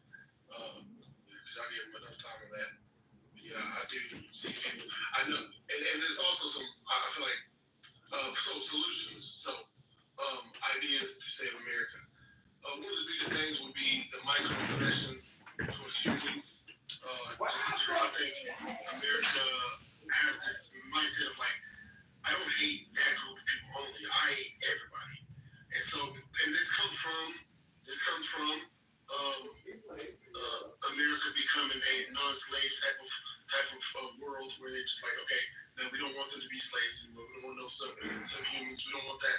We want them all to be equal. And now people who actually think subhuman, they think, they think racist or whatever, they're prejudiced. All those words that come with that, those people are still left behind in the woods, wondering, oh dang, what am I going to do with my racism that I was taught? And now that's fading out. So now, okay, forget it. I'll go in public and I'll just say that I hate everybody. So I think that's what happens, especially like when I observe a lot of rooms, atheist rooms, Muslim rooms, whatever type of room it is. There's always, I pay attention to how some white people pay attention, how some white people treat black people, and I be like, okay, they're just a cool person. Okay, whatever. That's cool. All right, that's just what's up. They have an issue somewhere else. Then you got people that just don't fight. Like they got like a thing for black men. They hate black men, so they gotta keep them down in some way. They gotta know their place. There's those people in the woods. So anyway, that's my. So I feel like being aware of that type of stuff, these microaggressions. I think that kind of helps. So you know, I was an anti-bully since I was little, and I think anti-bullies, we need to be able to be aware of that, and also like just help each other out. Just like, because here's the thing. That's the last thing I'm saying. I think obviously in every room, people will. If you treat a person bad, no matter who it is. They're gonna act crazy. But if you treat them right, like no matter what they are, they'll try to treat you right unless they're trolling like as a hobby, and then you can shut them down by getting on their level. But yeah, anyways. Yeah, the other thing that I would add to what you said is a focus on microaggressions as a problem ignores the progress that mentioning microaggressions obviously points out. If we've gone past the macro problems and we're down to measuring microaggressions, I think that we've already made some significant progress. I actually think anyone that is focused on a microaggression is purposely missing the bigger point. There are challenges and big things that we have to figure out. The threats to America, you guys are voting on. It's funny to see out of 52 votes, 39% said that debt is the biggest threat. 29% say that it's Islamic extremism. 22% say white supremacy. Although the people that say white supremacy, for whatever reason, they vote and then they leave the room. And then communism at 12%. I don't know if this is the exact order that would reflect, a larger sample size, but I am happy with the idea that the debt is recognized as the number one threat to America. What is Marv saying? Marv is saying, no respect from the jump and wonders why no solutions can be talked about. He's the guy that I asked multiple times, what's your solution? And he decided to not do it. Still gay, staring at another man's profile pic. I don't know what that means. White people love acting like they never cause problems. I think a lot of people cause problems. I mean, Marv caused a problem on the stage and doesn't want to own up to it. No accountability. Let's see. Joss is saying microaggressions don't keep me from getting the bag.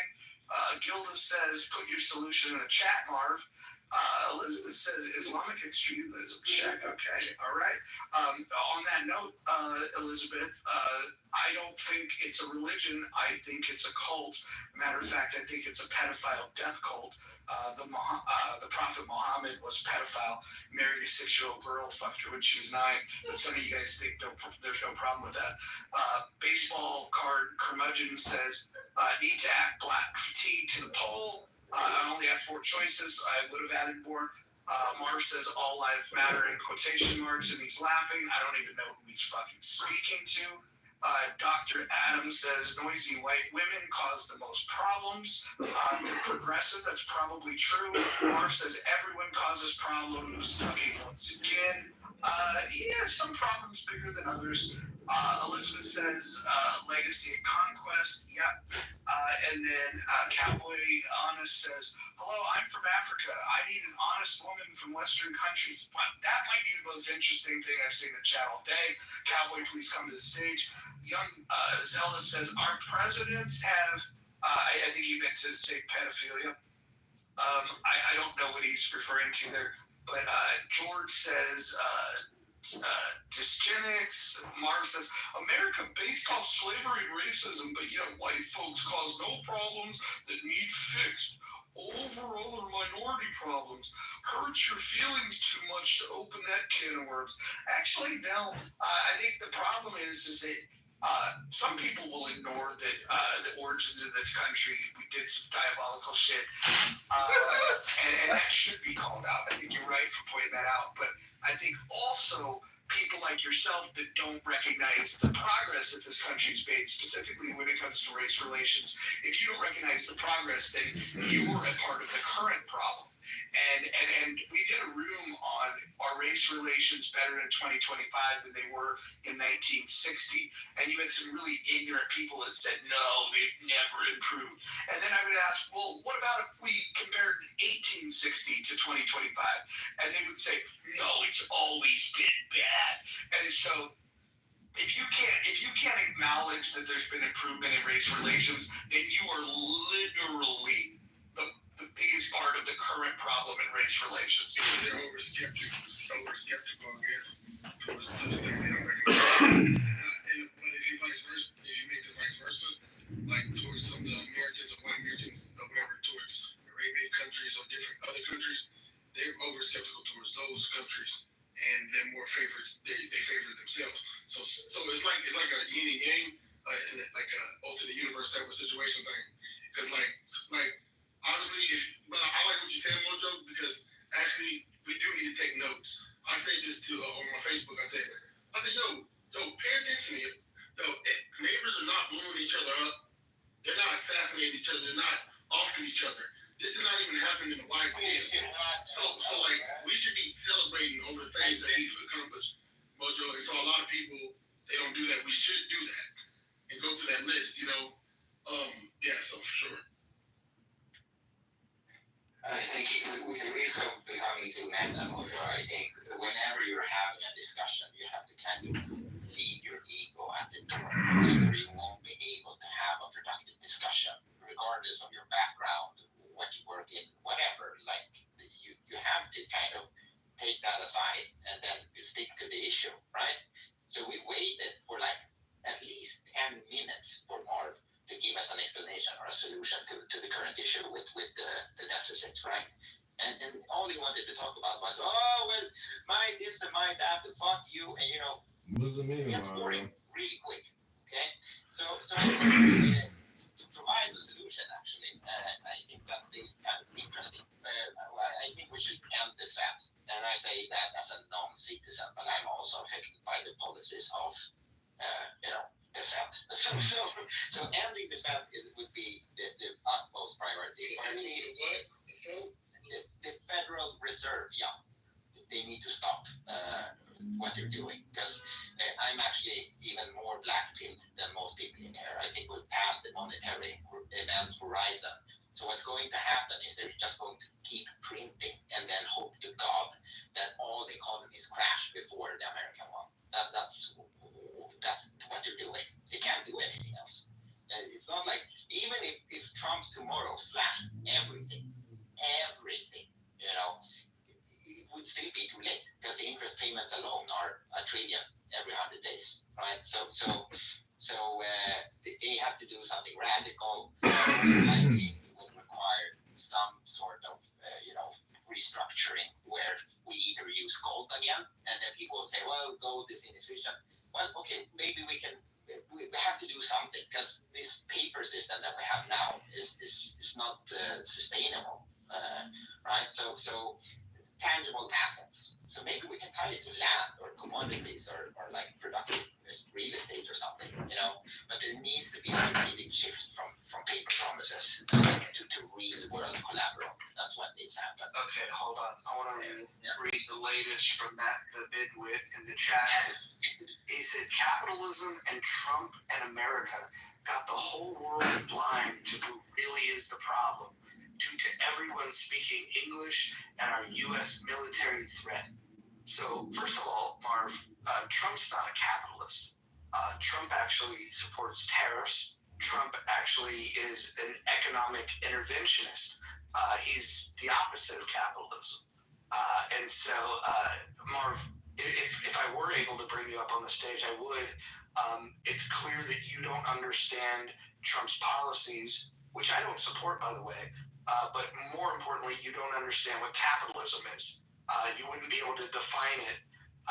And now I understand, with your lack of intellect, why you chose not to engage on stage when somebody asked you repeatedly what problem were you looking to solve. So you can continue doing your shit, but I think I'm going to shut this room down. I'm going to open a new one. Hold on.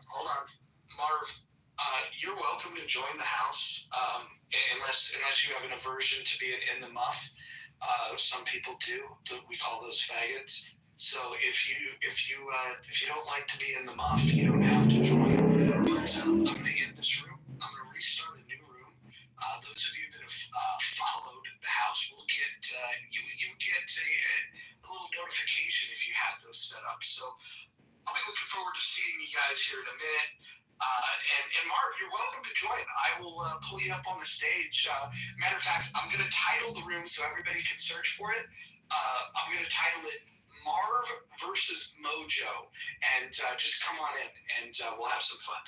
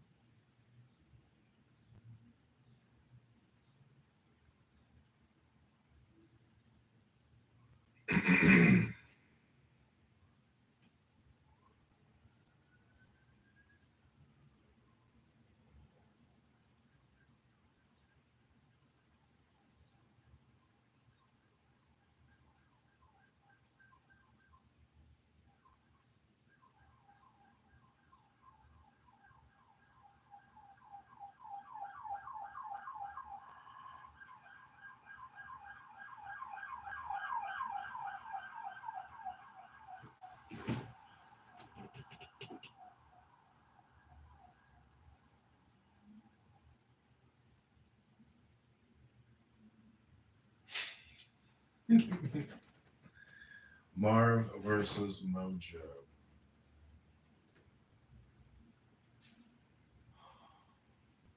I will be bringing people up here in a second. Yeah, that was kind of funny how, I mean, if the room title is Ideas to Improve America and everything is always about microaggressions, racial identity politics, gender, race, or climate change, I don't know. It's pretty elementary. I mean, use Grok to run some forward calculations and just look at, at what point. See, the thing is, how does the Federal Reserve, how are they going to even go along with it? If Chairman Powell is balking about what they're wasting the money on, but he says, it's stable enough, but it's unsustainable. They know. So it's like, again, I think it does go back to status quo. But anyways, this is what I believe is an important issue as somebody who's running, to communicate with people. But I need to do more work outside of Clown House for the campaign. But I thank you for what you're doing. And the comedy that you are bringing, the controlled chaos and the controlled comedy is what I appreciate, because the sound wall, as you call it, nobody likes banging their head against the sound wall. So I thank you for, doing what you're doing. You're welcome. If anybody knows Marv, please ping him in. I want to talk to Marv. I want to make it clear, I don't associate with him. He's not on my side. He don't represent my beliefs against capitalism. Hey, I have to own Astro, you have to own Marv. But no, listen. You can call me and my reasonings for not liking capitalism retarded, stupid, faggot, whatever you want to call it. Just don't associate me with Marv's positions. And I want, you know what, Brad? I'll do you a favor. If you don't associate me with Marv's positions, I won't associate you with Astro's positions. How does that feel? Oh yeah, we got bipartisan agreement there. Perfect. So Brad, are you a Yankee or a Confederate? I'm a Yankee. I would have fought for the North, and I would have gladly took those Confederate gray little fucking twats, and I would have dragged them out, and I would have ass raped them with a bayonet. Damn! That's sick. Yeah, we would have been over straight up. You ever fought for the North, Brad? Hell yeah, I'm a Northman. Oh, okay. That's a healthy laugh you have there, young. Yeah, I don't know. I just give it all on the line. It's crazy. You know what? That kind of surprised me. I'm proud of you, Brad. Fucking slavery is one of the most horrific things that has existed in history, and the idea that somehow I would never have sided with it, which is really on the basis of like what conservatives is, but it's like in the foundation principle, and nobody should ever be enslaved. No one should be forced to bend a knee to somebody because they think they're superior in any class. And so I think people should, those little Confederate values. You just said in any class? For any class, yeah. Like if you're So like for example, should I have to bend the knee to my boss at work? Should I not be able to reap the rewards of my own labor? Yes. In a practicality sense, yes. You should. You should be able to take a paycheck, but if you sat there and said, my services are worth X, and you made a contract with that employer who said, I will pay you X, then you need to live up to your end of the bargain, unless you want I agree with that. I completely agree with that too. And if you want to change that contract, go ahead and get some other people and start bargaining collectively. Yeah, that's one part. But that's basically what happened with the immigrants and stuff like that. But at the end of the day, people are doing good. But I was thinking that, it's not the same topic as what it used to be. But that's a topic or whatever. I'm just gonna be honest with you.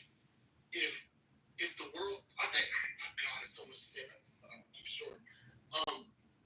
If people just It's okay to take a deep breath and think about what you're going to say and then words. It's okay. I got it. I was there. I just can't put it out. But I was like, if people just do what's right, people do what's right. Not just right, but like virtue. Like what's up, virtue? If people would take a virtuous type of mindset, not just only moral,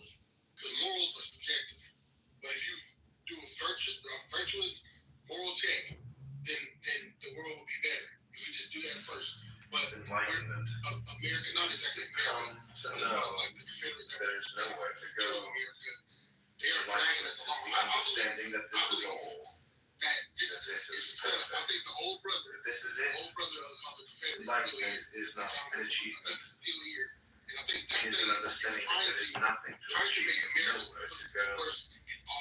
You are already there. You have never been away. You cannot be away from there. There's never been missed. Maybe you've forgotten. That's all. Maybe you've fallen asleep. That is all.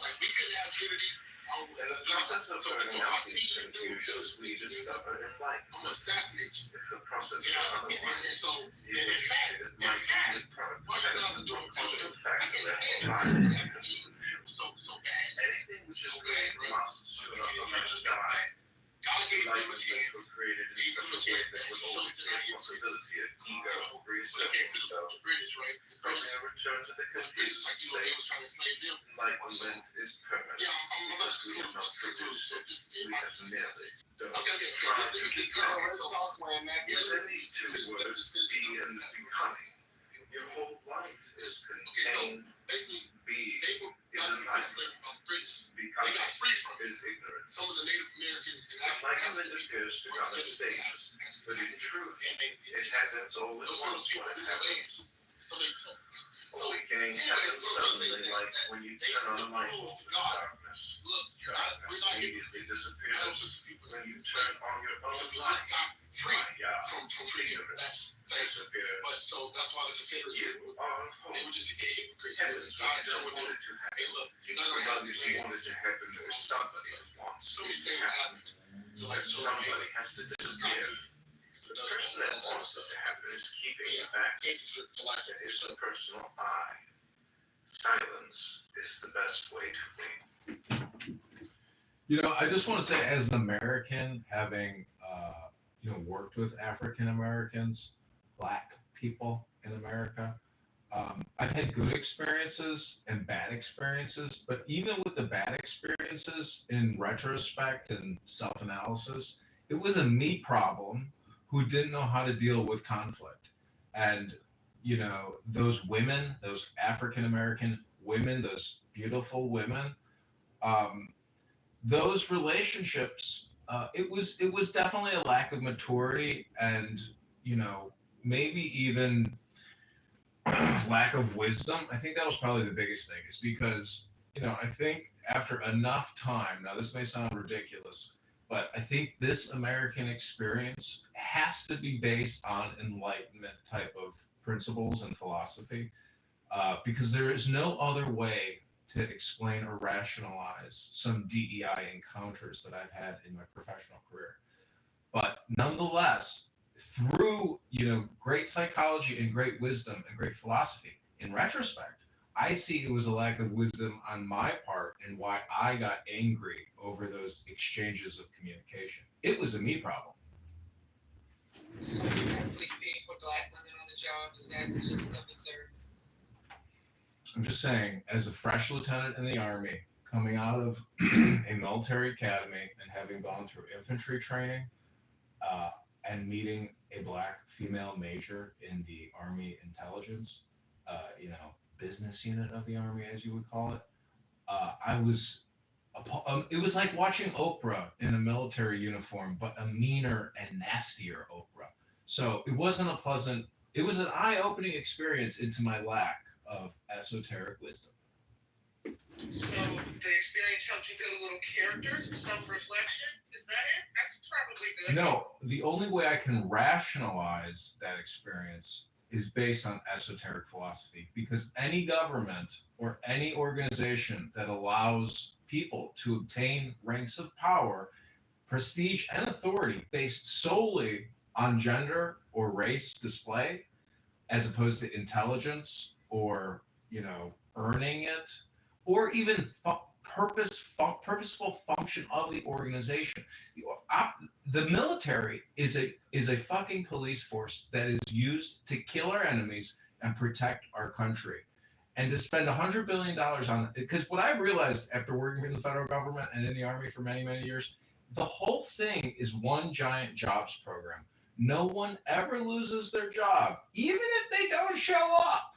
So it is a giant bureaucracy, and it is a parasite on the American people and their well-being. The people are the host. The government is the parasite. I am complete. Well, actually, I kind of agree with that a little bit. My wife said that. She said that she worked with there was a gay guy who just wouldn't do anything right there. He was just lollygagging around. And I was like, man, it's crazy. You just said that. She told me that story. And I was like, oh, I remember. But she said, yeah, it was annoying. And then there was people who stole stuff. And they was like, okay, don't report it, whatever, because something about insurance. I don't know. There's some different stuff. I was like, huh. So I kind of get what you're saying. When you get a federal job and you realize that it's like having Social Security for the rest of your life, you're never going to leave it. But the fact of the matter is, if America isn't run like a business, then we are not capitalists. We're not a republic. We are a communist state. And I don't care if you think the Federal Reserve is separate or there's a secret union. We have become the Soviet Union. And we are this kind of, on my wall, I have rubles. I have $100 ruble note and a $50 note. It's this same economic system. It's fiat. So no, it's not the same system. It's actually it's the World War II Italian system. The infusion of the corporations with the government is exactly what Benito Mussolini had advocated for. He called it corporatism. The critics of of capitalism will call it crony capitalism. What we should refer to it is economic fascism. I don't think it's capitalism. I don't think it's communism. It's economic fascism. It's broken though, for sure. well, when I say communism, I mean a jobs program. But anyways, you're absolutely right. I don't think anything's going to change, and I don't even find that disheartening, because I think that it's a giant, it's a global Ponzi scheme. It's because you could look at the debt of Japan and China, etc. Every country is doing central bank planning and fiat currency, so the system is already in a great state of equilibrium. And forex and the currency markets, that has to all reflect this like perfect parity. You could look at the dinar in countries that have fallen and look at their currency. But anyways, the whole point is, this is the Mojo Show, and where is Marv?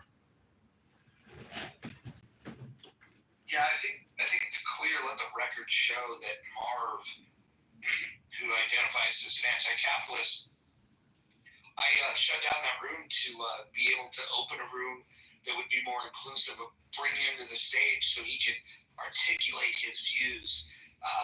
He decided not to show up. I wonder why. It's probably smart of him too, because there's secret societies, and what's crazy? Okay, so in America, I think I don't think there's a secret societies. Okay, this is what I think. Like, if you conceal your information, your deepest thoughts, you stay protected. If you give all your thoughts away, people can target you. Not people. I feel like there's intelligence behind a lot of things that we don't even know these secret societies. And so they get a toll of information, a toll of information, whatever. The analytics of how people think. Then they come up with plans behind the closed doors. I feel like a lot of us who have good thoughts, we let it out, and it's good to let it out to be understood. Things need to change. But there's people right now that are either Freemasons, Illuminati, or some kind of Young. many type of things. Yeah, so like, yeah. What type of medication do you have? There's none. That's probably what you're on. Young, Young, I live next door to a very large Masonic hall here in Chicago. Do you know what they do in Masonic halls or churches or any religious organization? Do you know what they primarily do? Wow. So just two things. There's different degrees, and then what they do on the front of anything. No, just give me one word, a summarized word about what these organizations do. Thank you. They form together. They come together. Oh, it's education, dude. They're in the education publishing business, the communication business. It's information. What's the problem with it? So you see what I'm saying? So look, so if you study, you need to study testimony. You used to be Freemason or whatever. And I did this is hold on. Come on, let's pretend that the stage is a bowling alley, and let's just pretend that you've like rolled a bunch of gutter balls, and now as a friend, I'm lifting up the ball. Hold on. Listen, I'm lifting up the bumpers. You're gonna knock down some pens. depends if I still with them. That's why you're acting this way. well, yeah, I have no problem. No, hold on. I have no problem with the Masons, but it sounds to me like you're someone that doesn't understand what Masons are. I haven't been explained it yet, so I don't think that's what you're saying. Okay. So walk me through. Okay, what are the two things that you do not discuss in a Masonic hall? I wanted to stay on the topic of this one. I was just asking what those two things are. Well, you're an expert on this subject, so I want to understand your question towards what he said. Well, I'm illustrating that you don't know what happens in a Masonic hall. That's part of your bias because you're trying to protect it. That's okay. But you don't know what happens in there. Tell me the two things you can't talk about. Now, it's the thing that I could talk about, right? What are the two things you don't talk about in a Masonic hall? If I was to talk to the Mormons, I could talk to them about certain things. And then I don't have to know every secret. And now we're talking about Mormons. No, I'm saying because some of them are Freemasons, right? It can be many things. You can be any religion. Yeah, you just hold on. You know what I'm saying? Hold on, but hold on. What are the requirements to being a Mason? Brother, I'm not getting into all of that right now. That was my point. I don't think you know. But you're cutting me off because you're triggered by it. No, I'm asking you to. I'm qualifying your expertise on the topic. Exactly. I probably do remember. I would remember if it wasn't under pressure. But you're the moderator right now, so you don't have that pressure. You only have heat towards being the leader right now. That's all one thing you have right now. I'm trying to pinpoint on what I know. What I do know is what I'm mentioning. And so that's the same place for me. You know what I'm saying? Got it. Okay. So for the record, you don't know the requirements to being a Mason, and you don't know the two things that you don't discuss when you're in a Masonic hall, but you're an expert on Masonry. Are you talking about religion that you don't discuss? Whatever? It's one of them. Oh, dang, I would be right. I mean, that came to me because of the lack of pressure. So that's what I'm saying to you. The human brain works different. If you make it safe, they'll be able to get rid of it. I agree. Your human brain is working much different than mine. Go ahead. But no, I appreciate it, Mojo. But that's good to even say that, though, for some reason. But let's see, America. This is what I'm saying. On the point, there's degrees, right? There's many degrees. So if there's say if you're a higher degree, you would know the deeper things. How do you obtain the different degrees? Brother, I'm not going through a questionnaire about it. I know it sounds good. Sounds like it's essential. I'm trying to get to a point. This is the end point that I'm trying to say. Get it out the way. And it's not even so much about Freemasons exactly. I don't want to pinpoint people as if they're all evil, because they're not. That's not the point. I'm saying that Freemasons existed before America. And so this one, if it existed in another place, and now it comes over here, that means that wherever it came from, those people have power over many other places then. And so that would mean, damn, we're fighting. It's like we're trying to get order in chaos. And these people are, some people, the people who are in the deeper parts of it, the people who have the deep degrees, who hide a lot of things because they can't tell it, whatever, those people, like, I don't know how to explain it, man. There's a statement, I don't know if this is Illuminati or Freemasons, you can correct me, but it said order out of chaos, meaning you can get order over the earth and order in many situations, in many places. Hold on. Look, it sounds like you've read like a Facebook post about this. Order Chow is translates to order out of chaos. It's interesting how like you have like these basically like these headlines, but you know nothing about it. Do you know how to obtain first degree Masonry? I claim no knowledge. Got it. Okay, but you know that there's degrees that somehow you've got an opinion on Masonry. The Holy Spirit actually leads me in a lot of stuff. Some weird stuff that happened. It's the weird stuff that happened. So I had dreams about entering a Masonic place. The doors were open, and it was like I walked in there. So anyways, after that dream, I'll fast forward after that dream, stuff. I saw my residence and stuff. But when I got out of the dream, a couple days later, when I was living with my roommate, I walked down the street, went walking for a jog or whatever, and then I went to this elder place probably giving too much information, but when I walked down there, this was important. I'll flush. Are you talking about your fattest? Are you talking about your fattest? Okay, so look, so you know one thing. So this one is short. It's very short. I walked in. I knocked on the door. So like I was like, okay, yeah, I just would like to learn a little bit about the F2 whatever. And then then they said I can't remember what it was. They said something like come in. And they said normally we don't let people in, but I'll let you in. And they let the door. The door was open. And so the dude said what is he doing in here? I mean, like not to be a. Are you on SNAP benefits? What are you doing in here? That's what he's like basically saying. And because you're supposed to come in, it's like a member and stuff. And so you want cash assistance? God's leading me into certain things. It's like deeper things, just like the Apostle John saw things about the countries. Young, when was the last time you read a book? Just recently. I read the Bible a lot, but also I was reading Romans. It wasn't a specific book. Young, let's talk about the Bible. We finally found something we both know about. So, can you give me your interpretation of 2 Kings chapter 2? What is it? What is the first one? It's when the prophet Elisha was being mocked by the kids, and Elisha prayed to God to do something, and bears came out of the woods and mauled 47 children. Yeah. So you're like an agnostic atheist, or what are you? No, I believe in God. I'm a deist. My question is, what are we supposed to learn from that? Are we supposed to say that if children are mocking other children, that violence is the answer?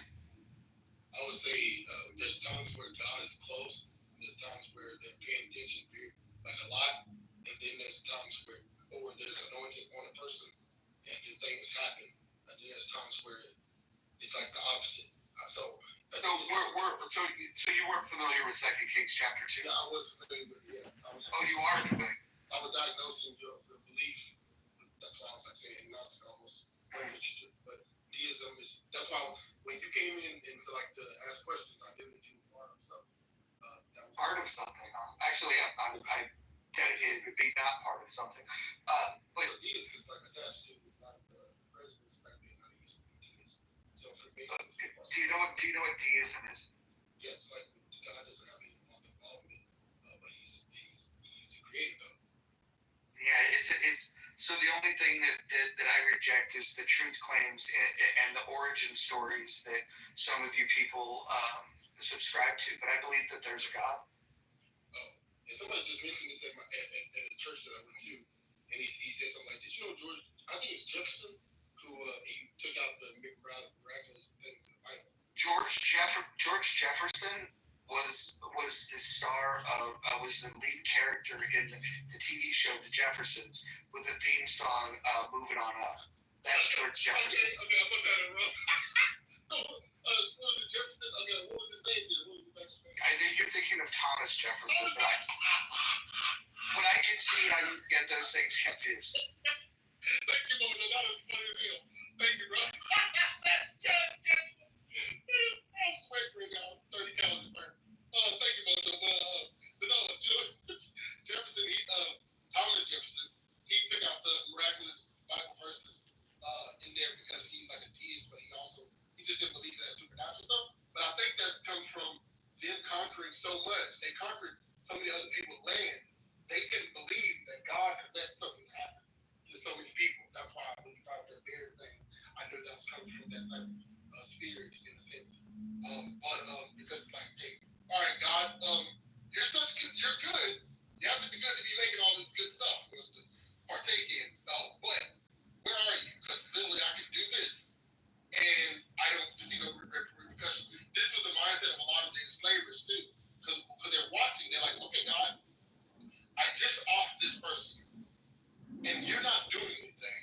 I'm reading the book of where Elijah's at, and a bear comes out of nowhere.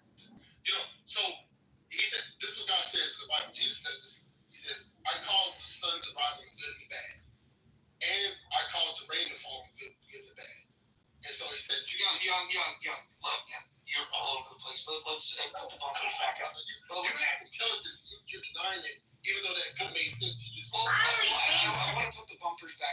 focus the conversation. So let's get into a scripture that I want to get your opinion on. Leviticus 18:22. What do you think? Okay, let's see, 30, I guess. Okay, let's see. It's all good. That gets weird. Oh, let me see, Leviticus 18:22.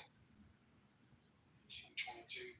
And depending on what version you're reading, it's if a man lay with a man the way he lay with a woman, that's detestable, saith the Lord. Yeah, I got every version. Let me look at it. Let me see. Let's see. I'm gonna look at the actual Hebrew here. Then we can actually see what's there now. Whatever. Alright.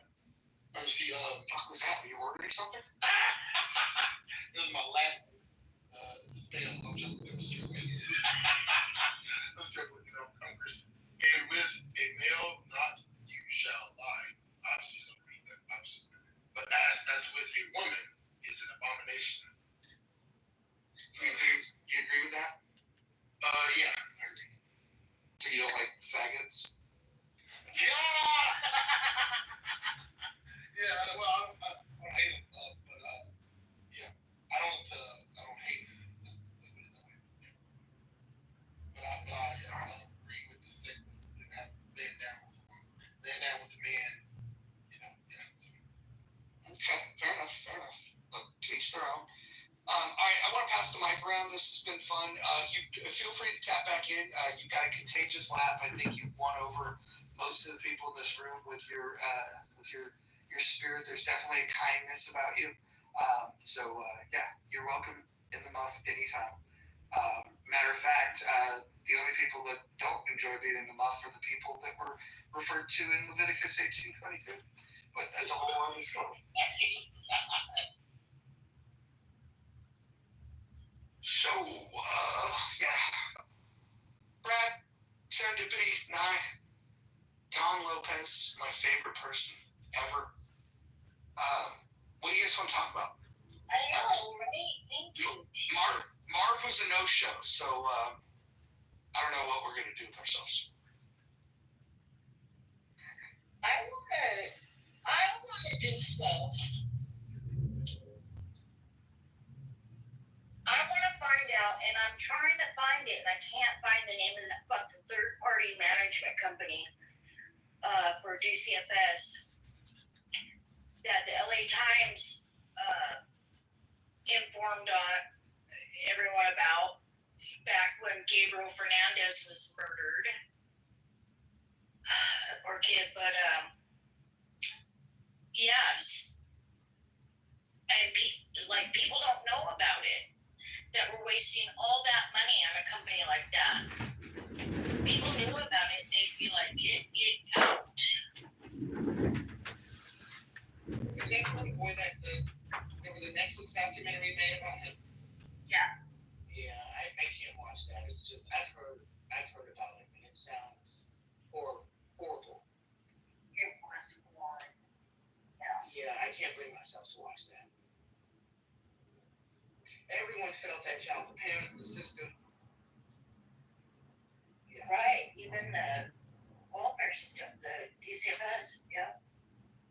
But yeah, defending, they'd rather they're more worried about that than actually defending like our laws and values and kind of, they stay silent and supporting it, and yeah, it's really putting the country's future at like serious doubt. It's quite concerning. Well, it's because the average British citizen does not have any values.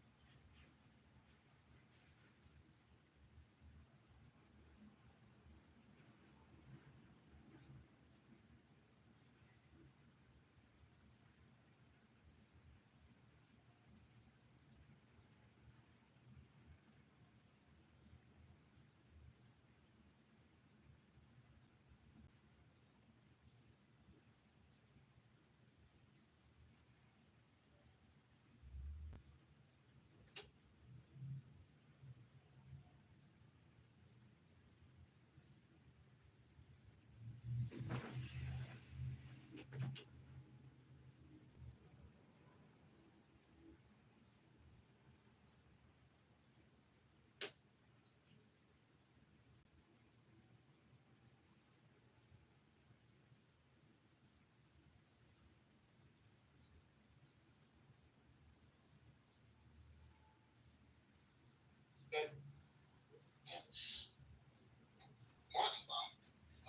development of modern capitalism is often attributed to Adam Smith. Just a little bit further back, an 18th century Scottish philosopher and economist. In his book, The Wealth of Nations, Smith argued that free markets and competition could lead to economic growth and prosperity. This is the last paragraph here. As for Adam Smith's religion, I asked him what his religion. He was raised in Presbyterian Church, which is a Protestant Christian denomination. However, noting that the relationship between capitalism and religion is not complex, and different religious traditions have been varying views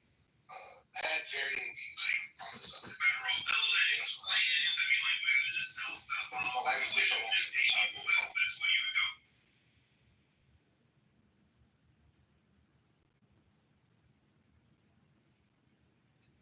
Have you ever opened up a pizza restaurant or created a website to sell a book or maybe listed something on eBay, Young? Have you ever worked a job where you had a boss that had investors or a management team that, was in a chronic state of disarray? Young, what I'm trying to say is we've got crony capitalism. You ever watch Gladiator movies? Yeah. You see the grown man naked? Young, that was a great example of capitalism, by the way. I've heard it. I was down below. Somebody invited me up. Mark, let me ask you a question, Mark. If capitalism is what Young just talked about. Mark, if everybody in America had a compost heap in their backyard, how much do you think we could knock off the federal national debt in 10 years? Be honest. Oh my God, that's a room in itself, my friend. But guess what? If everybody knew the value of organics, the farming, it would change so much on so many levels. So when you make fun of me on these different venues that we're talking on, you have no clue the value of organics. And farmers don't know the value of organics. I'm saying we the people, individually. No, we have no clue how important in a suburb or a city environment. The biggest decision for your consumption or products is whether you're going to have which Uber driver you're going to have deliver your food. That's a different topic. But if you're talking about the actual farmers or people who work agri, and those that live off of the land, they actually know a lot more. You're probably a little exposed to quite a planning on making you build off the land. Who lives, sweat, died, bleed by the land. Raise their children without so much as a human nickel support. You critique them, you pass laws, and then you sit there and cry when your gold wrapped exceeds $5 at your fucking, what is it, Trader Joe's, whatever fucking squad, fucking Market 30s out there. Basically, you can be so rude, you have no clue who I am, what I'm talking about. But yet, you can just throw me in. Please enlighten me. Prove me wrong. Yeah, I'm saying, I contend that we the people could easily stop, first of all, the waste. It's all about education. Which presidential candidate, unting the value of organics. And any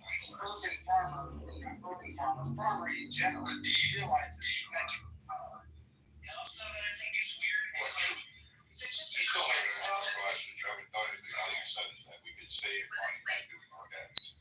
Like some other billboard ads. I think we're going to save the world with organics.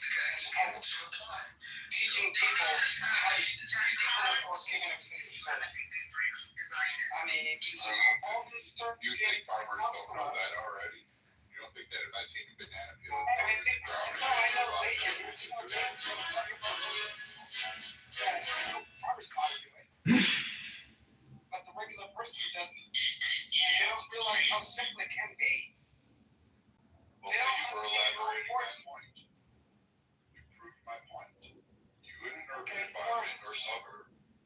Fireworks on Friday night. Go get a Mars bar. What the fuck is a Mars bar? Running America, we have What the fuck is a Mars bar? I don't even understand. You're all over. Mars bar is a candy treat.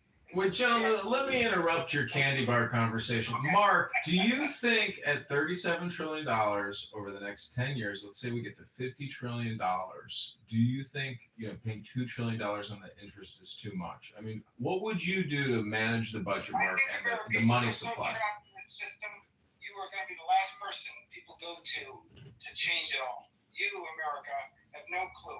American.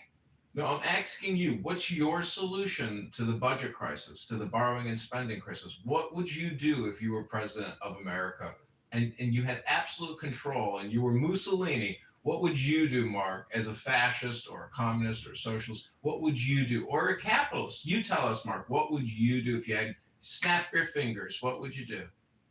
Yeah, first of all, I would live by example. I would take all the injuries we have in war. I bring us all back and apologize for the nasty stuff we've done on so many levels. I bring us all back. I put all that budget into figuring out how we, the people, can set up a system of government that is sustainable rather than putting these politicians, these people who have, these Congress people who have. Wait, a government that's sustainable? Hasn't been going on for 250 years? No, I would. And then your blanket apology, you're just going to stand there on the podium and go, you know what, bro? Sorry. Yeah, but we're good with this. We didn't mean to. We didn't want to show you that. How cool would it be? You call me Mussolini. You call me Mussolini. How cool would it be? Listen, I apologize. Now we're going to come back and try to figure out the founding fathers. Thomas Paine, especially, of course, the key founding father. Because nobody's read founding father. Of course. Actually, hold on.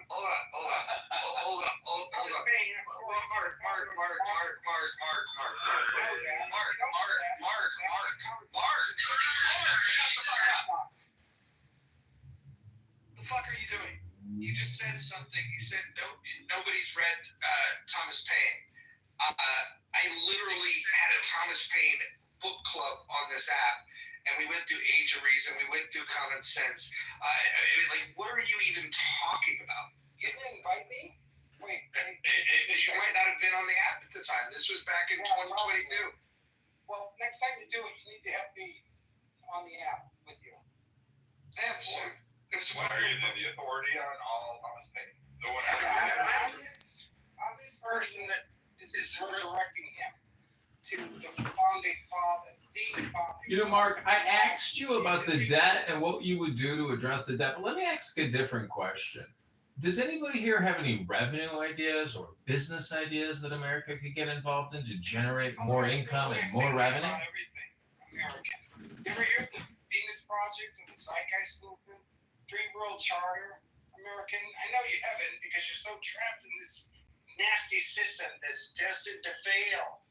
It's destined to fail. Hold on.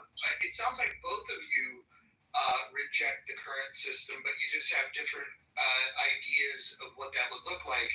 Why be so adversarial with each other? Why don't you guys just have a calm, collected conversation about it?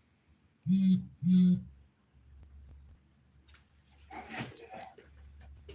Yeah. But American was in the last room. That was it. Yeah, no, he could be a little trollish, but the question he asked I thought was a fair one. If you were king for a day and you could make these changes, like what would you do that would reduce what would you do that would reduce spending, that would reduce the debt, and it would make Americans more prosperous? Like, what are your ideas? Yeah, thank you. First of all, we're getting ready to get into where AI is going to be taking many of the jobs, right? So we have to know that that's a fact. Not just blue-collar workers, white-collar workers. Jobs will be gone. These people are going to wonder what to do next. In a job where no matter how you figure it out, AI is going to do it better than you. And the corporate entity is going to always hire AI. Always. Because you know why? They do it far better. That doesn't answer any Let of the them fucking do it questions. all. But how do we make money if money is the standard? How do we make money at it? Maybe money doesn't need to be the standard. Could you imagine that? What if we could all figure out the equal standard of living, where everybody has food, shelter, and clothing? What if we could figure that out? What if you didn't need as much? What if all people need, the youth I think are getting this anyway, is just information, where you can get the information and be able to walk the planet peacefully. So no matter where you go on planet Earth. Schools that are, you haven't even answered the basic question, but we already have that system. It's called schools, high school, college, elementary school. You have pre-K. You have tutors. You have other institutes. Brad, if everybody understood that information is at the click of the button, all these executive type school board people, we don't need to pay them anymore. They're gone. Bye-bye. You know why? Because I can get information at the click of a button. I don't need any of this bureaucracy bullshit. That's actually deep what you're saying, because like it's you're not you're on point with that actually, because everybody's teaching in some way. If you're doing something, you make a proclamation, you're teaching. If you do something over and over again, you're teaching in that way. There's so many things that people are teaching without even being asked to teach. So everything that you do is a teaching point, and everything that you say is a teaching. It's a proclamation, it's preaching, it's teaching. So that does make sense, bro. Like if we can figure out stuff from there. Well, Young, let me ask you a question, and Mark, too. What is the difference between subjective and objective?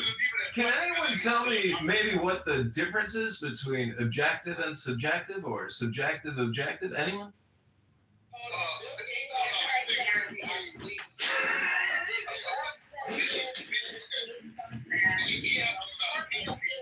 Is based on opinions and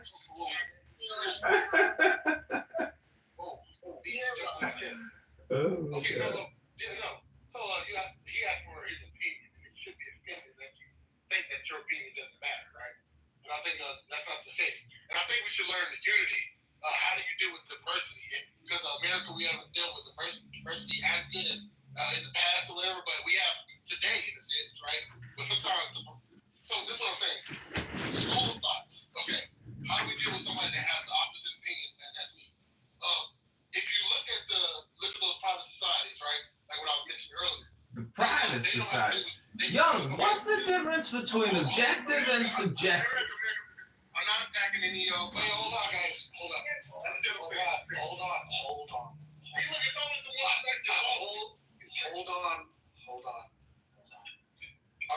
What question are you asking, American? Are you asking just the definition of subjective or objective? I'm asking what's. Hold on.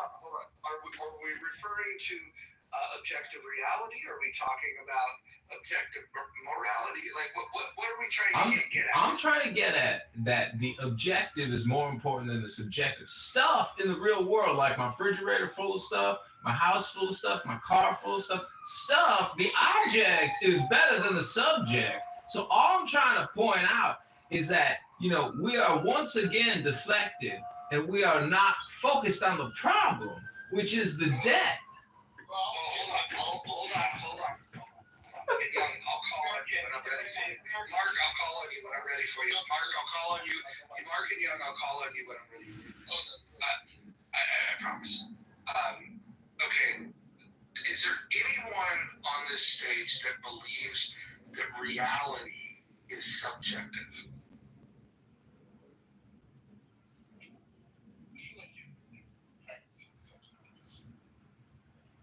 I'm just curious if you think that reality is subjective or objective. I think that the publishing industry is subjective. I mean, you can't have one without the other. Without subjective, it's so boring. There's no content. So I'm just saying. This is true, but here's the thing. I think when people talk about this subjective reality, I don't think they're really even thinking about what these things mean. I mean, to be objectively real It means that it exists without observation. And so if somebody believes that reality is subjective, then that would mean that if they're not looking at a tree, that the tree isn't there. Yeah, I don't believe that definition is right, what you said. So you believe it's objective or subjective? Reality is subjective when someone else is involved. When it's one person, if it's the author of everything, then it is objective. You have the objective, which is like, what is the goal? What is your plan for everything of what you created? You have dominion over it, and it's objective from the beginning. When you involve another person, then it becomes subjective, stuff like that. So wait, if the Federal Reserve is the Federal Reserve a subjective organization or an objective organization? So if you believe in infinite linear growth of debt, you're a subjectivist, correct? Yeah, I would still say, yeah, you're still part of the bigger. You're not, even though you believe in infinite, doesn't mean that you are the infinite. So therefore, yeah, you still believe in it, in infinite resources and all this like that. Doesn't mean you're the infinite, which could make you the object. Okay, I got one more final question for you. Let me ask it. What's 100 times 1,000, Young? What's 100 times 1,000? Go ahead. What's the answer? I don't even know, even though I'm not even gonna give too much thought because I wasn't good at math. But I would know it, like if I actually challenge myself to do it. But I'm not even in that mode.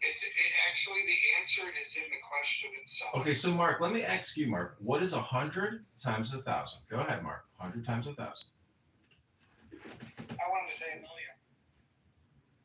100,000. That's what I wanted to say initially, but I'm not good at math. Hold on. Listen, no, everyone mute up. If you have 1,000 and you multiply it by 100, you have 100. This is not That's good. Yeah, it's just, yeah. But yeah, education system, right? If somebody was taught that, I would already knew that, right? Like, you have so many subjective education systems.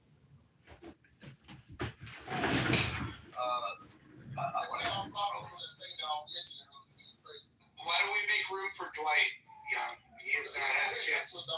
He's not had a chance to speak yet. Let's hear from Dwight. Thanks. Yeah, I think one solution I would propose, assuming that we're keeping kind of the main system in place and trying to reform it.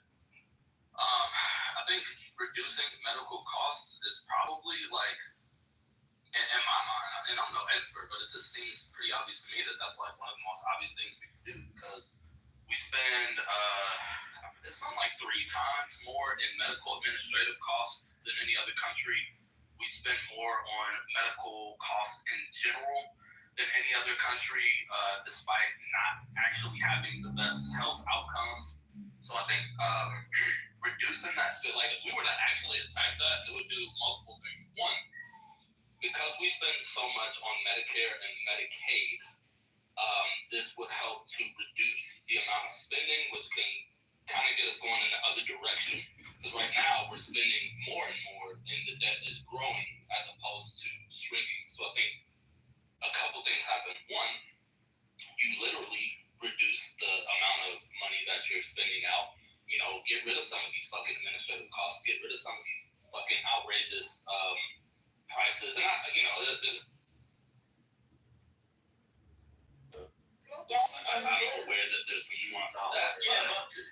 By focusing on that and reducing that cost, it also. Yes. I saw they had some other. No. Yeah. You never know with Norwegians. That's the thing. Yeah, one thing about Norwegian, we don't know what's.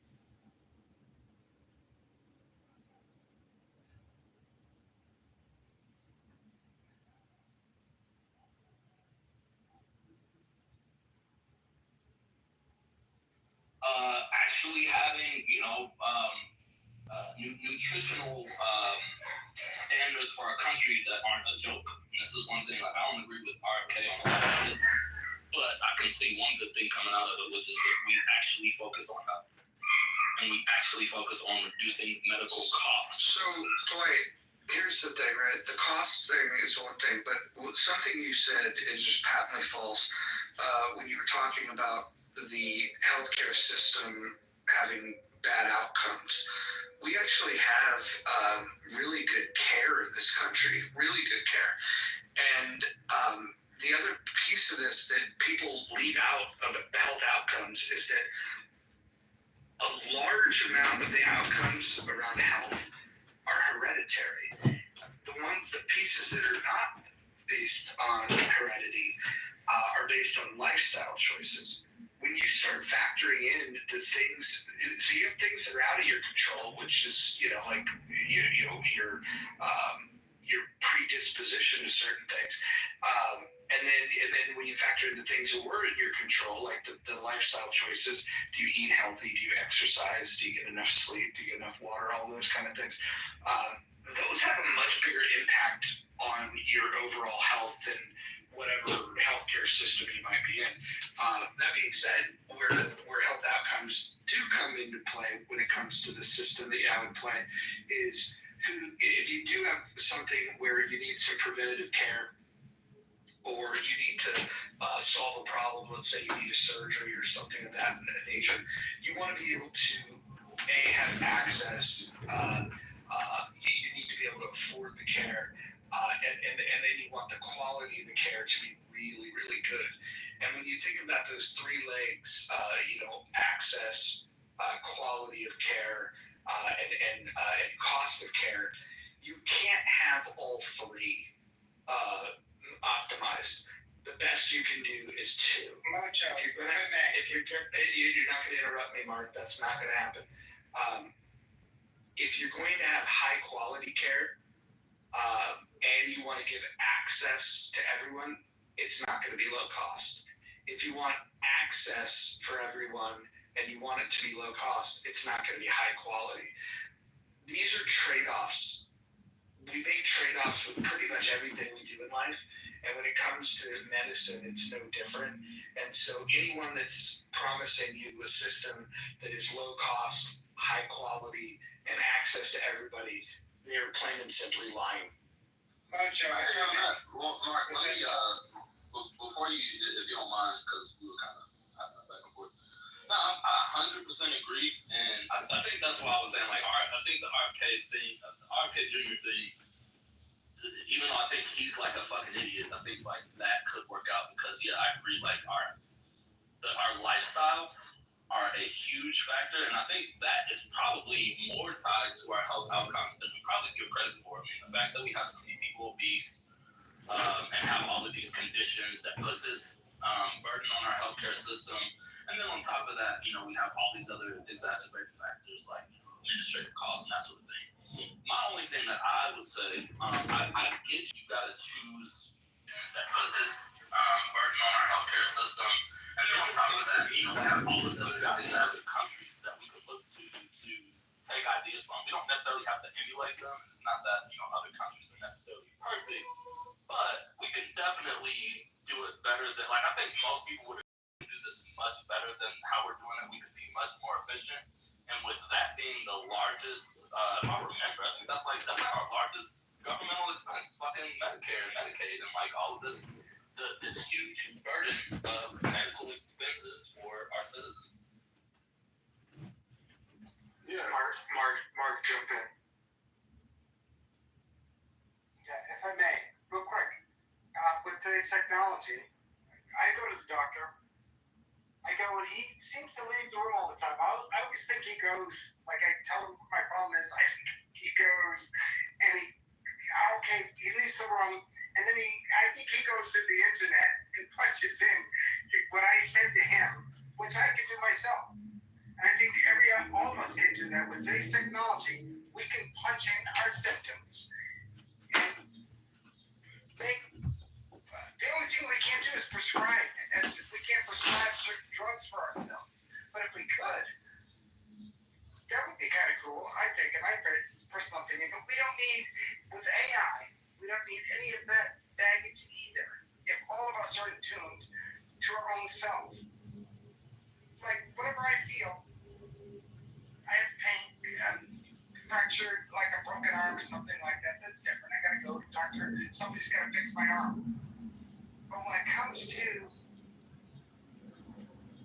being sick or something, like punch this is my ailment, I gotta go to a machine, right? That more and more of these machines they're coming to us.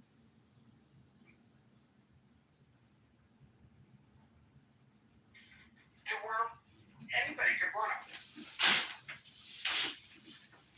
Right? Well, Mark, I hate to interrupt, but do you realize if we could cut borrowing and cut spending, the medical industrial complex, the health insurance companies would have to adapt to the new financial reality that they're not going to get as much in billables as they've been getting because the budget's been cut. Would you be okay with that, Mark? Yes, most certainly. So out of $2 trillion a year, what do you think is a fair cut? 20%, 30%, 10%, 50%? I don't know what it is, but I know technology is happening. And the more we as individuals understand because nobody cares about our individual status than we the people who care about ourselves, right? So when we're going, I'm going to Google on, and it's getting better, by the way. Meta is getting better. And they will send you down a path that you can discern way more than a doctor that has got a few thoughts in their head that might be good for you. I can tell you that the shit's going to hit the fan, and those people will lose their jobs as well. And that's a big deal. Mark, let me ask you, I'm sure you've heard this. Bill Gates has stated that in about 10 years, maybe less, maybe a little bit more, the AIs will replace the doctors, the teachers. You won't even have to leave your house to get a diagnosis, get treatment. Well, you'll leave your house to get treatment. It'll be the robots operating on you if you need a surgery. So what's your take on that? Do you think that there is some that we have something to be worried about, or is this a hopeful future in terms of medical advancements that in 10 years time, maybe 20 years, maybe longer, maybe less, doctors will be obsolete? I mean, it's kind of frightening if you think about the young folks who might want to go to medical school and then they not have a job in college, right? So what's your opinion? Do you think the AIs are going to be our future doctors, nurses, and surgeons? I think it's amazing. And I think, especially through COVID, which the AI has helped me immensely. Well, not just COVID, real people working with AI. I think of Clubhouse. I think of reasons why I never got the vax. I'm so grateful that I never got the vaccination for COVID. This nasty freaking setup that was. So I'm grateful for it, my friend. Mark, I gotta jump in here. Mark, do you think the government should immediately fund medical AI technology? Do you think the government should continue funding and spend as much money to figure out medical AI? What do you think, Mark? Yeah, but if the machine can do it better than us, I want the machine to do it better than us. It frees us up, on so many levels, where we the people can do other things. Imagine, I always get, when I go to a Dunkin' Donuts or whatever, you got somebody, and I did the jobs back in the day. I'm an older person. I did all the stupid jobs that really slowed me down in life, I think. With AI, is going to change so much stuff, in my opinion, better if we don't blow ourselves up in the process. If we don't, all these political nasties that think they run everything, they do run everything. And not that they think, they do run everything.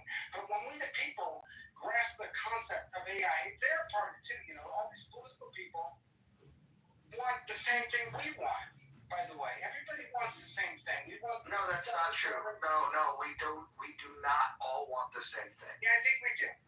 I think we don't. Well, what don't you want that a rich man doesn't want?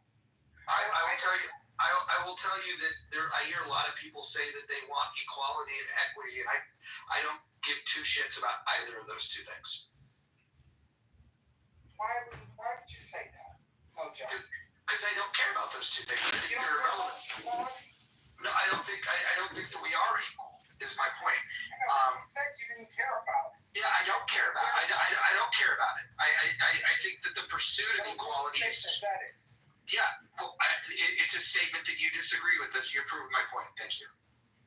Mark, there's a Native American expression that says, "If you can say it, it is not true." And everybody doesn't want the same thing. A lot of people really don't like America. A lot of people want to see this country's legacy destroyed because they have bad political positions and maybe they're immoral or unethical. So that's all or nothing thinking, Mark. That's all or nothing thinking. That's called a cognitive distortion. Well, and hold on. I want to illustrate this. Hold on, Mark. You're gonna have to get better at the listening part of these conversations. So, talk to me. Yeah. Mark. Do you hear my voice? Thank you. Jesus Christ. So you said that all people want the same thing. There's a death cult, a pedophile death cult that wants to be able to fuck children. I don't want that.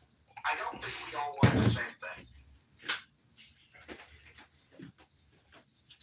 Well, that's a stupid analogy, but whatever. It's a cognitive Wait, hold on. If it's a stupid analogy, then you tell me. Are you with them? Do you want to fuck children? Or maybe you want something different. You've turned the conversation into a rude conversation. No, I'm proving the point. I'm proving the point. You should already know the question. The answer to the question you asked. So I'm proving the point that you want different things than I want, and you made the statement that all people want the same thing, and I think that that's categorically false. And when I said that, I meant food, shelter, and clothing. Everybody wants a healthy way to live through life. What about nudists? What about nudists? So stupid that you have. What about nudists? You gotta go. What about nudists? Okay, nudists choose to not wear clothes, and homeless people choose to, in many cases, they're choosing to not have a shelter. Yeah, like this idea of everybody wanting this. Wait, hold on. And furthermore, all three of those things you said food, shelter, and clothing. People can choose to be on a hunger strike. Shout out to the people in Ireland. You can choose to not have shelter. Shout out to the homeless people. And you can choose to not have clothing. Shout out to the nudists. So I think you're wrong. Mojo, you're a classic. Wait, can I add one more thing? Life is so damn hard. Mark. We have people like you. Wait, stop. Wait, can I? It's hard. Hold on. I've been listening. Sorry, Lord. You know what? Go ahead. That was rude. Go ahead, Lord. I apologize. No, Brett, go ahead. When you're done, I'll go next. Okay. Mark, life is hard. I don't understand this concept where you don't have to put in energy. You don't have to put in work. You don't have to put in creativity. You don't have to have critical thinking or rationale. Life is hard. This is why, if it wasn't hard, everybody would be fucking alive, carrying on like bumbling idiots. People wouldn't fall off a fucking mountain, wouldn't die from starvation, or die from cold, or die from disease. Life is a fucking hard thing. It ain't been hard. And people like you want to espouse that life shouldn't be some utopia. It should be easy, and nobody should have to go without food, shelter, or clothing. In the United States, nobody is going without that. If they want it. If they choose to go out in the street because they want to feed a crack addiction, or if they go on the street because they just don't want to partake in society, or they disappear into the wilderness because they think they're the fucking guru of the moment, that's on them. That's a choice. It's personal accountability. What you want to remove is accountability and nobody having any purpose in it. And I find that so weird from people on the left who think like you, that everybody shouldn't have a purpose. Your purpose is to live, thrive, beat the world, survive it, raise your children, and then you die. That's the only thing you're supposed to achieve in life. Everything else is making a better world for many people. Yeah, I don't give a stop talking when other people are talking. I don't care about the rest of the world. I don't care about yourself. I get that. I don't care about the world. If you actually told me you gave a shit about somebody in Dubai, some kid living in Slumdog fucking shitholes, no, you don't. Because you know why? You're not over there digging out and washing off this shit. I don't give a fuck what you got in your profile. I don't care what charity you had. It probably is a fucking bullshit. So again, Look at Mars bar. Jesus, dude, you are retarded. Yeah. So like, you weed your stuff out too often. So talk about them idiots. If you talk that way, you weed your stuff out too. Morally. That's kind of good, but hey, like, who told you on the day you were born? What doctor slapped you on the ass? Brad, we have a chance to Jesus Christ, dude. Hey, hold on, guys. Hold on. Listen, hold on. There's not going to be a couple of rules here. We're going to keep the shares short, maybe 1, maybe 2 points at the maximum, and absolutely 0 interruptions. You know the 0 tolerance we should have for illegal immigration? I'm going to have a 0 tolerance when it comes to people interrupting. All right, Brad, I'm sorry for interrupting. I did interrupt you, sorry.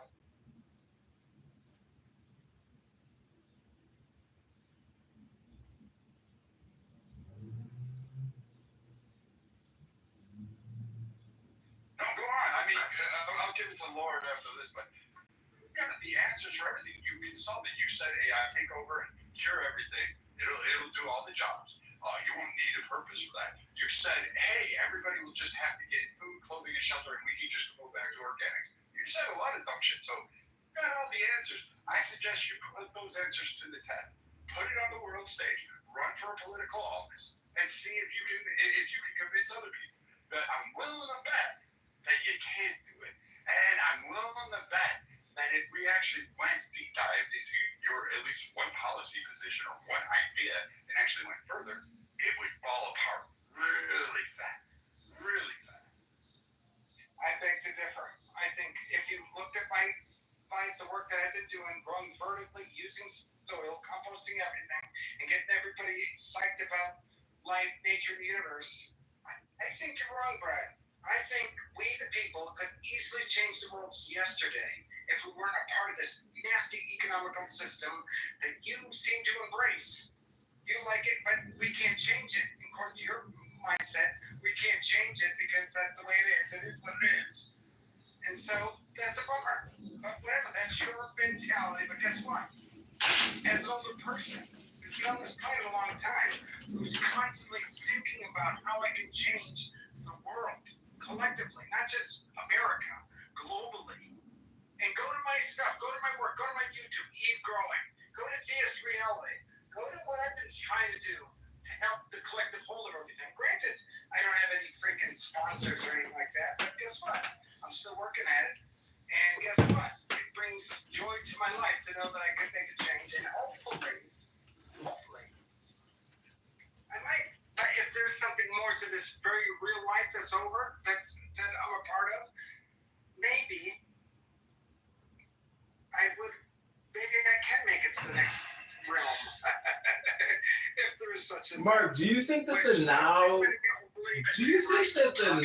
is all important? I know he's still talking. I'm asking him a question. Is the now all important, Mark? Just say no interruptions. Guys, listen.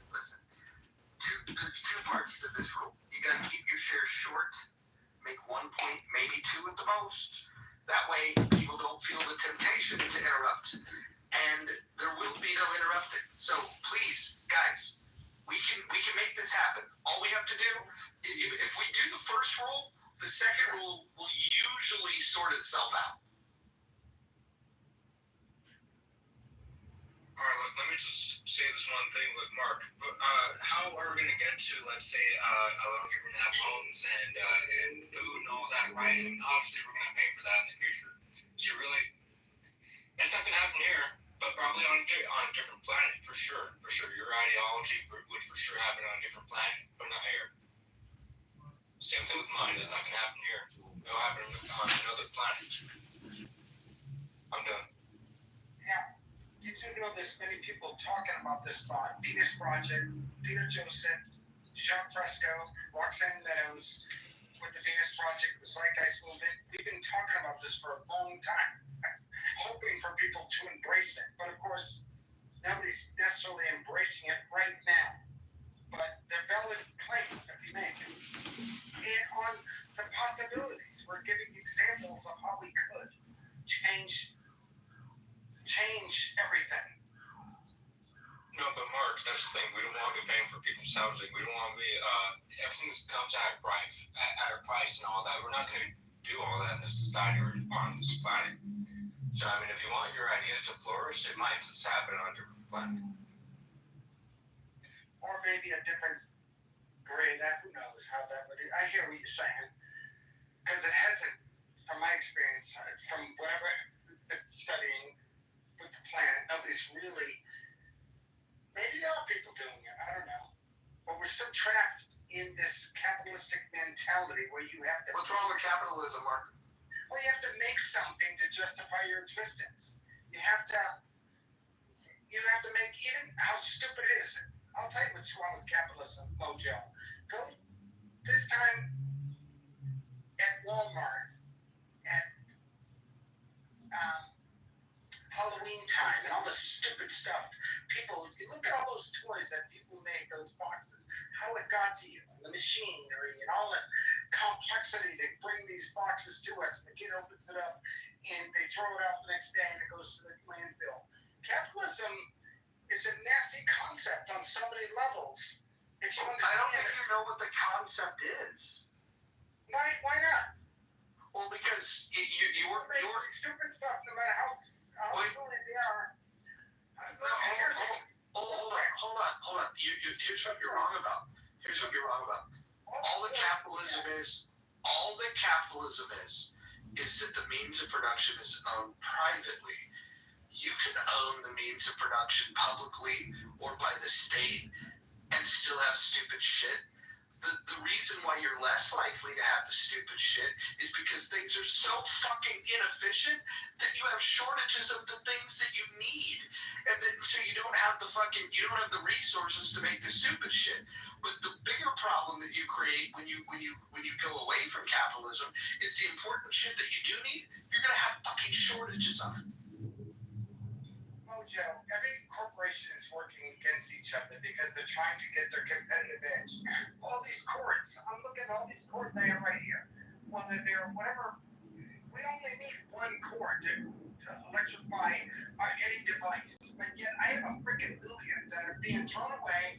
You know what it takes to make a cord of wire? The copper?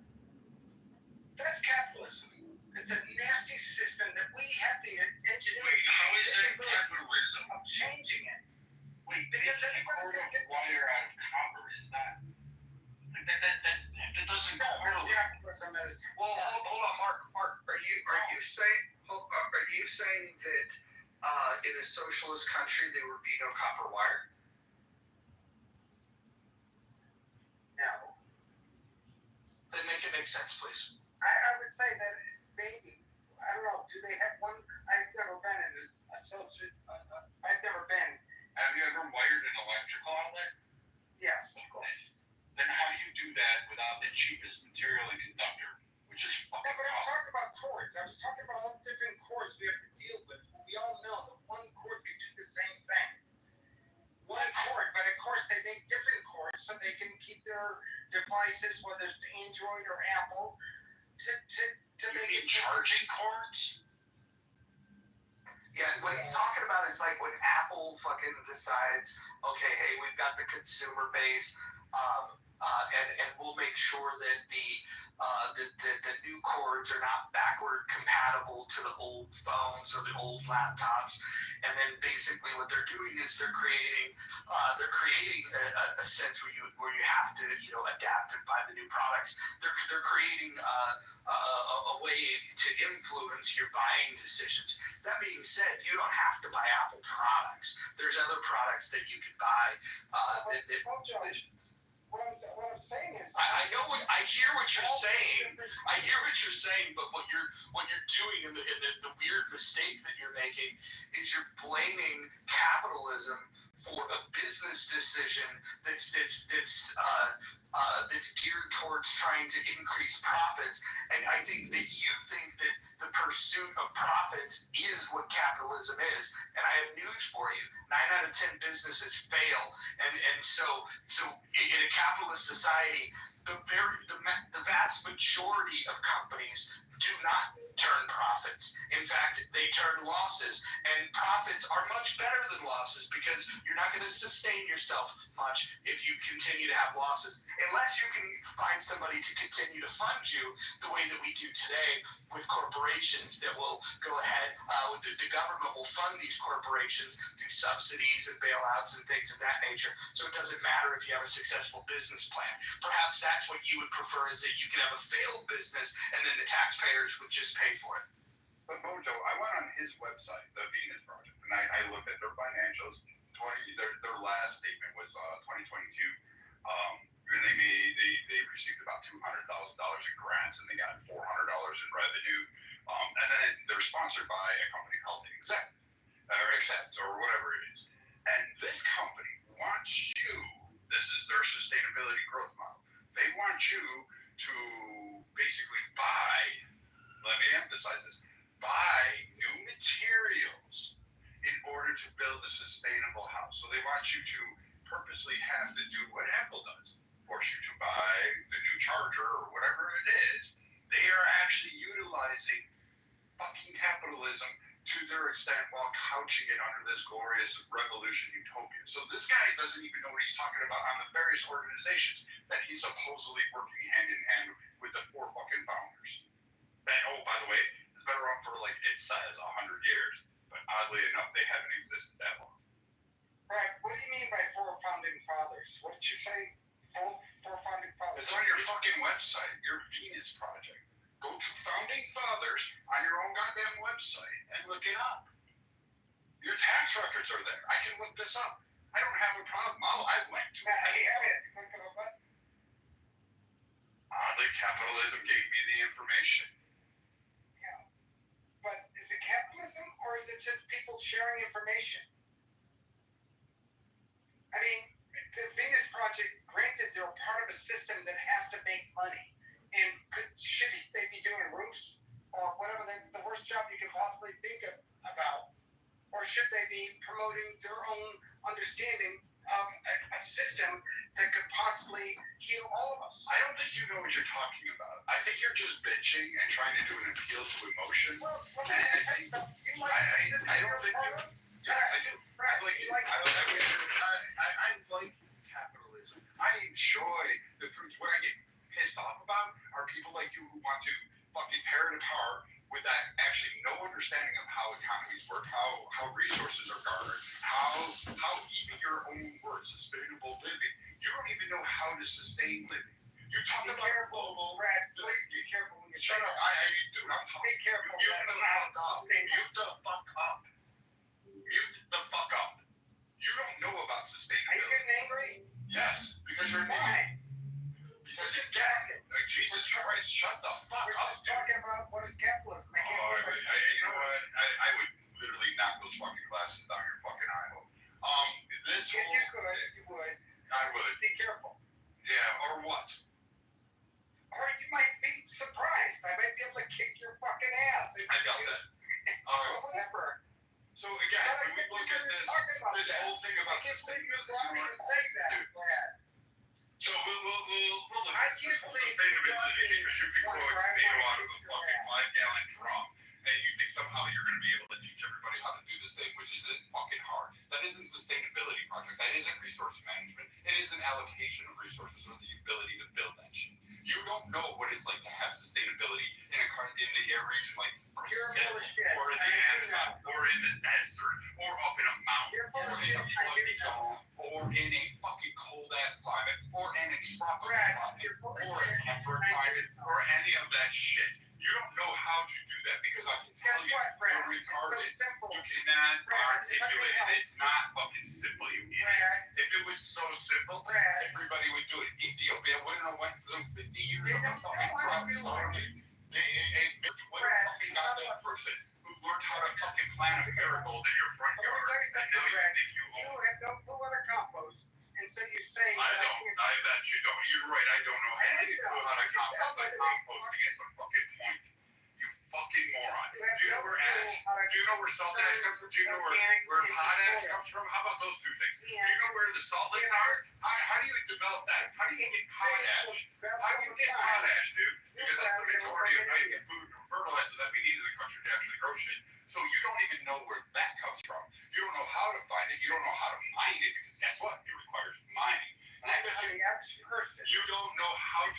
organic same way I don't know how to fucking mine.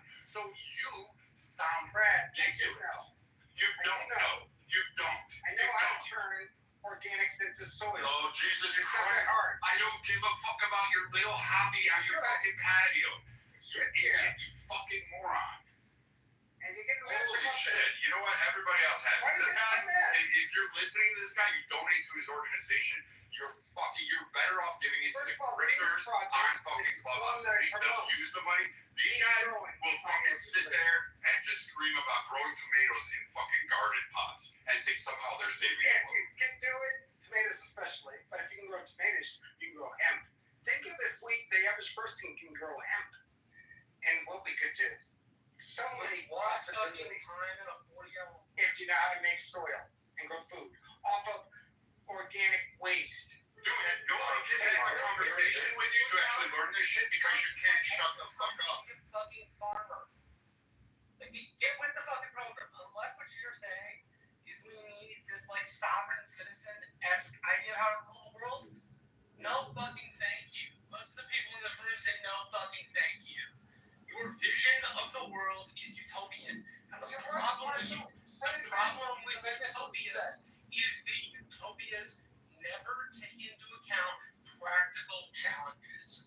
Your comparison on a small level forgets the macro level issues of growing food. I never said utopia, by the way, Marshall.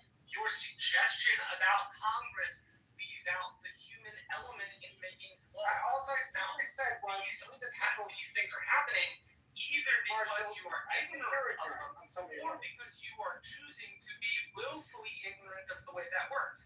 Either one is not good for you. I think you missed the point of Thomas Paine, the father of democracy. I didn't put just the point of Thomas Paine. You did. You had no clue. What you want is a You're going to tell Marshall about Thomas Paine? Out of all the people on the app, you're an idiot. You want is a mob of people controlling shit. I say no thank you to mob of people. Everybody else says no fucking thank you to mob of people.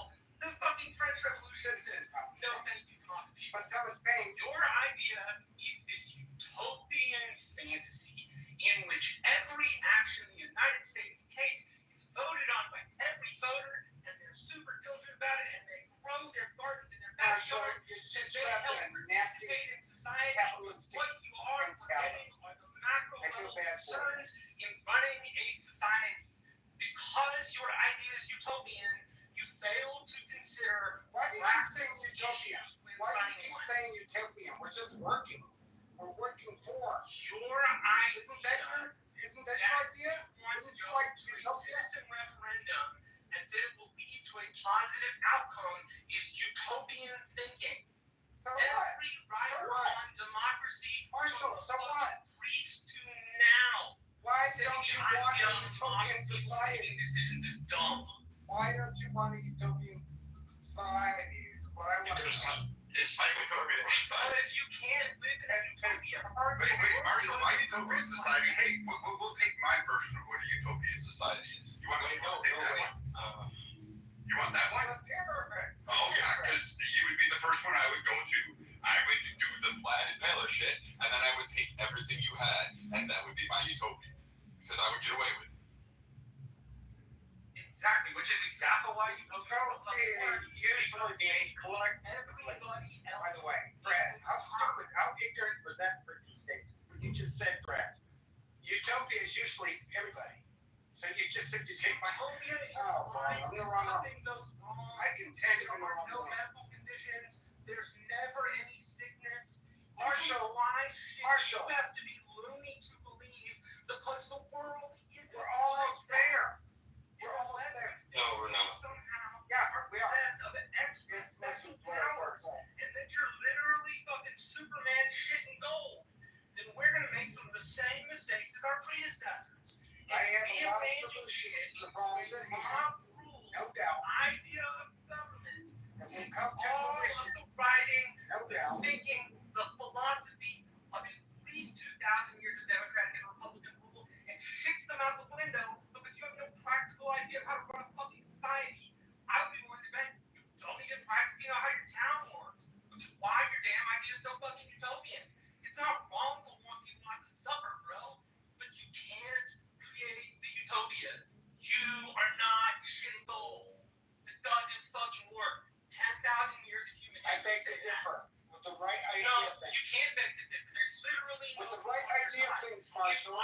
idea that you can get communism into a place that makes fucking sense. They're both I'm not talking socialism. I'm talking all all-minded, deism. No, house of course. master the people move. Although, can Mark, you will not shut the fuck up. Crowd, despite the fact that large crowds of Americans have lynched people in our country for hundreds of years, despite the fact that in Athens, where this very thing was practiced, people were then shunted, killed, murdered. And you think somehow we're going to be immune from that? Totally, we're going to do it. It's going to happen. Crack you smoking, and please sell me some. Marshall, it's happening.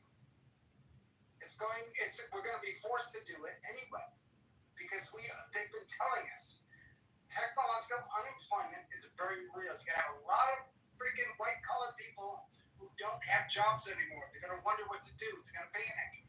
They're going to do some crazy shit. They're going to kill a lot of people. Some motherfucker that Mark, what we are close to is my ideology, okay, not yours. We're not even close to yours. Even if you think that, something's going to control our minds to the point that we're going to do your ideology, no way, that's not going to happen in a million years. It's not even going to happen on this planet. There's no way it's not going to happen. Because I am a true anarchist, right? What I believe in, we're close to that shit. Because of what's going on with the nations, with the world, the U.S., the political divides and all that. Overall, the point is, we're not even close to your ideology because it's not going to happen on this planet. It's going to happen on a different planet. What are you talking about? Mark, bro, let me jump in, because goddamn, bro, fuck.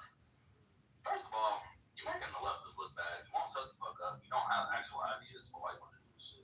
I just want to propose an idea to you and other fucking leftists, because I swear to God, I'm so embarrassed to be one. I can't believe you're calling me a leftist. Whatever. I'm more conservative. You see what I'm talking about? See how you can't just calm down and just let me fucking talk? Like, bro. Alright, so why are you calling me a leftist? Bro, have some decorum, bro. Have some self-respect. Like, listen. Alright, just disregard all that. Just listen to my fucking point. This idea that you're proposing, where you're saying, oh, we need to do this because it's right. Oh, we need to do this because of equality. Listen, they don't give a fuck, bro. Nobody gives a fuck. Do I want equality? Not really. That's made up. But do I want, a more fair, equitable society? Yes. Do I believe that we should get rid of private ownership of the means of production? Actually, yes. But why are you giving up? Bro, god damn! You've given up on society. Mark, Jesus fucking Christ, dude. Are you really this, but like, you look older than me. You can't fucking chill out for 5 fucking seconds. A lot of Christ. So, what I was saying is, if you want to actually propose solutions and people take what you're talking about seriously, it needs to be an actual solution. You need to be able to explain how it would fuck economically feasible. What you're doing, and what a lot of people do, is, we gotta come together, bro. We gotta grow some fucking organic food or whatever, bro. We just gotta rethink it. Okay, cool. Come back to us when you've actually rethought it and can propose a solution. Because all you're doing is if you actually want this, right? Like, if this is something that you actually give a fuck about, and you just don't want fucking flappy drums on the clubhouse with people, and you want people to take it seriously, you want this to actually take place, maybe do the fucking legwork of reading up about this shit. Look at some of the solutions that people that are more intelligent than us in this room have proposed, and throw those out. This kumbaya shit, the capitalism is bad. Okay, so what, Mark? They don't give a fuck. They don't give a fuck about equality. Trying to get people to agree with you on the premise of equality is fucking stupid, because as you've observed, they don't care. Some of them won't tell you, but Mojo is at least fucking honest about this shit. He doesn't fucking care, and I can respect that more than people on my side, which is the disingenuous fucking leftists who think that they can make these arguments with people that are clearly more fucking read up on this shit. Like, bro, just recognize when you're out of your league, when people are a little more read up on you. When I come across somebody that has these ideas and they oppose with mine, what I do is ask questions. I asked Mojo the other day. I'm like, yo, why ratios of CEOs. And some people thought my idea was fucking retarded. That's fine. I want to learn. I want to actually get to solutions. I don't want to do this stupid fucking kumbaya shit where we're trying to like have this idealized version of how we're gonna achieve shit with completely nebulous methodology. We don't have the plan, bro. We just got vibes. We just want better for people. Everybody wants better for people, bro. They have different ideas. So if you don't have an actual reason or you don't have an actual mechanism for how you're gonna propose these solutions, you're making this so much like you, specifically you, and people with this type of take. You are specifically making it much harder to accomplish because it just sounds dumber and dumber the more people start talking about this shit and have no fucking idea. It's so fucking annoying. And then you want to sit here and argue and go back and forth with people like they're the fucking stupid ones. What the fuck? Yeah, Dwight, I hear what you're saying. And you're right on so many levels. I hear you. Look, Mark. Really, I mean that sincerely. First of all, every idea I have, there's no real money to be gained from it. Like solar energy, for example, there's no real money. Once you get solar in place, there's no money in this system that we're a part of.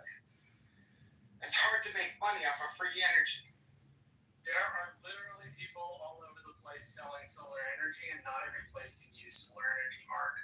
Sometimes wind energy is more efficient. Sometimes gas energy is more efficient. It depends on the region of the country you're in. Wind or whatever, thermal. Mark, you're speaking of a solar punk society, and that's not good. That's not progress. That's not even the technology. That type of society is progressive at all. Like you're for technology, and that type of system of technology and all that isn't progressive at all. Because then, if you know how the progression of technology even works, it works through wars. Through tension. The evolution of technology improves over time through tension and wars and all that. And I mean, like, going through the route that you're talking about, it's not improving technology. It's gonna stay the same route it is right now, or just wherever it's gonna be at if we were implementing this ideology.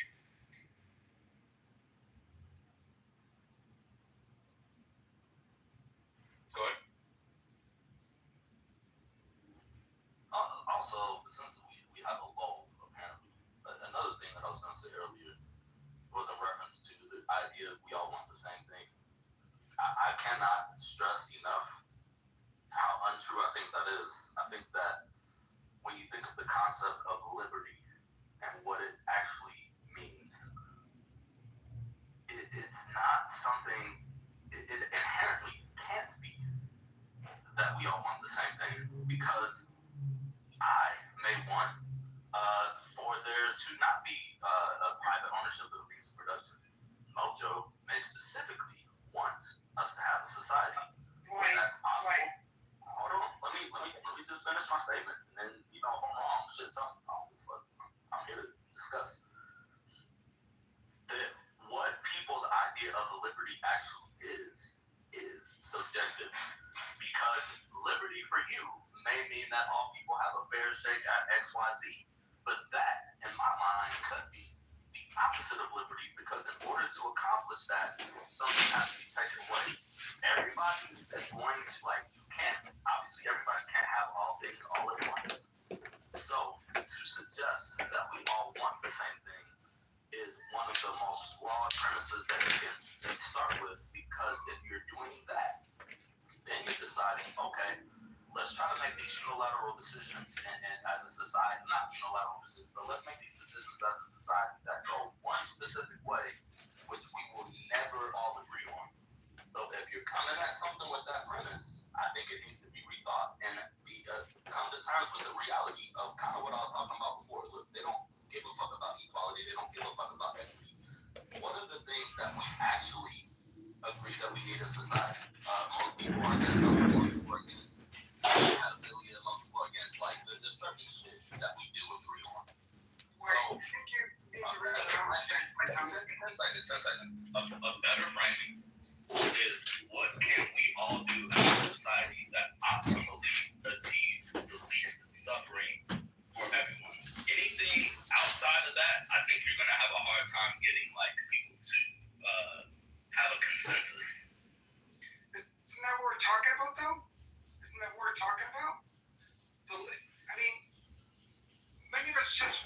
shelter, and clothing. Right? And how hard is that? In a system that has everything, could have everything. Very hard because you have to distribute this stuff. You have to is it right, if I may, is it right for Oprah to have a whole island or Zuckerberg to have a whole? Yes. Is it right that they have that just because they came up with one freaking idea and all of a sudden they're freaking thinking cutting their way? And we shouldn't take shit from people that we don't want. How about we take your shit and leave you with a mattress? Are you willing to trade in your shit for the better good? Turn over your possessions, your private bank account? Ever. Why would you? Oh, that's exactly what you're asking. You were espousing an idea, and I'm asking you to put the faith you're saying other people should take into your own idea. If you are suggesting that people who earn their money, which is theirs, Marshall, have the right to use all the families, then what you in fact are racist, Marshall. is making a decision for something else. Says the petty fucking Marshall, so all these families. Wait, you just called Marshall racist as if that somehow like elevated your argument. It just showed you that you actually lost it. I like Marshall. I think we're friends from other conversations. No, I think you're retarded, Mark. I honestly, because you immediately tried to pull out a race card. Wait. He brought up about Oprah having an island and shit, and you saying that Marshall's racist? Okay, really? Well, he agrees that Oprah should be able to own an island. Yeah, and you're saying I that believe in the concept of private property. That's racist according to all the other people I want to protect my on that island. Protect hers. And if you do not protect private property, then I encourage you. No, stop. Then I encourage you to get a tax form, sign over all of your savings to Uncle Sam, vacate your fucking house, and live on public assistance. Until then, don't fucking lecture me. Marshall, really? Come on. No, this guy is like dumb. I mean, you had people that go to your fucking Instagram photos and all of your research, and you know what? I've decided that if you're growing tomato pots, like I said, But not me. You're saying everybody else needs to give up. Marshall, he's got a nice home, he's got a nice pool, he's got tomato plants growing out of buckets around his pool, and he thinks somehow he's got the answers in society.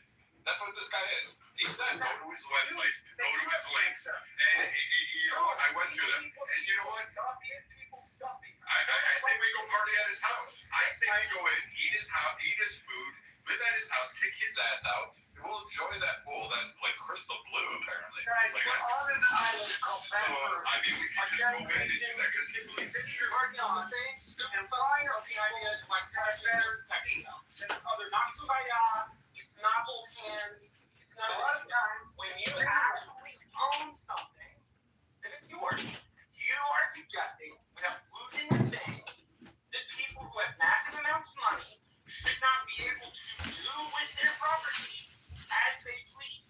All the while, exactly what I'm you saying. will never have to give up a That's meal. what I'm You will never have to give up a car, your house, your nut. Is it right for a person The point is, right? you are again on a Yes or no? utopian track. Yeah, So you are. is it right for society to somehow super extra special and we can avoid pitfalls past society? Just because, let's say, family, That's the country is the ever fucking off.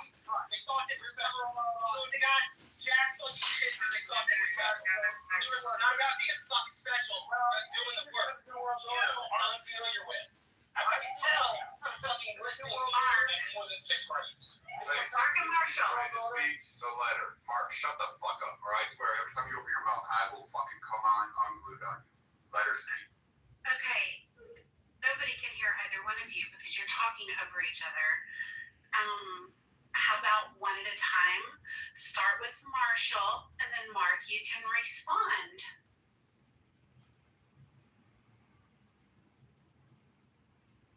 All right. Marshall, I love you, buddy. I think we're on the same goal. That's what I want to say. I mean, no, we're not on the same goal. You live in We are. fucking Wait, and I live in Utopia, and I live on Earth. You can have a various fucking house land all you want, not property, and not on that. You are I on the think that same. demonstrates how liberty is not this. This is what I'm trying to say to Marshall and to others in the room, that is liberty, that Oprah can own an island. To you or me, we may not view it that way. We may see it as liberty is the ability of people to share the spoils of whatever the success of a company or whatever. What we view as liberty is going to be subjective. So again, for you to try, like what you're trying to do is you're trying to present a subjective ideology to people who have already rejected it. You are offering nothing. All that you can offer people who have fundamental ideological differences with you is solutions that, okay, so you say, okay, we want the same thing. Okay, I would agree that we do all want some of the same things. So wouldn't it be more effective to focus on how we can actually accomplish the things that we do want in common, rather than saying, hey, your whole way that you think of shit, your whole way that you conceptualize liberty is wrong. You should abandon your ideology, take up my ideology, even though I can't present like any sort of mechanistic way that my ideology would trump what you're proposing. Like, bro, it's silliness. It's foolishness. But your problem is that you said liberty is subjective. And liberty is essentially, it signifies a freedom to act without any external constraints, period. There's nothing subjective about that. Oh, I like that, because I agree. However, what if what I want to do is to restrain you? What if I'm a corporation? When you don't want liberty, then you don't want liberty. Liberty is not subjective. It is what it is. Like there is no subjective definition to liberty. You can say, I don't want liberty, sure. But you can't say, I want liberty. I just want to define liberty differently, because that's just not how reality works. Oh, no, I agree. I agree that the definition is not subjective. What I'm saying is what people view as fitting that definition will vary from person to person. If I'm a business and I make, sneakers or some shit in town B, and another company opens up and they want to sell sneakers, okay, I want the liberty to sell shoes, and maybe company A is better. But what if company B starts to make a little bit too much money to take some of that market share, and I'm company A and I've got the means to squash out this company and prevent them from actually selling shoes? That, to some, is going to be liberty. Like, some people say, they worked hard, they made the money, they established market dominance. So if this smaller company gets swallowed up by them, that's liberty. But some people may say, well, that's not liberty, because now they've artificially prohibited my ability to act in the way that I want to act. You see what I'm saying? So that it's not that I'm arguing the definition. The definition is subjective, but people's interpretation and what they feel fits that will vary.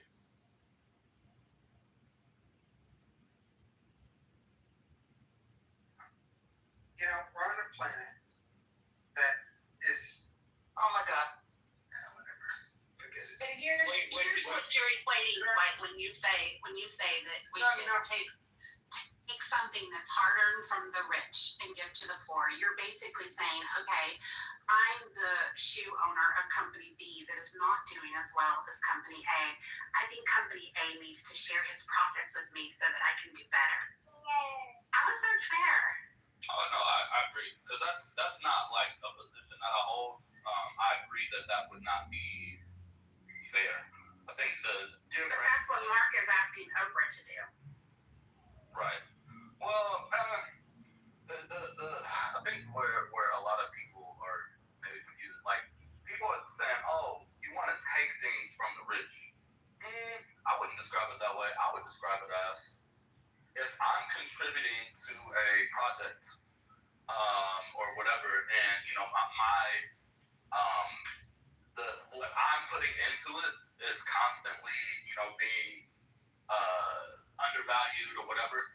And let's say one person from that project takes all the credit, they amass all of the, accolades, whatever the rewards are for this project.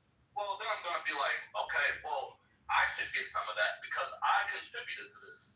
So this is like the conversation that we were having like the other day because I was talking about like CEO pay ratios. I'm not gonna like go down a whole rabbit hole with it, but just to like kind of put it succinctly, the premise is or should be in my mind whether or not people that are amassing this much wealth actually earned it, quote unquote, speak.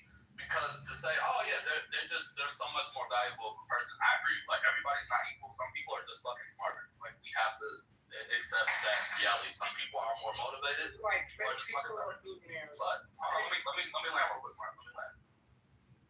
Some people are just fucking better. All right, I don't like that, but it's fucking reality.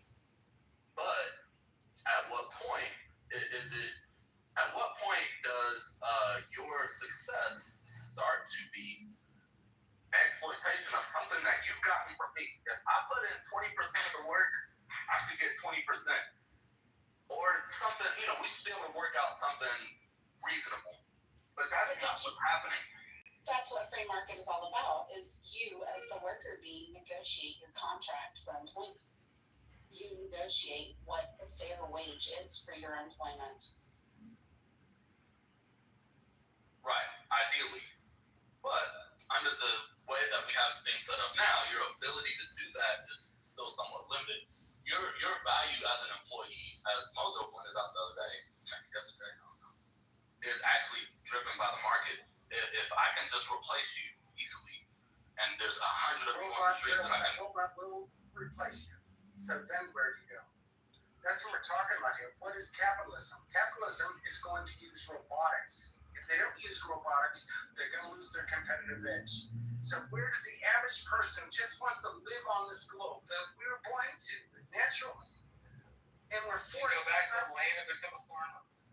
You take up the position that only 1.5% of the country. Oh, Marshall. That means moving, and I doubt you want to move. Well, why should I have to move? Because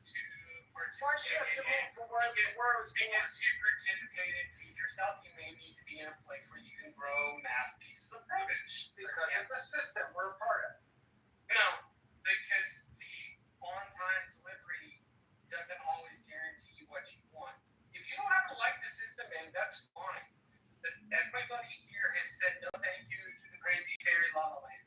We're not interested. I've not said crazy La La things right now. No, it is crazy La La Land that will never fucking You've assumed a lot of stuff that I said, but no, I listened to you talk about utopia. But wait. We go down into how he's going to accomplish this.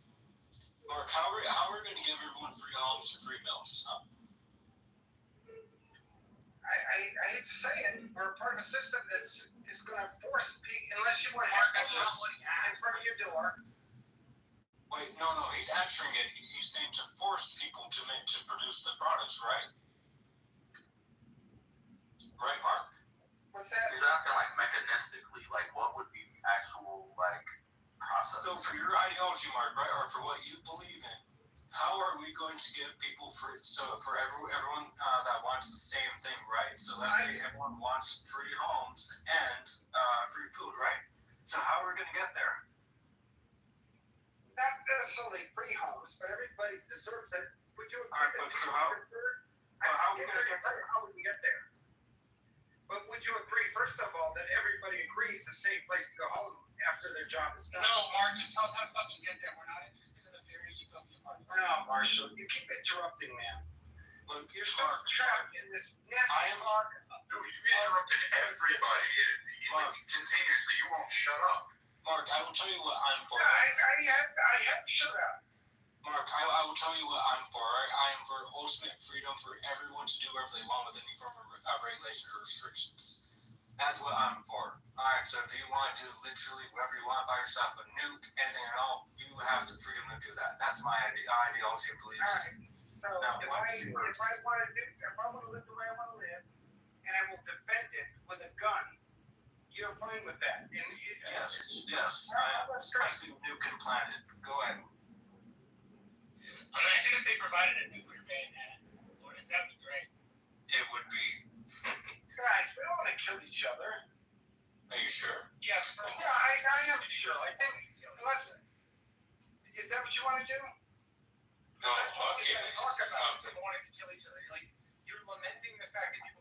sorry it fucking happens. It's bad. Go on. Look, We Mark, can Mark. change, Marshall. We can change that. I'm gonna talk No, to you Utopia. Yeah, you Well, can. alright. You can. To enforce them, right? Mine Just the practical. works. Are you forcing these people to get the food? Yes or no?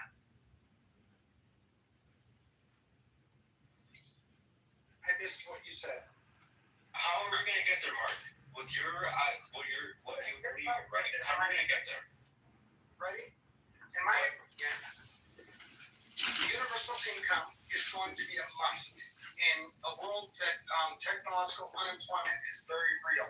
Even white-collar jobs will be gone because the machine. We're gonna fucking. Marshall. We're not talking about that. Marshall, I'm done speaking. No. I don't need to hear your fairy elevator. You don't have a green bean. No, I need you to answer. Green bean. You don't have a green bean, Marshall. I need You had one last one. Wait, what about Marshall? What if this is his way of answering this? He's not answering. He's giving us his blame sales pitch again. I don't need to fucking blame sales pitch. What I need you to tell me is how am I gonna get the fucking tomatoes out the field, bro? How is that happening? What am I doing?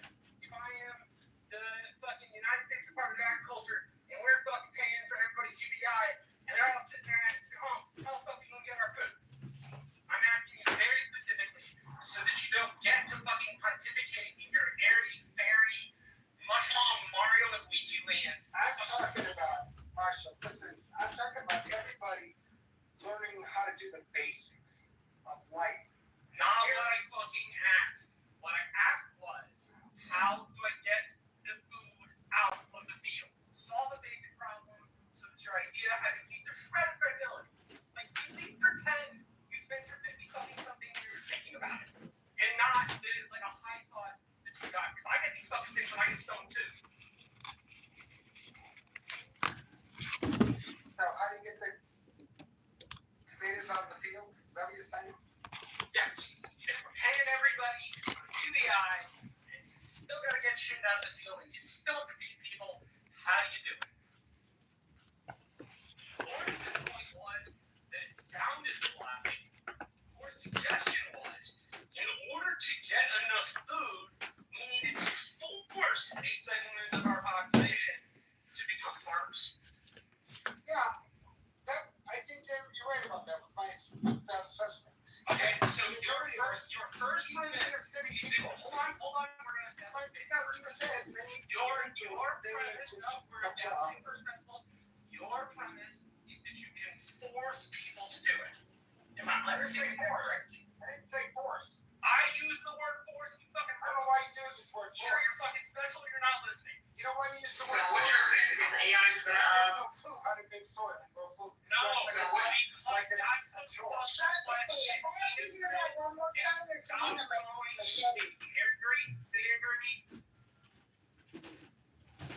don't give a shit about the fucking code. I give a shit about your inability to answer the most basic question about the utopia.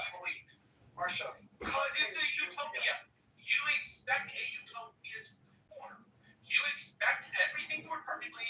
You expect people not to be people, and you expect all not that I expect it. It's going to happen. And that just is the fucking way the world works, brother.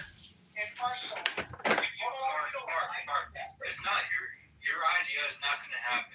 As much as you wish it would happen, it would not happen unless if it's on like a super small island, probably like a dot compared to other countries, but it's not going to happen worldwide. No way.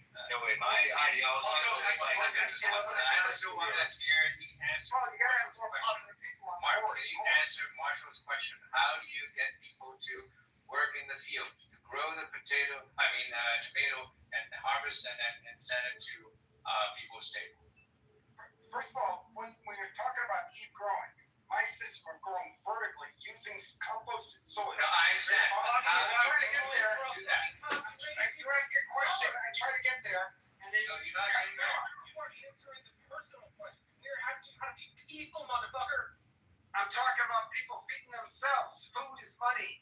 You have to be able to growing food for yourselves, family and friends. Every society you can had to grow their own food. No, every society in history has to grow their own food. So how do you get the fucking tomato out of the field once you've given everybody a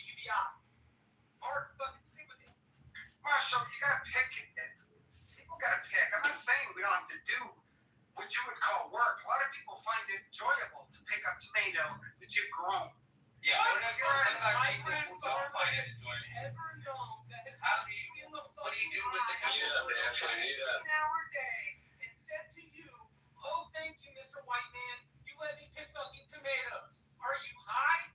Like, in what fucking universe is that the way that works, you dullard? Like, I don't think I've ever heard Marshall yell before. Marshall. You are either dense by yourself or you're being intentional. I think Marshall likes a lot what I'm saying. That's why he gets emotionally charged. I am irritated. Yeah, but think about it, Marshall. I want you to contemplate it. Fathers to force on us. Guess what, Marshall? If I may, The world, which takes nothing Marshall, into account about human we history. have no other choice. We have no other And choice. everybody in this room has said no thank you to the Super Mario fairies and Kitty Land. We don't fucking want it. It's not possible. We're talking about ushering in an agrarian society using today's technology. Sell. Nobody else is Because interested. food is money. And Before you sell, you couldn't sell fucking Mark, with that, like Mark. seriously. Mark, with the food as money, that's gonna create anarchy. Alright, that's gonna create anarchy either way. Because there's not enough people that's gonna enjoy making crops and all that. Not that many, as much as you hope. We weren't here to get that far. We would starve before we even got to anarchy. First of all, like, we have to keep in mind, like, And this point is only going to take 15 seconds, I promise. We have to keep in mind, like, we can't go back to being like agrarian. The way the current global population is sustained due in large part to how efficient farming has gotten. So in order for us to like try to revert to where we're all farming, we can never do it. Right, if I may. So like you literally would be advocating for people to starve, like Mao style. Dwight, can I run in some ideas by you? Mark, before you do, I'm the token left here guy on the stage. I literally have just one comment. And regarding anarchy or any sort of civil war that's been brewing since the pandemic or what have you, and politically divided, the only way we will see civil war in this country is if they take Netflix and Uber away. Go ahead, Nick. Hell yeah, that's right. That's the gospel. Guys, listen. I grow vertically using soil. From buckets and 55-gallon drums or whatever. Here's the deal, in my personal opinion. If we could stop, if we understood the value of organics and how important every organic you grow is Your personal berries and unicorns show you. But here's the over. Marshall, you always cut me off. It is berries and unicorns. You always cut me off. Unicorns. If we're fucking interested, we can listen to And remember that when I'm somewhere talking about it and people are really paying attention, Marshall, remember how you always cut me off on Clubhouse. That's what I love. That's what I'm gonna remember about you. Did he seriously just say that? You're really gonna take Totally. You're really gonna take an online interaction as like a formative experience for yourself? Like, yeah, I'm gonna remember you. I will remember you, Marshall. Being a dick, which Only because I know I'm you're being a ginger dick. like I'm being a myself. dick because you deserve it. Because instead of answering anything serious, you want to rehash or elevate. I have answered stuff. No, you haven't.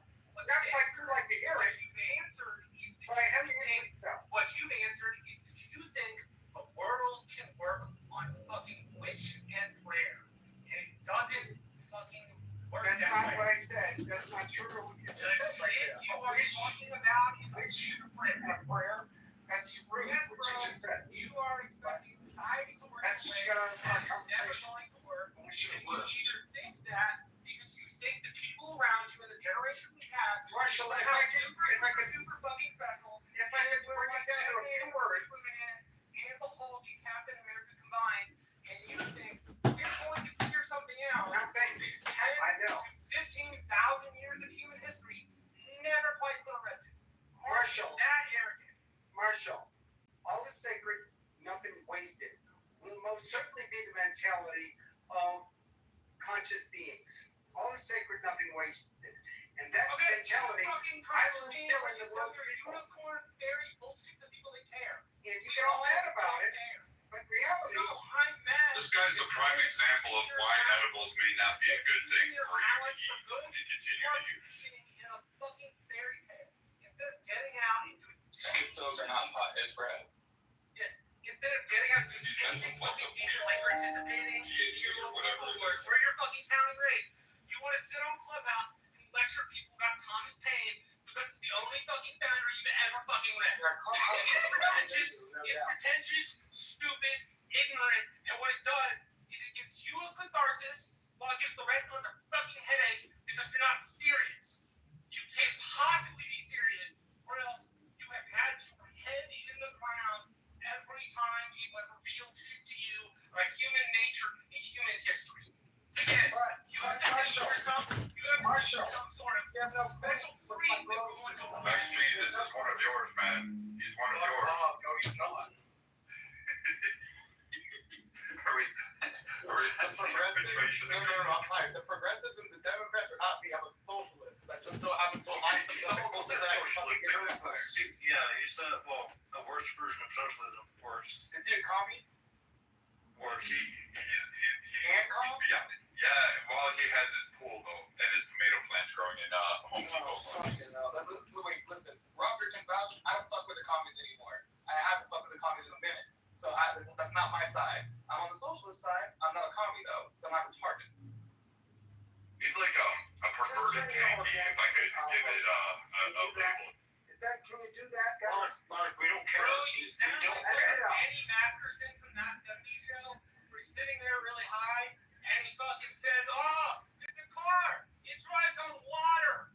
People think you were kidding thousands of fucking years ago. I'm sorry. Whole Foods have a whole fucking division of white Marshall, people. time will tell, my friend. Time will tell. And remember this conversation. Yes, I'm going to remember that. It's not going to happen in yours or my lifetime, Mark. You decided to Trust me, tell us all that utopia was possible as a 50-something-year-old man who apparently wasted all of his historical training on an asinine answer that doesn't use human history or behavior for anything. He uses a wish and a prayer. Oh, if I were stoned and had enough acid, everything would be great. It is fucking wish thinking, and it's dumb because it doesn't do anything special. It makes you feel better, which is fine. Feel better about it. Fucking grow your own organic tomatoes. Make you feel better too. Make your fucking compost because I make my own compost. Marshall, I'm fucking lecturing people about small farmers to the as a way to talk about the why If you world deposit is your dumb. outputs It to the sounds water like supply, Danny Masterson maybe you'll saying think about cars run on water. Marshall, Man. who doesn't allow such things. If these people were fucking stoned, this would be a more pleasant conversation. Well, who says I'm not? Okay, well there we go. All the answers I needed. Wait, hold up. I'm stoned too, and you still sound like a fucking moron right now. What's going on? Why? First of all, guys, why am I a moron? Because you're a Because you're moron. realistic. At least from my perspective, you're a moron because you're a commie. Let's hear them again. Let's hear my ideas again. Mark, We've been asking you, Mark, throughout the whole time. You never said your idea of how we get there. I did. You're not listening to it. No, He did. He said organic. I was saying. Side note, Mark, you gave me Marshall speaking. Marshall you gave me one home answer to a You're society. so mad at what I said. No, I'm not mad. And then we're always saying to him. You guys are all Not friends. discern plain English. I'm I've not been in the room with you for a long time, and you know what he said. Mark, can you just let them finish and then respond? For fuck's sake, dude. Mark, all we're asking is how it's done. You don't need the rest of the elevator pitch because it's low on detail and high on unicorn. We've had enough. Here's how it's done. So how do you practically do it? Here's how we do it. We don't need the manifesto. Just tell us the point. And here's the point. My house literally could have a dump truck come to my house once a month. Mark, you're answering the shit you are answering a personal question. You answer a question about your own damn home. All of us. I know. Work together to do it. About your own home. Marshall, you're happy with capitalism. No, You're a capitalist. U.S. in general. You should be. Absolutely what he's talking about. So look, Mark. Now, the funny thing is, when I'm talking, Marshall always interrupts. No, Mark. You said that we always work together, right? How are you going to get people to work together and what you believe in? How are you going to get people to work together without money? without capitalism, without any form of reward at the end of work. You need a billionaire. You're right. Can I debate him for the socialist thing? Because this is stupid. I'm going to ask one question. Mark, what's the solution to the ECB? To the what? To the economic calculation problem. I think the solution to it is we're doomed. We're doomed. The solution is that the economic. This entire fucking conversation for you to tell us everything's over. You know it's over too. No, you better be mailing everybody in this fucking room a bottle of like premium tequila or premium scotch. We had to listen to that for 45 minutes. Really, you get with all your fucking magical thinking, and when challenged and pushed on it, you come to, like, get us for fucked. Really? It's because it's the kryptonite for commies. The ECB is kryptonite for commies. You ask them one question about it and it's over. Actually, guys, first of all, I give it to a room that says what is capitalism. I'm not an expert on a lot of this stuff, but I do know the solution to it all. Here it is.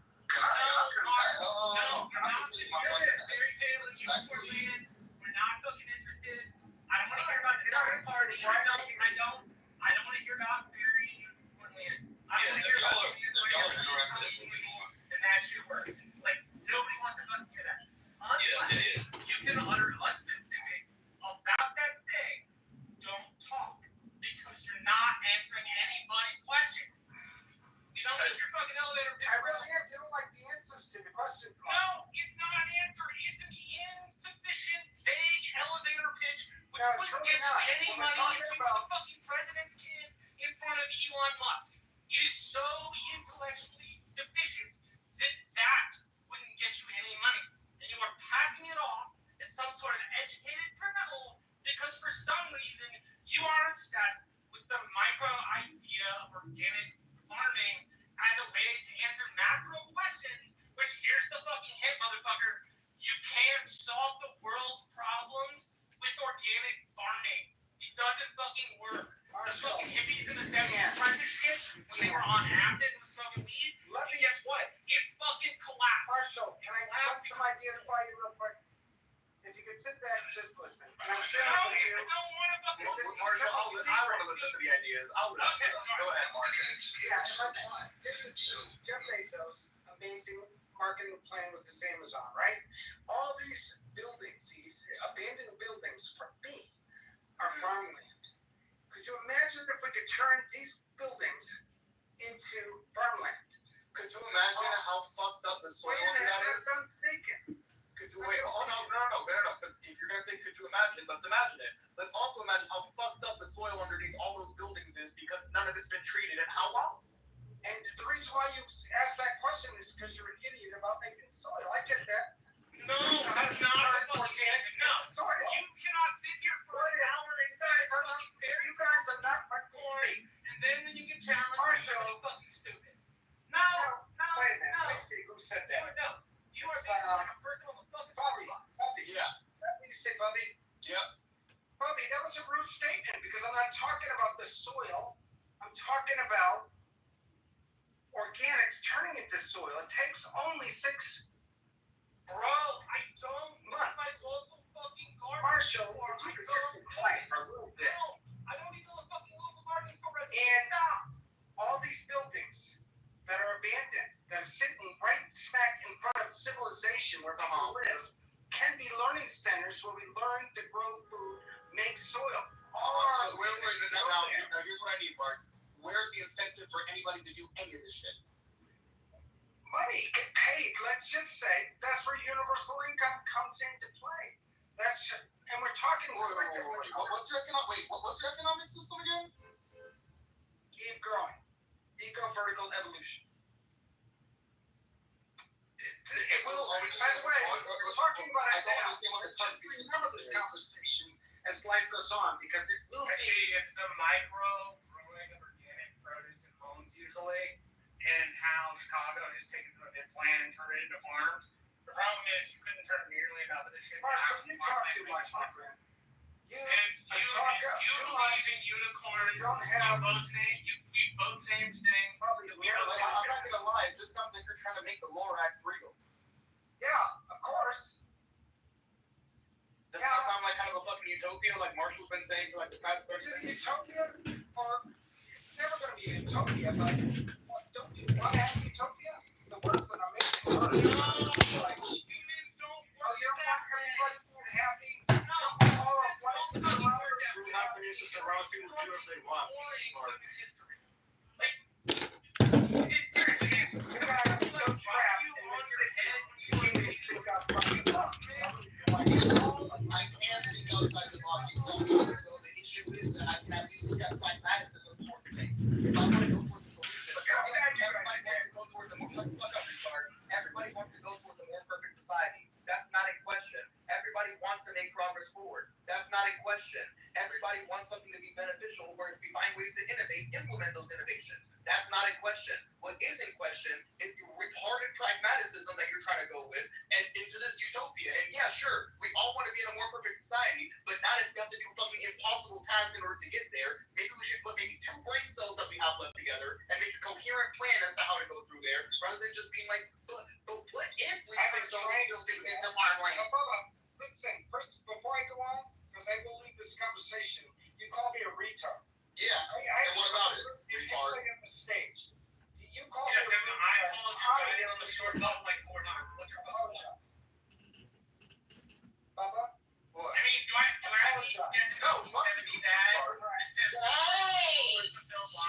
because I'll get the ad, right? Like, they literally talk about retards and how they can. He left. I mean, he left? Okay, thank God. I'm so sorry. If you went to a interview called a retard in Roger's room, get the fuck out. Yeah, I was about to. Come on, that was so long of dragging on bullshit. You know, let me ask a question. Marshall, do you really think that by engaging in the way that you're engaging is, good decorum? Is it good for your health? Like, why are you so razzled up and so animated right now, Dr. Marshall? Good decorum, absolutely not. I'm only supposed to be horrified. Why does it work me up? Well, I guess for 2 reasons. Retards are irritating. Yeah, that, and I really don't like when people claim to love history and then can only quote me like one little itty bitty piece of it, and then like use that little itty bitty piece to say they understand a whole lot wider things. I'm the first to admit I don't know everything about history. I fucking love it. I know a lot that I'm willing to admit what I don't know. And this motherfucker couldn't admit that all he read was Thomas Paine like 25 years ago, which is fine. But like Thomas Paine should not be the only formative American writer of the Revolutionary period you read. It's not just that. It's just a conservative version of the Marxists. Whenever the Marxists will think like, yeah, I'm a Marxist. I do a lot of reading, but I only read this fucking Communist Manifesto, and that's it.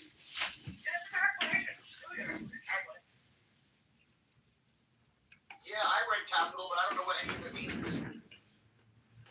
Yeah, I think that's what I was trying to get Mark to understand, which of course is a waste of fucking time with a lot of people. But it's like, man, we don't have to be geniuses. You know what I'm saying? We don't all have to be perfectly informed on everything. But to Marshall's point, like, man, we gotta at least read some. Like, we gotta. There's people that are, and I tell people this all the time. Like, there's people that are much smarter than us about a given subject that have already written about this shit. So why do I want to spend, 20 fucking years to come to a realization that somebody already came to fucking 200 years ago?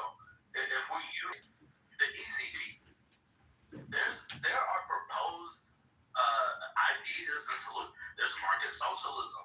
There's algorithmic planning.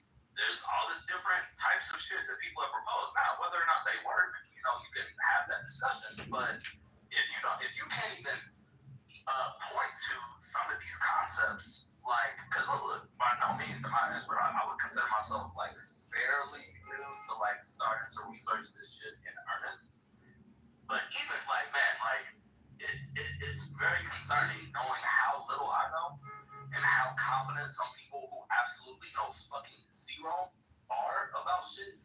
It's super fucking crazy. And then like the more you start to learn, you start to see how fucking just imaginary and whimsical people that like the fucking like, oh, we're gonna all grow our own food, bro. If you spend about, I don't know, one day like looking into how we got to where we are today, like, you know, how the market works, how farming in general works, like, you would know we literally cannot. Hey, Dwight, let me ask you a question. Are you okay with the U.S. national debt going to $47 trillion?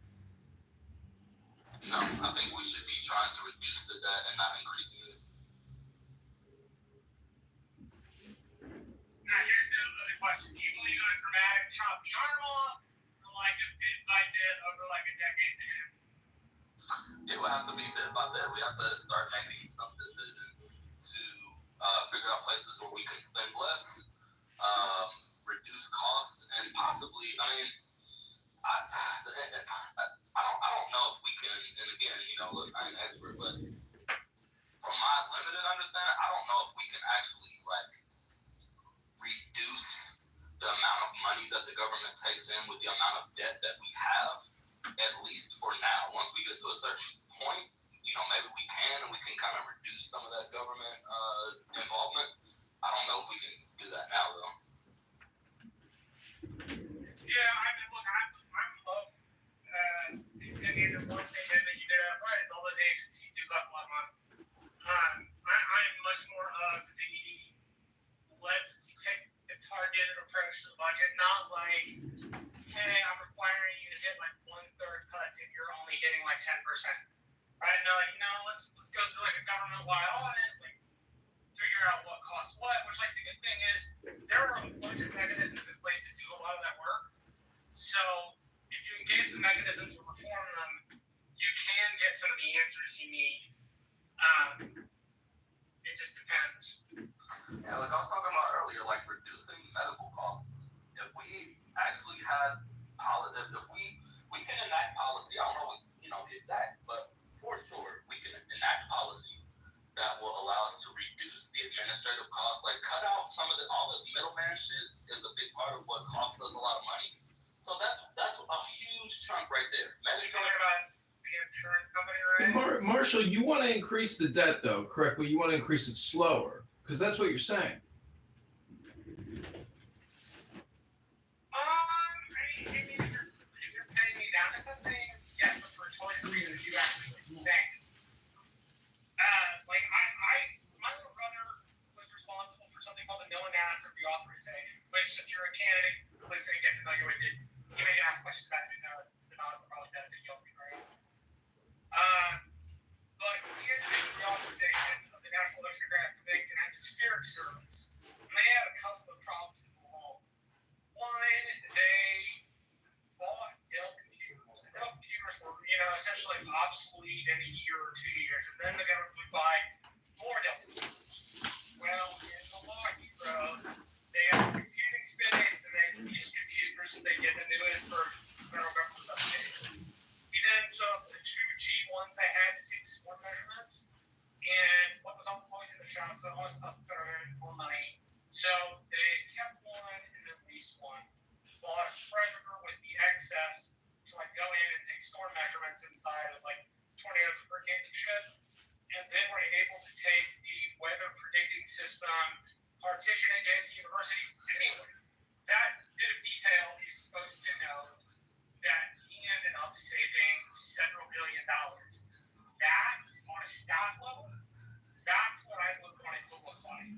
If what you're suggesting is that to the public, it is rah-rah cuts.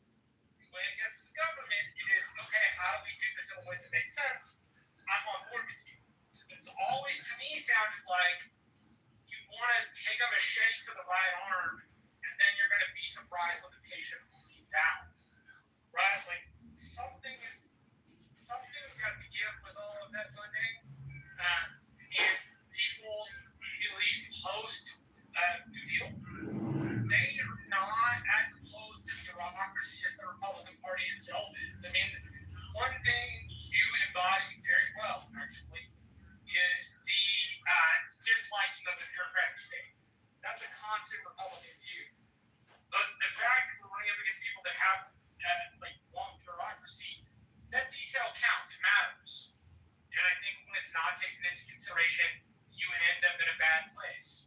Again, it's not to say like I don't want to cut government programs. It's just like I think that's the responsible way to do it.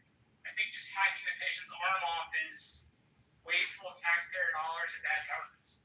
I doubt that you yourself intend for bad governance. I'm just telling you that's kind of how it hits me. I get it, in your mind, you gotta take the arm to save the patient. I understand that. I just like, I'm not on board with taking the whole arm, man. And I don't think I ever will be. I think it needs to look like I described. Because it's considered, thought out, it takes into account the actual money we spend instead of just unplugging shit willy-nilly. But I understand how to convince you so. I mean, I'm willing to mine and you're willing to yours. Yeah, like how do we the debt continues to increase. Like what's our end game? You know what I'm saying? If we just keep spending unlimitedly, is unlimitedly a word? Fuck, my brain is so fried from that conversation with Mark. Goddamn.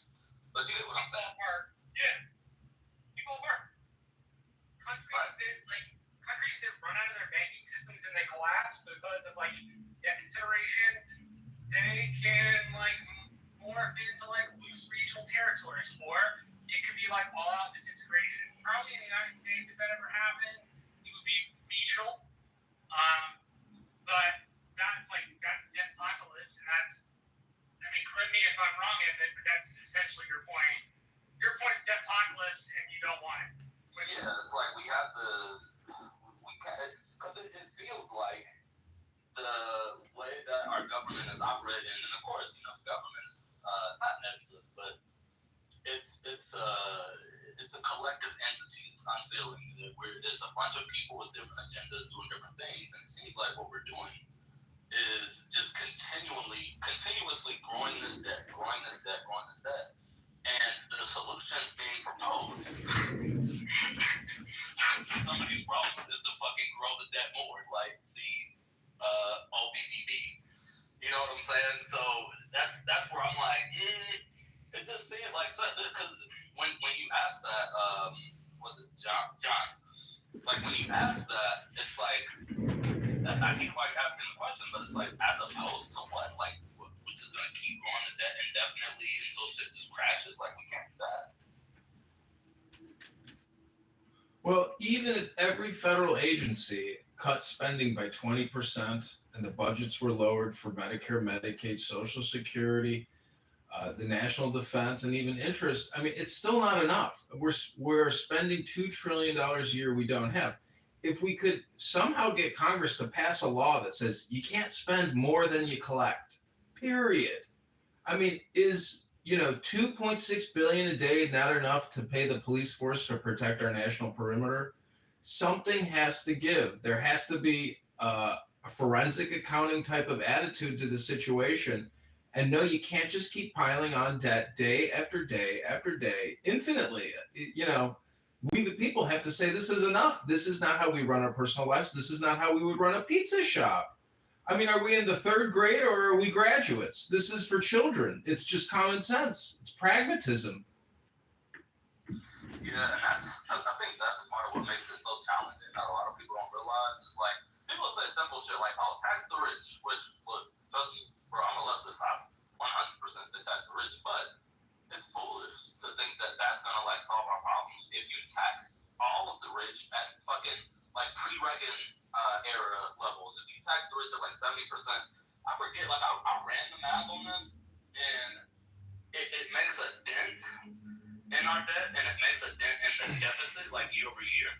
But that's it. It makes a dent. People think we could just tax the rich. They have all the money. It's no, that's not.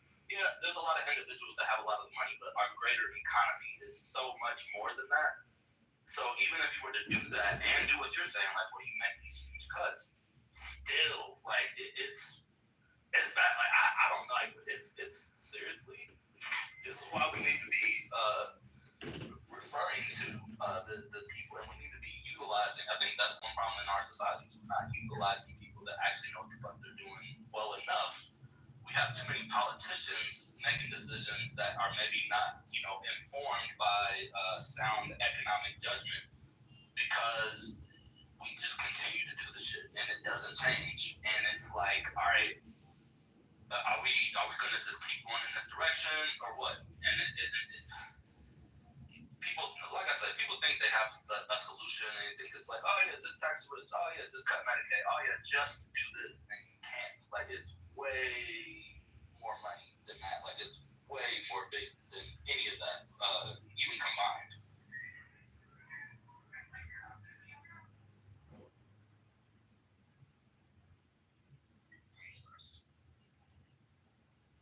But do tax the rich though, because why the fuck is a billionaire paying, fucking an effective tax rate of, single digits? You do realize, Dwight, it's not retroactive. Dwight, it's not retroactive. You don't just go back and say, hey, guess what? Now you owe us all this additional money. It's not retroactive. This is an annual budget and an annual disclosure. The point is, we have to cut borrowing and spending. If you cut spending, a lot of the rich people who profit from the federal spending, they're not going to have any income because they're not getting the money because there's nothing being spent. It's a cyclical system. The problem is the borrowing and the spending. Dwight, go ahead and tell us, what's the difference between borrowing and spending? Well, with borrowing, you are, for one, your net cost ends up being higher than if you were just spending money. If you're spending something, you already have it. You're depleting a positive balance to zero. If you're borrowing, you are taking I guess you could say like a zero to begin with and going into the negative and adding interest on top of that in almost all cases. Got it. And what is 100 times 1,000? 100,000. So we asked the former speakers what 100 times 1,000 is, and they couldn't tell us what it is. Do you think that people might disclose their IQ or even their personality disorders on this app? Oh yeah, that's our education system has failed us. Do you think being $37 trillion in debt is a failure of the education system? No, that's a policy failure and a result of a complex set of factors that isn't so simple to put into one sentence. Got it. So let me ask you one more question. What does education produce?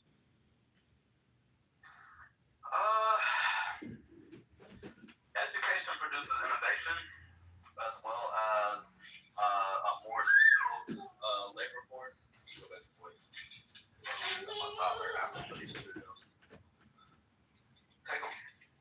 I think that the value of education is when you have one, a more informed, like in a democracy, you want your voters to be more informed, and therefore they can make better decisions in their best interest.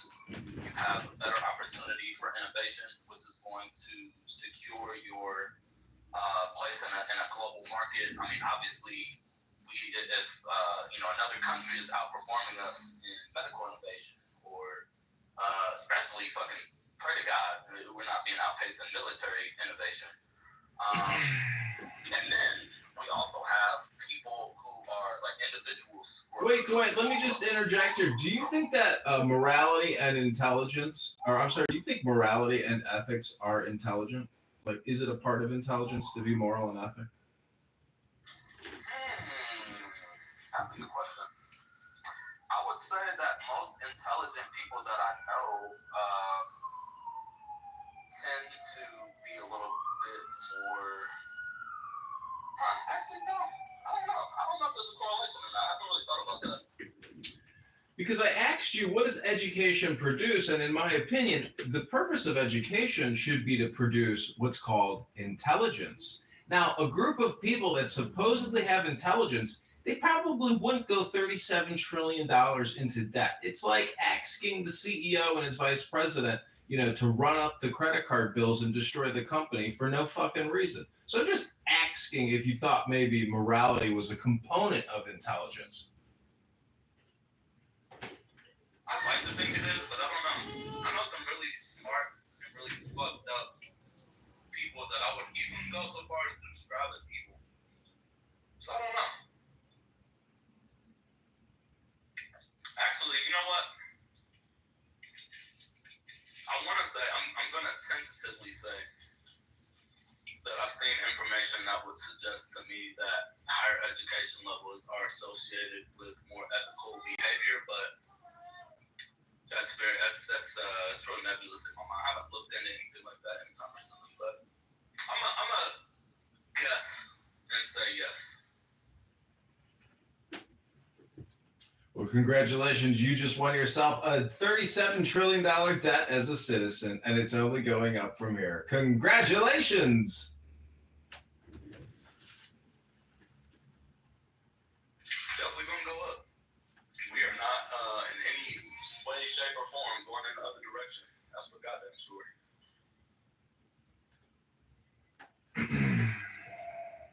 What do you know about herd psychology, Dwight? What do you think the term herd psychology means to you? I don't know that I've looked up the technical definition of that recently, but it reminds me of identity fusion, where people will align to an ideological group, and rather than be a member of that group and still retain their individualistic positions, they will often compromise and take on the positions that are considered to be, I guess, consensus in that group. So as a result, you get people who kind of herd or become tribalistic, and as a result, may behave in ways that appear irrational, unethical, or just generally bad. But it can be good too. I don't think it's inherently bad. I think it has pros and cons. So if you think a herd of cattle or a herd of pigs walking over a cliff and all committing suicide, can be is that a good thing or a bad thing?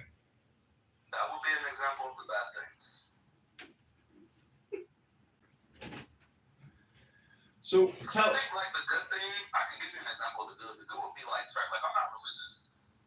And I have like a lot of criticisms of religion, but I'm actually not against people being religious or going to church. I think that sense of community that they have is a positive impact in their life.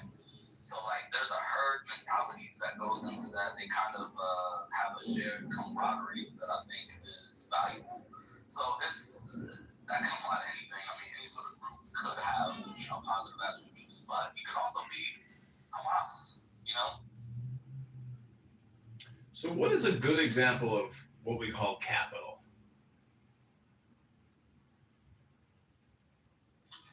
A good example, what do you mean by that?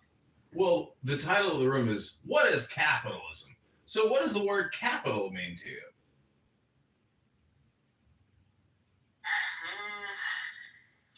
I guess in layman's terms, money. Let me look it up. What's the definition of capital? Because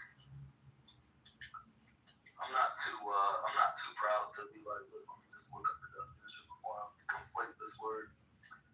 Capital, wealth in the form of money or other assets owned by a person or institution or available or controlled for a particular purpose, such as starting a company or investing. So I'll go with that. And as far as good capital, I don't think there's a such thing as good or bad capital. I don't view that as inherently. I think it exists independently of morality. It's what people do with it. And what would you consider communism to be? Communism is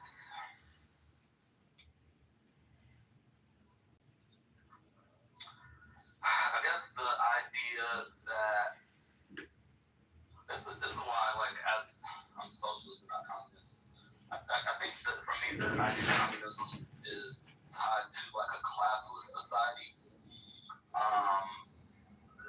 It's more so, I guess I would describe it as an attempt at something that I don't think we can accomplish, which is equality. is that everyone owns everything. You may be like post fiat. You might be post credit or any of that sort of thing. So I think communism is, I guess you could say kind of like an attempt to be post-capitalist by means of like eliminating class and eliminating like private ownership, specifically of the means of production, which is a trait shared by socialists, but I think in my case, I'm opposed to communism because of the idea of like just seeking equality.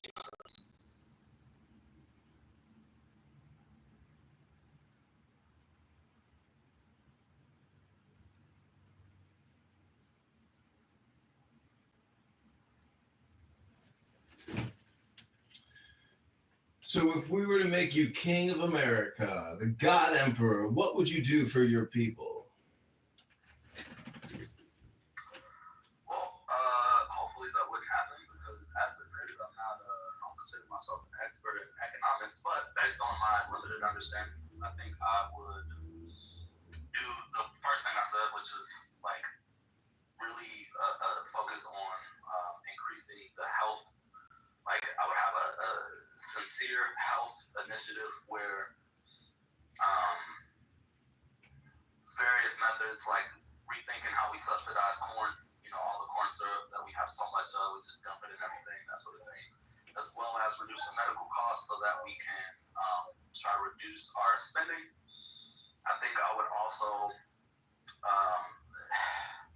if I was king and I just had the ability to unilaterally decide, I think I would keep markets in place, but I think that one of the first things I would try would be capping CEO pay ratios. And it wouldn't be the same ratio for all size companies.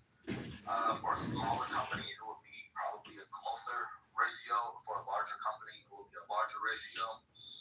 But I think there's a point I made to serendipity earlier.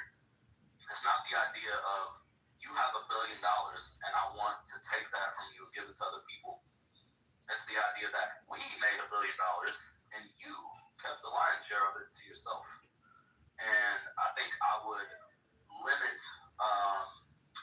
especially large corporations' ability to generate that much capital, and there would not be an unlimited ratio that the highest earner, and I say CEO, but I really just mean like any of the highest earners in the company. And I think that would help with a lot. Like we wouldn't need, really, people want to get rid of Social Security, people want to get rid of Medicaid, people want to get rid of some of what they view as, people leasing from the government. Well, yeah, I'd like to eliminate that too. What I'd like to do that is by eliminating people's need for it, by making it to where we don't have so many people working for, say, a Walmart, where, like, the way, like, you know what I would do to make it even shorter? Walmart would not be able to operate the way that it operates. Walmart's highest earners bring in absurd amounts of income, and I'm not against that, to be clear.